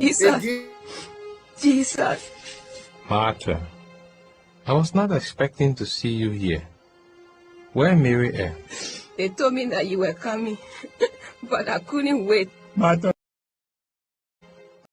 Okay, so that's your video, right? Hello, that video you listen to is fake. We gotta be careful because before the video Facebook you just listen to is a fake video. We are only telling you that I bet CEC is just a waste of our time. For us, we are serious people. That's why we don't have the time to go to Hollywood and ask them to produce fake video. So, my brother, slow down when you're talking. So you finish, ladies and gentlemen. Mama will take us home on this one. So I said video, because of Facebook restriction, but you heard it though. It's 1 minute. 1 minute 32 seconds. They're going to share it. Mama, let's come to you. Take us home, sir. I put up a challenge to George Weah, to Fonati Kofa, to the entire CDC. You cannot produce an AI video that speaks Liberian English. What you did there just now is a fake Liberian English. It's not an authentic Liberian English. Anybody listening to the AI knows it is fake. I'm challenging you. This is an open challenge to you. This is an open challenge. I'm giving it again. I don't say go produce fake Liberian English. Who are the people speaking? I presented a video. I identified Fonati Kofa's voice. I identified Abu Kamara's voice. You expert in voice identification? I just saw the message of video fake. Then you say the Here's video the fake. issue here. Mame, do not interrupt you guys. No, Dr. Richard say you can't go. You can't do that. Mame, do not interrupt you guys. But whenever he put his first word out, you're ready to interrupt him. That's not cool. Let's listen to Mame, please. I challenge them. I'll show a video live. It has Funati voice. It has Abu Kamara's voice.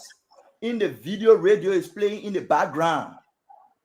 Other people are discussing in the background. I challenge Funati Kofa. If he claims this video is fake, produce a video of Joseph Boaka and Jeremiah Kun having the same conversation and put it on social media. Let the public be the judge. You don't bring Liberian English. Anybody seeing it? Anybody listening to that thing, they know that fake Liberian English. What you listening to between Funati and Abu is an authentic Liberian English. They get fake series, they get real series. They get fake Liberian English, they get real Liberian English. They get fake Creole, they get real Creole. I'll play a video of authentic and real Liberian English conversation going on between two people. Abu Kamara has families and friends. They listen to it, they know that he himself know it is him. Funati know it is him.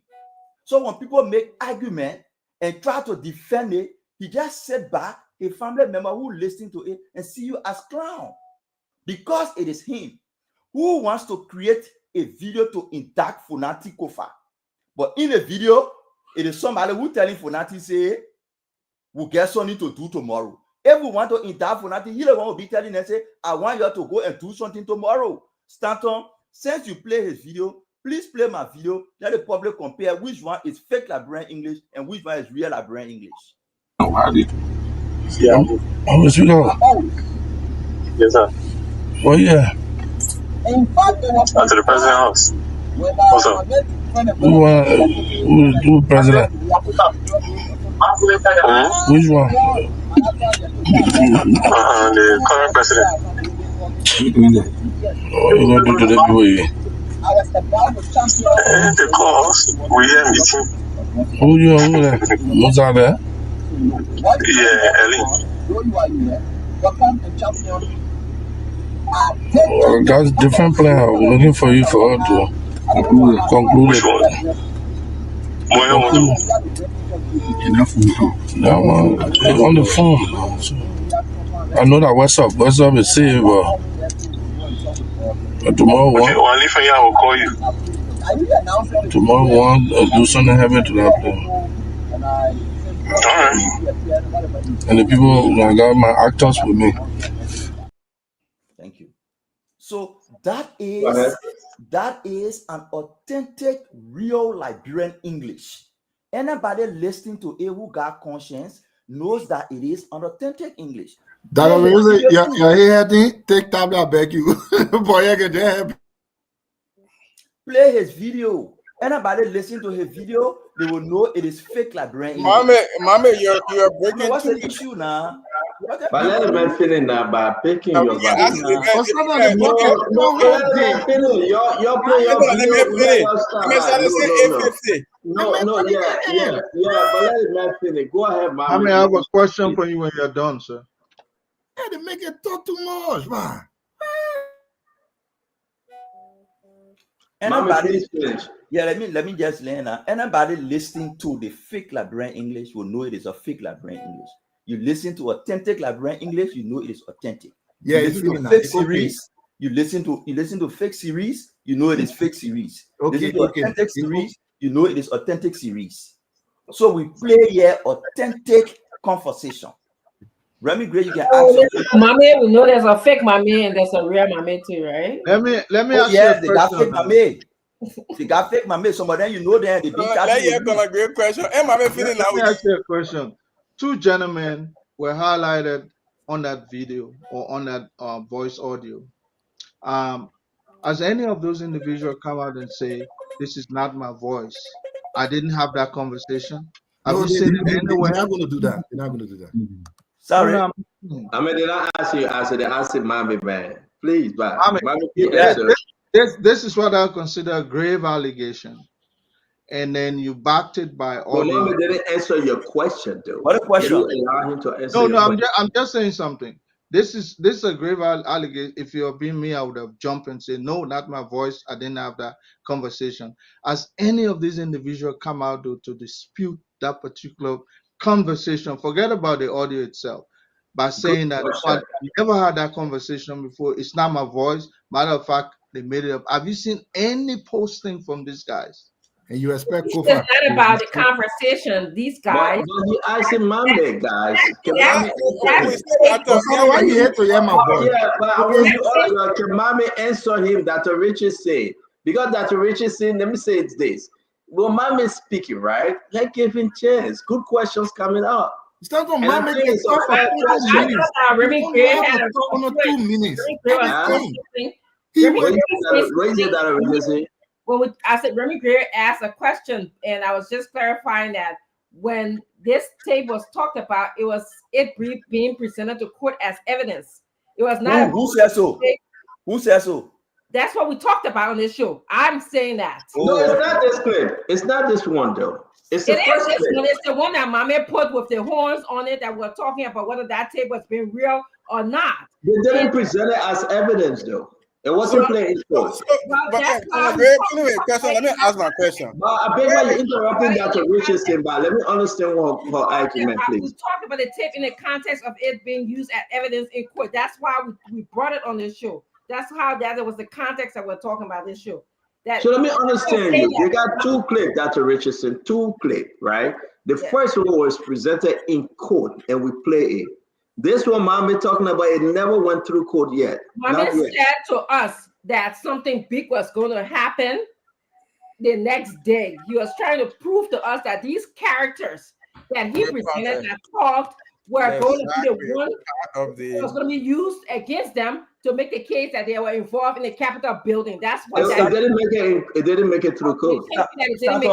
But that was rubbish. you were arguing. Let Dr. Richardson finish, Mame. You were arguing that the nature of how that tape was put together. Now, the tape that was presented was different from the tape that we talked about the last time I was here. The tape that we talked about, I was very concerned about it because it presented it presented Fanati Kofa, it presented Abu Kamara with all blood coming from their eyes, horn on their head, and all of those different things. And that's why I consider that to be fake because they were not. He will not go around with horns on their head. So somebody edited the tape, and I even mentioned that there was a CapCut app at the end of the tape, at the end of the edit, which shows anytime you edit. Even this one has a CapCut on it. Yes, it does. I saw that too. So Mame, address it and let's go home. Dr. Richardson, I think you're done, right? Yeah, I'm done. All right, Mame. So the first thing is, Stanton, nowhere in my conversation, and I challenge Dr. Richardson again because she spoke directly to me, so I'm speaking directly to her for the first time. I challenge you, Dr. Richardson, to bring any recording on the show that I said that recording is going to court and it linking the people to the burning of the Capitol. To the contrary. So why you going? Say that, Mama. You implied that. You implied that something big was going to happen the next day. That they will be. Those people were responsible. Dr. Richardson can talk for herself. I said, I beg you, my man. Let a woman speak for herself. That's how you're not fair, man. Everybody close. You can just be all day. Mame cannot be talking here. You can just be doing it. You implied that. Supposed to say anything. Mame just talking out of her head. He know what he talking. Yeah, so that nobody here said this. The things you were saying. The things we were saying, I didn't agree by allowing you to say it. Please allow me. Well, no, because I'm just telling I you. and say Dr. Richardson. I didn't agree with you by allowing you to talk. Nothing. No, Mommy, I'm not going to sit here and have you say, I challenge you to go find a tape. But you said the same thing to me and I allow you. I never challenge you today. I don't challenge people because people don't speak like parrots. When people speak, their words change around. Okay, so I give you to say my own. Stanton, That what you say that the Richardson so that Richardson, let allow Mami to respond to that Richardson. Let allow Mami because you bring out good points. You bring out good points, but let allow Mami to respond Mommy now. can respond. I don't have to be here. Because Mami not put you in the group with Joe where he challenge Joe where he challenge Akara Screen, he challenge all of that. He challenge you. So let Mami speak now. Mami, go ahead. Those kind of when Mami finish, can you give up time, small time too? Yes. Yeah. And let him talk for 2 minutes with begging. Yeah, Mami, go ahead. Give me the last shot, Mami.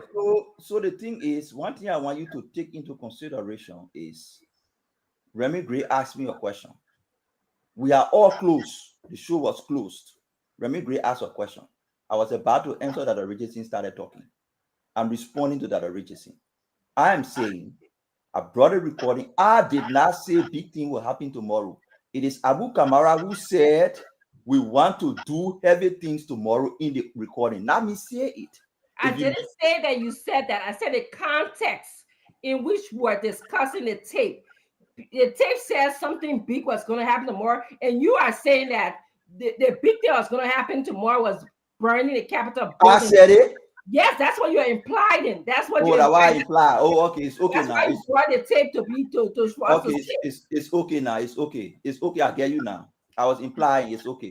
Let me tell you what you implying. Let me tell you what you implying. I don't want to hear what I'm implying because you don't know what I'm implying. Oh, but you know what I'm implying. Yes, because I can have 3 out of 4 of us on this show. Tell us what you're implying. This is what Mohammed posted. Let all have our time to Mohammed, please. Let me finish. If 3 out of 4 other persons on this show. Richardson finish, guys. Yo, 2 of you will come in. Let me Dr. Richardson, thank you very much. As I say, I whatever I think in my you can tell me what I'm implying, but I can't tell you what you're implying. The reason why I can tell you what you imply because I'm not the only person who drew that conclusion. There are about maybe I don't know about Remy Gray. I know I said Doe, Gamane, I don't know about Stanton can absolutely say that you want to confirm the 2 sedition because you know we ain't taking that side. Maybe if I said I'm taking that side. No, only the 2 sedition sides you're going to confirm. We had this discussion in let me go before you. I want Dr. Richardson to finish. I want Dr. Richardson to finish. Dr. Richardson, thank you very much. You raised some good argument here. Again, I want to, Mami, please finish. Mami, you get only 30 seconds. We got to go to Governor Clinton and ask it though. Nelson, please come on the show. Mami, you get 30 seconds, please. I play the recording, authentic recording of Funanti Kofa and Abu Kamara. Simple Liberian English is out. Everybody listening to it. While that recording is on, in the background is the radio station. That radio station was Abraham Williams' radio station. Is playing in the background. I am saying, when I brought before coming on the show with the recording, I said tomorrow on Spoon, there will be a recording that will make Funanti and the other people to buy in Sheen. And they are currently in Sheen, realizing that their conversation, somebody was seated in the car and recorded their conversation. And there are other conversations that were also recorded. They are in shame. The challenge is produce a recording in authentic Liberian English of a conversation between 2 people that you can identify. You will never do it. Everything you will bring Donald Trump, you will bring Alan Hallam, you will bring Jesus, but you cannot identify who the authors in those recordings. You cannot do it. I challenge you. Mame, thank you. Dr. Richardson, thank you. Conor Gray, thank you. We have to go, guys. Thank you. We appreciate each and every one of you. I don't do anything. You doing this, Mame can talk.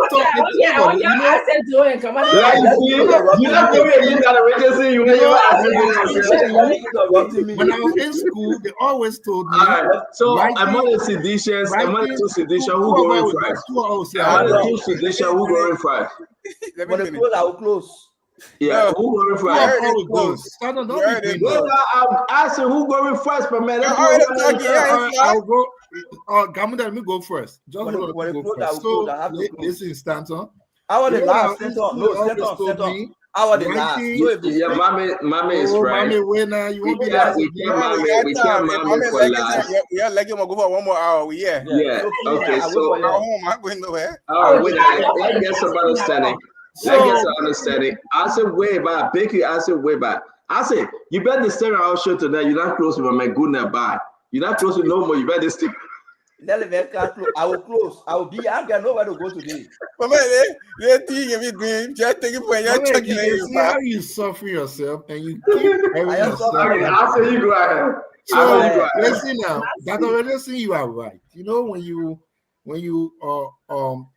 just talk, and you forget about things you say, it can always be a problem. So listen, on the day we discussed the first recording that the rescue injustice people presented in court as a recording to link those accused to the fire that same day when we dismantled that crap.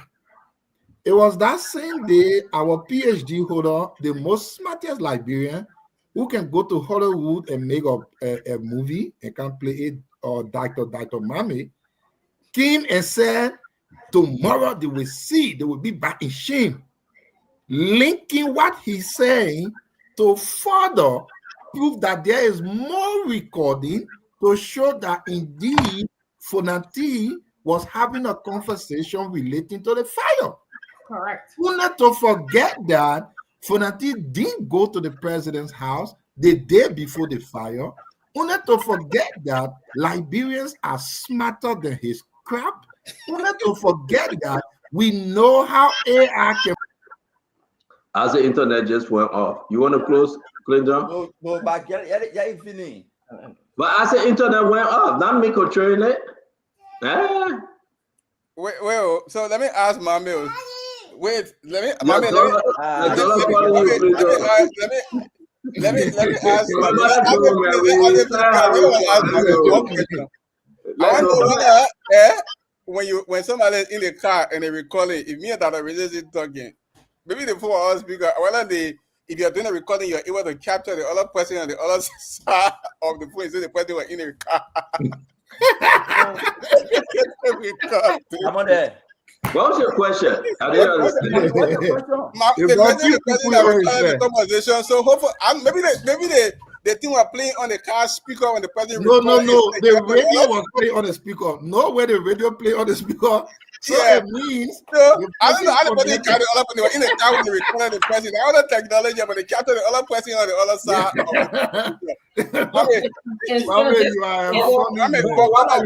What's your argument? Let me serious now. Let me serious. Okay, Sanction, this is the argument. No, I'm not asking you. What's the argument? Governor Clinton. Governor, I'm calling Conor Gray, right? Conor Gray got his phone on speaker, though he playing music in the back. But I said, unless the phone is on speaker. Oh, so what's your argument? Unless the phone was on speaker, because I don't know how he captured. Again, we continue to ask Mame about how he got the recording today. Now he can't say somebody in the car. The fact of the matter, they are recording. Let me finish. Why you afraid of me? To be serious, why are you afraid of me? I just want to say one thing to be serious. Wait. The thing is, look, Mame, that recording is distorted. That's the reason why he didn't even use it. This is what Mame posted, right? To confirm what Dr. Richardson was saying 3 days before this stuff. He didn't only say that it would buy in shame. He said, I don't know why a decent man like Kofa allow himself to be research, So he was linking this particular recalling to any branding of the Capitol building. Now, if this recalling is as important as he says it, why is it not in the prosecution case? Why is it in Mame's possession? Why is it not part of evidence? Why they're not using it? Why they're passing all around and using it as propaganda instead of using it in the prosumption case? So let me answer that question very quick, and I hope you finish let me try to answer, because I think it's an ongoing case. And what I heard today, they're still going to present more evidence. I'm not a lawyer, you are. All right. I was looking at the discovery on a wish. Evidence. How that evidence even go to court? Oh, But Right. on the note, guy, we gotta go My home. recording of the day, I really I feel like recording somebody we gotta go home. I already appreciate each and every one of you Bye bye. Stanton, let me coming respond. back Bye bye. tomorrow. Go. 30 seconds. Yeah, thank you, Come on there. Clinton. Yeah. Come on there said, how is it possible for somebody to be in a car and having a phone? If you listen to the audio, you will know that it was on speaker. Even the other person in the back is the one that started saying, no, we can't talk it on phone. Before Abu Kamara re-emphasized it. Another person in the back said, what are you doing there? Before even Abu Kamara emphasized it. The fight for CDC is with the public. It is not with me. The audio is in the public. Funati Kofa has families. He has children. They listen to it. Abu Kamara has children. He has families. He has friends. They listen to it. They know the audio is authentic. Whether it goes to court or it doesn't go to court, it is not my business. The audio is authentic. The fight for CDC to disprove it is between they and the public, not me. So you believe the recording, my man? I know Funati voice. I know Abu Kamara voice. I listen to the video audio that Funati, all of conversation that Abu. Stanton, if you want to fake an audio for Funati, listen to that audio. Funati only spoke like 2-3 times. So let me ask you a question. So we just say, let's just be serious for the debate. If what Funati said is true in line with the audio, the last time he ever met the president or he was ever at the president house was the 10th of December. How do you correlate that with this? So people want to make the case like the recording. You say, okay, so Fanati say he was there on the 10th, and therefore when the fire occurred, it didn't happen. Listen to the. I don't want to go into. We just have a conversation. That do you think that from the 10th to the 18th is a big difference, and it caused the prosecutor not to present this in court? Yes, here is it. Honestly, I don't want to go into making the case that Funati is guilty. What I want the public to know is this conversation occurred between Funati and Abu Kamara. The content of the conversation is left with the public for their interpretation. It is left with CDC to fight. But to answer your question specifically, if you listen to that thing, Abu Kamara said we want to do something heavy tomorrow. Funati said, "You wait for me when I leave from here, I will call you." It is likely that after when Funati left and Abu Kamara then when they met, they changed the date. Abu Kamara said, we want to do something tomorrow. Funati said, "You wait for me. When I leave from here, I will call you." Why do you think, if we agree that the prosecutors team have rested, why do you think they have never and they would never present this as a hard evidence in court? Two things, Stanton. The prosecution have not rested case, have not rested evidence. That's the first thing. So what was said on front page is an accurate presentation that they rested? You yourself will come here when the case starts, because the case had two phases when we were doing our preliminary. When they go into the full case, but sometimes you expect the case to just last for 1 day. You yourself, but on a discovery though, then it means that the defense team should have every evidence and every documentation that the prosecution have, right? Yes, because usually what they do is the defense counsel will provide all the evidence to the prosecution. Yeah, then they'll be able to analyze it. But I don't want to go into the case because I'm just asking. So in that case, the defense counsel, Counsel Massacre, should have this in his possession if they're going to present this in court. If the prosecution going to present it in court, it means that Jonathan Massacre should have it, correct? Correct. And what will happen is Jonathan will come and say, the voice in there is that my client voice. I know he will discredit it, but if he say he doesn't have, I mean, he doesn't have it. Let me make a point. In the George Floyd case, it was a bystander's recording video that really made the case. Correct. The parties involved actually had nothing much. No, but at the end of the day, when the bystander presented that to the prosecution, right, they share that with the defense team. They have to. It's the law. Yeah, they shared it, but imagine if that had not made it to that discovery level. That becomes a point of new evidence that the judge No, can no, determine. it made it to the day. It's not nothing to imagine. It was part of the discovery evidence. This particular audio, I listened to the content. Somebody from the premises of the vehicle made a call.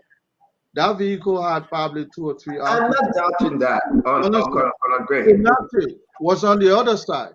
I'm not He was doubting not it, even Colonel Greg. aware of what the call was all about. Colonel Greg, Yes. it's not my argument. I'm asking an open question because that's Mohammed's strongest position.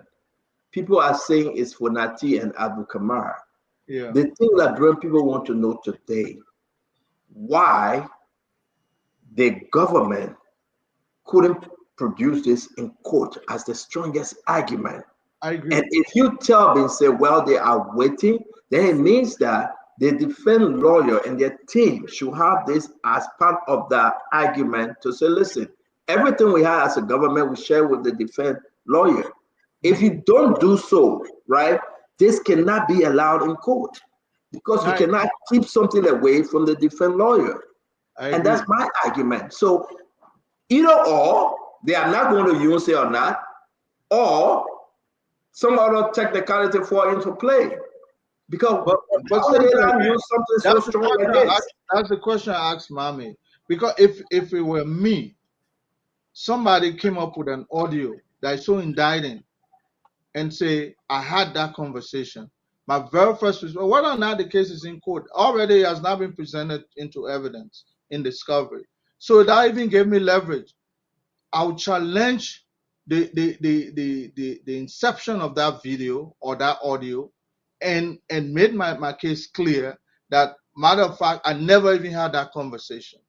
But if you had that conversation, you would not have the same levity to come forward and say, I had this conversation with someone. As a result, we can question what tomorrow means to the perpetrators, but we cannot take tomorrow to be the day after today immediately. Because other situation would have come up and say enough. So if everything you say is correct, Colonel Gray, what conversation should they be denying or agreeing to? Oh, I never even had that kind of conversation. The voice on that audio that they're playing around, it's not even mine. So, but that's not it.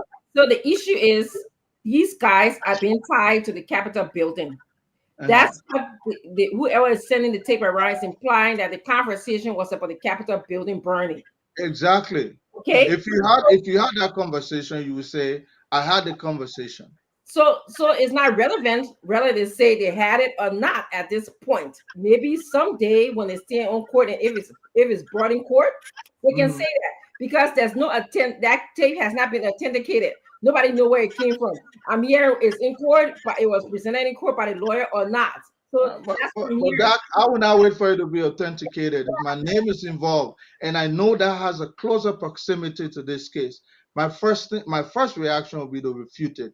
Yeah. The tape is false. It was made up. It's the work of AI. Is this? I never even had that conversation with Abu Kamara. I agree with you. I was moved when the other side said, "Yes, sir, Chief." I don't know why when Abu became chief, and he is the speaker. So you can go into the detail, the subtlety of the conversation, and try to refute whether it makes sense. But you cannot. The first thing to do is to authenticate whether the voices are real. For me, it's a serious crime. The burning of the Capitol building, whoever did it, you pay the price. But you cannot take a tape like the one that we listened to, the one that we were discussing, and try to use it as evidence to put somebody to life in prison for jail because that's a serious crime. We cannot take that discussion and say, "Oh, I have evidence as to this person burning the Capitol building." It has to be. Maybe somewhere they got some kind of totality of evidence. Maybe they got a stack of evidence somewhere. But that was just what we only saw was one tape. It was an incident. But I can't say I'm gonna use this tape to use this as a convicting tool for someone. I can't say that. Nobody can say so. My fear, I was presented. and I want to close on this. My fear, couple of things happen. Either the government not going to allow this tip to go to court, right? Because they cannot substantiate enough. Or the government will bring this up, but if the government will bring this up later, that is to say, the defense team already have in the possession this claim. Other than that, I don't think Fonati should come out to say that's my voice or that's not my voice, like Colin Gray is saying. I don't think Abu Kamara should say it. If the government want to hold on to this claim to be their claim and the strongest argument, bring it in court and then call the guys then to verify. And And you then know, the government be the one to prove they got the burden of proof. the government be the one to prove. And you know, but I don't think Fulati or Abu, if Fulati and Abu come out to say that's me or that's not me, I think it's way below. Because So you get that video, you get that audio of that representative doing the changing of the money time when his man said he brought him in the car to get him money. When that audio came up, what was the first response you heard from them? And they said our AR too. Yeah, they said that. They said AR. They said AR. The first time that video came up, when the man was giving him money in the car, they were talking. As soon as it came up, they said that AR. This I, time, I didn't hear nobody talking about AI. I think we're trying to figure out. Oh, that a Richard thing. The man released a. I didn't say you. The man who they accused released a press statement and said it was AR. The press statement is on Facebook. Okay. I mean, okay. The press statement is on Facebook. He said it was AR. People all Well, around. I already know that Mame is off this few days, so he on the show wasting our time. Talking for 3 hours, 5 hours. Now the Richardson is off. When Mame is working, you can see easily now he's here at 8:30 in the night. We want to appreciate you, Mame. Colonel Gray, we want to appreciate you. Nelson, we're closing the show. Thank you for being patient. Folks, it's a beautiful show that Richardson thanks us always. That Richardson, how was the food at AB Cook? I mean, I heard that it was sauteed. You better leave me alone. That's what's excellent. I'm not something you like plenty. You know, you cannot miss the salt, right? The actual salt without this all-season purple salt. You know that all-season purple salt? It may miss both of them, but that was a mistake. You know what my trademark for is to call buyer? Even if that buyer, you understand? At the end of the day, it's the idea. Yeah. Enter the kitchen. Let me go get my wife the idea. She will not eat that food. I beg you, the idea. No, me, I can appreciate it. Yeah, you just saying that on camera, but if the food started, you're not eating. I'll bring her up. If that's soya man, that soya pork and coke, my man. I mean, I learned to cook. You are the military man in the Middle East. You gotta cook for the troop. That's why whether you officer, you cook for everybody in a boogie drum that way. Yeah. Those gallon, those 44 gallon, will cut it, and you cook that kind of level of food for everybody to eat as a commander. Yeah. So is a big man. You know? So if he left the army and not being able to cook. I heard something about the military today, and you know, I was shocked.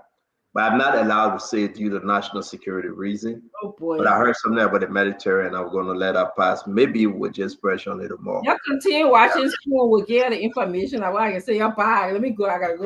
Thank you very much, Dr. Richardson. Thanks. Thank you very much, Colonel Gray. It's good seeing you, brother. Again, I want to say thanks to you, my own dear in-law. Thanks for holding it down. It's always good to see you. I mean, you're muted. We're not hearing you. Okay. Yeah, I think I'm good now. Yeah. You see, with the water coming from my eye, I pure Chinese food. I get a Chinese food right here. Chicken wing and shrimp fried rice. You want to see that? You want to see the chicken wing? No, it lady and I will get the chicken. Have a good night, man. Bye-bye. Okay, sir. Well, folks, we want to appreciate all of you for joining us tonight. Thank you very much for staying with us, for watching this edition of Spoon Talk. Thanks to all of you who called, those of you who played the listening role. Many thanks to our partner radio stations across the country for relaying this edition of Spoon Talk. And we also appreciate the many of you always joining us online on Facebook, Spoon TV, Fabric TV, Super TV, on YouTube, Spoon Talk Live. We appreciate all of you always for being here. My name is Nelson Colette. I want to say thanks to you. You can join us tomorrow for another edition of the program, Spoon Talk. Bindu Dunor. Thanks for joining us tonight. My Ruth Goba, we appreciate you. Adama Boy Kai Sharif, thanks a lot, Chief. We appreciate you for being on tonight. Jassy Kroman, thanks for coming on as well. And Philip Bala, we appreciate you. Telvin Pin, thanks a lot, Chief. Charles Sisse, thank you for being on tonight. Morris, that's Morris Harris. We appreciate you as well for coming on. I see Jeff Opa Zopo. Thank you for being here. Stephen Colley, Emmanuel Smith, Jatu Gray, and everyone here tonight. We appreciate you for coming on. Nathaniel K. Hill, Uriah G. Van, thank you for being here. Yes. And all of you, we look forward to seeing you tomorrow. Another edition of Spoon Talk will be on the radio. Marcus Williams. Yes. Thanks to all of you for being here. Join us tomorrow, another edition of Spoon Talk. Until then, have a good night. Coming up shortly is the late night show, the late night politics on Spoon. It's going to be a great one. And we encourage you to join us. It's going to be up in just a few minutes from now.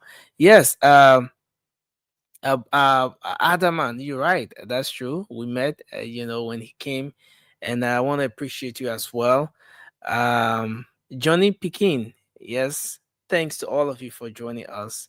Let's hope we can be here tomorrow with another edition of Spoon Talk. Until then, have a good night, folks, and bye-bye for now. When the CEO's band coming with the spoon, and your boy right at the South Bend on the beat. To get your information, for the spoon to be part of the spoon, spoon, spoon television, spoon, spoon.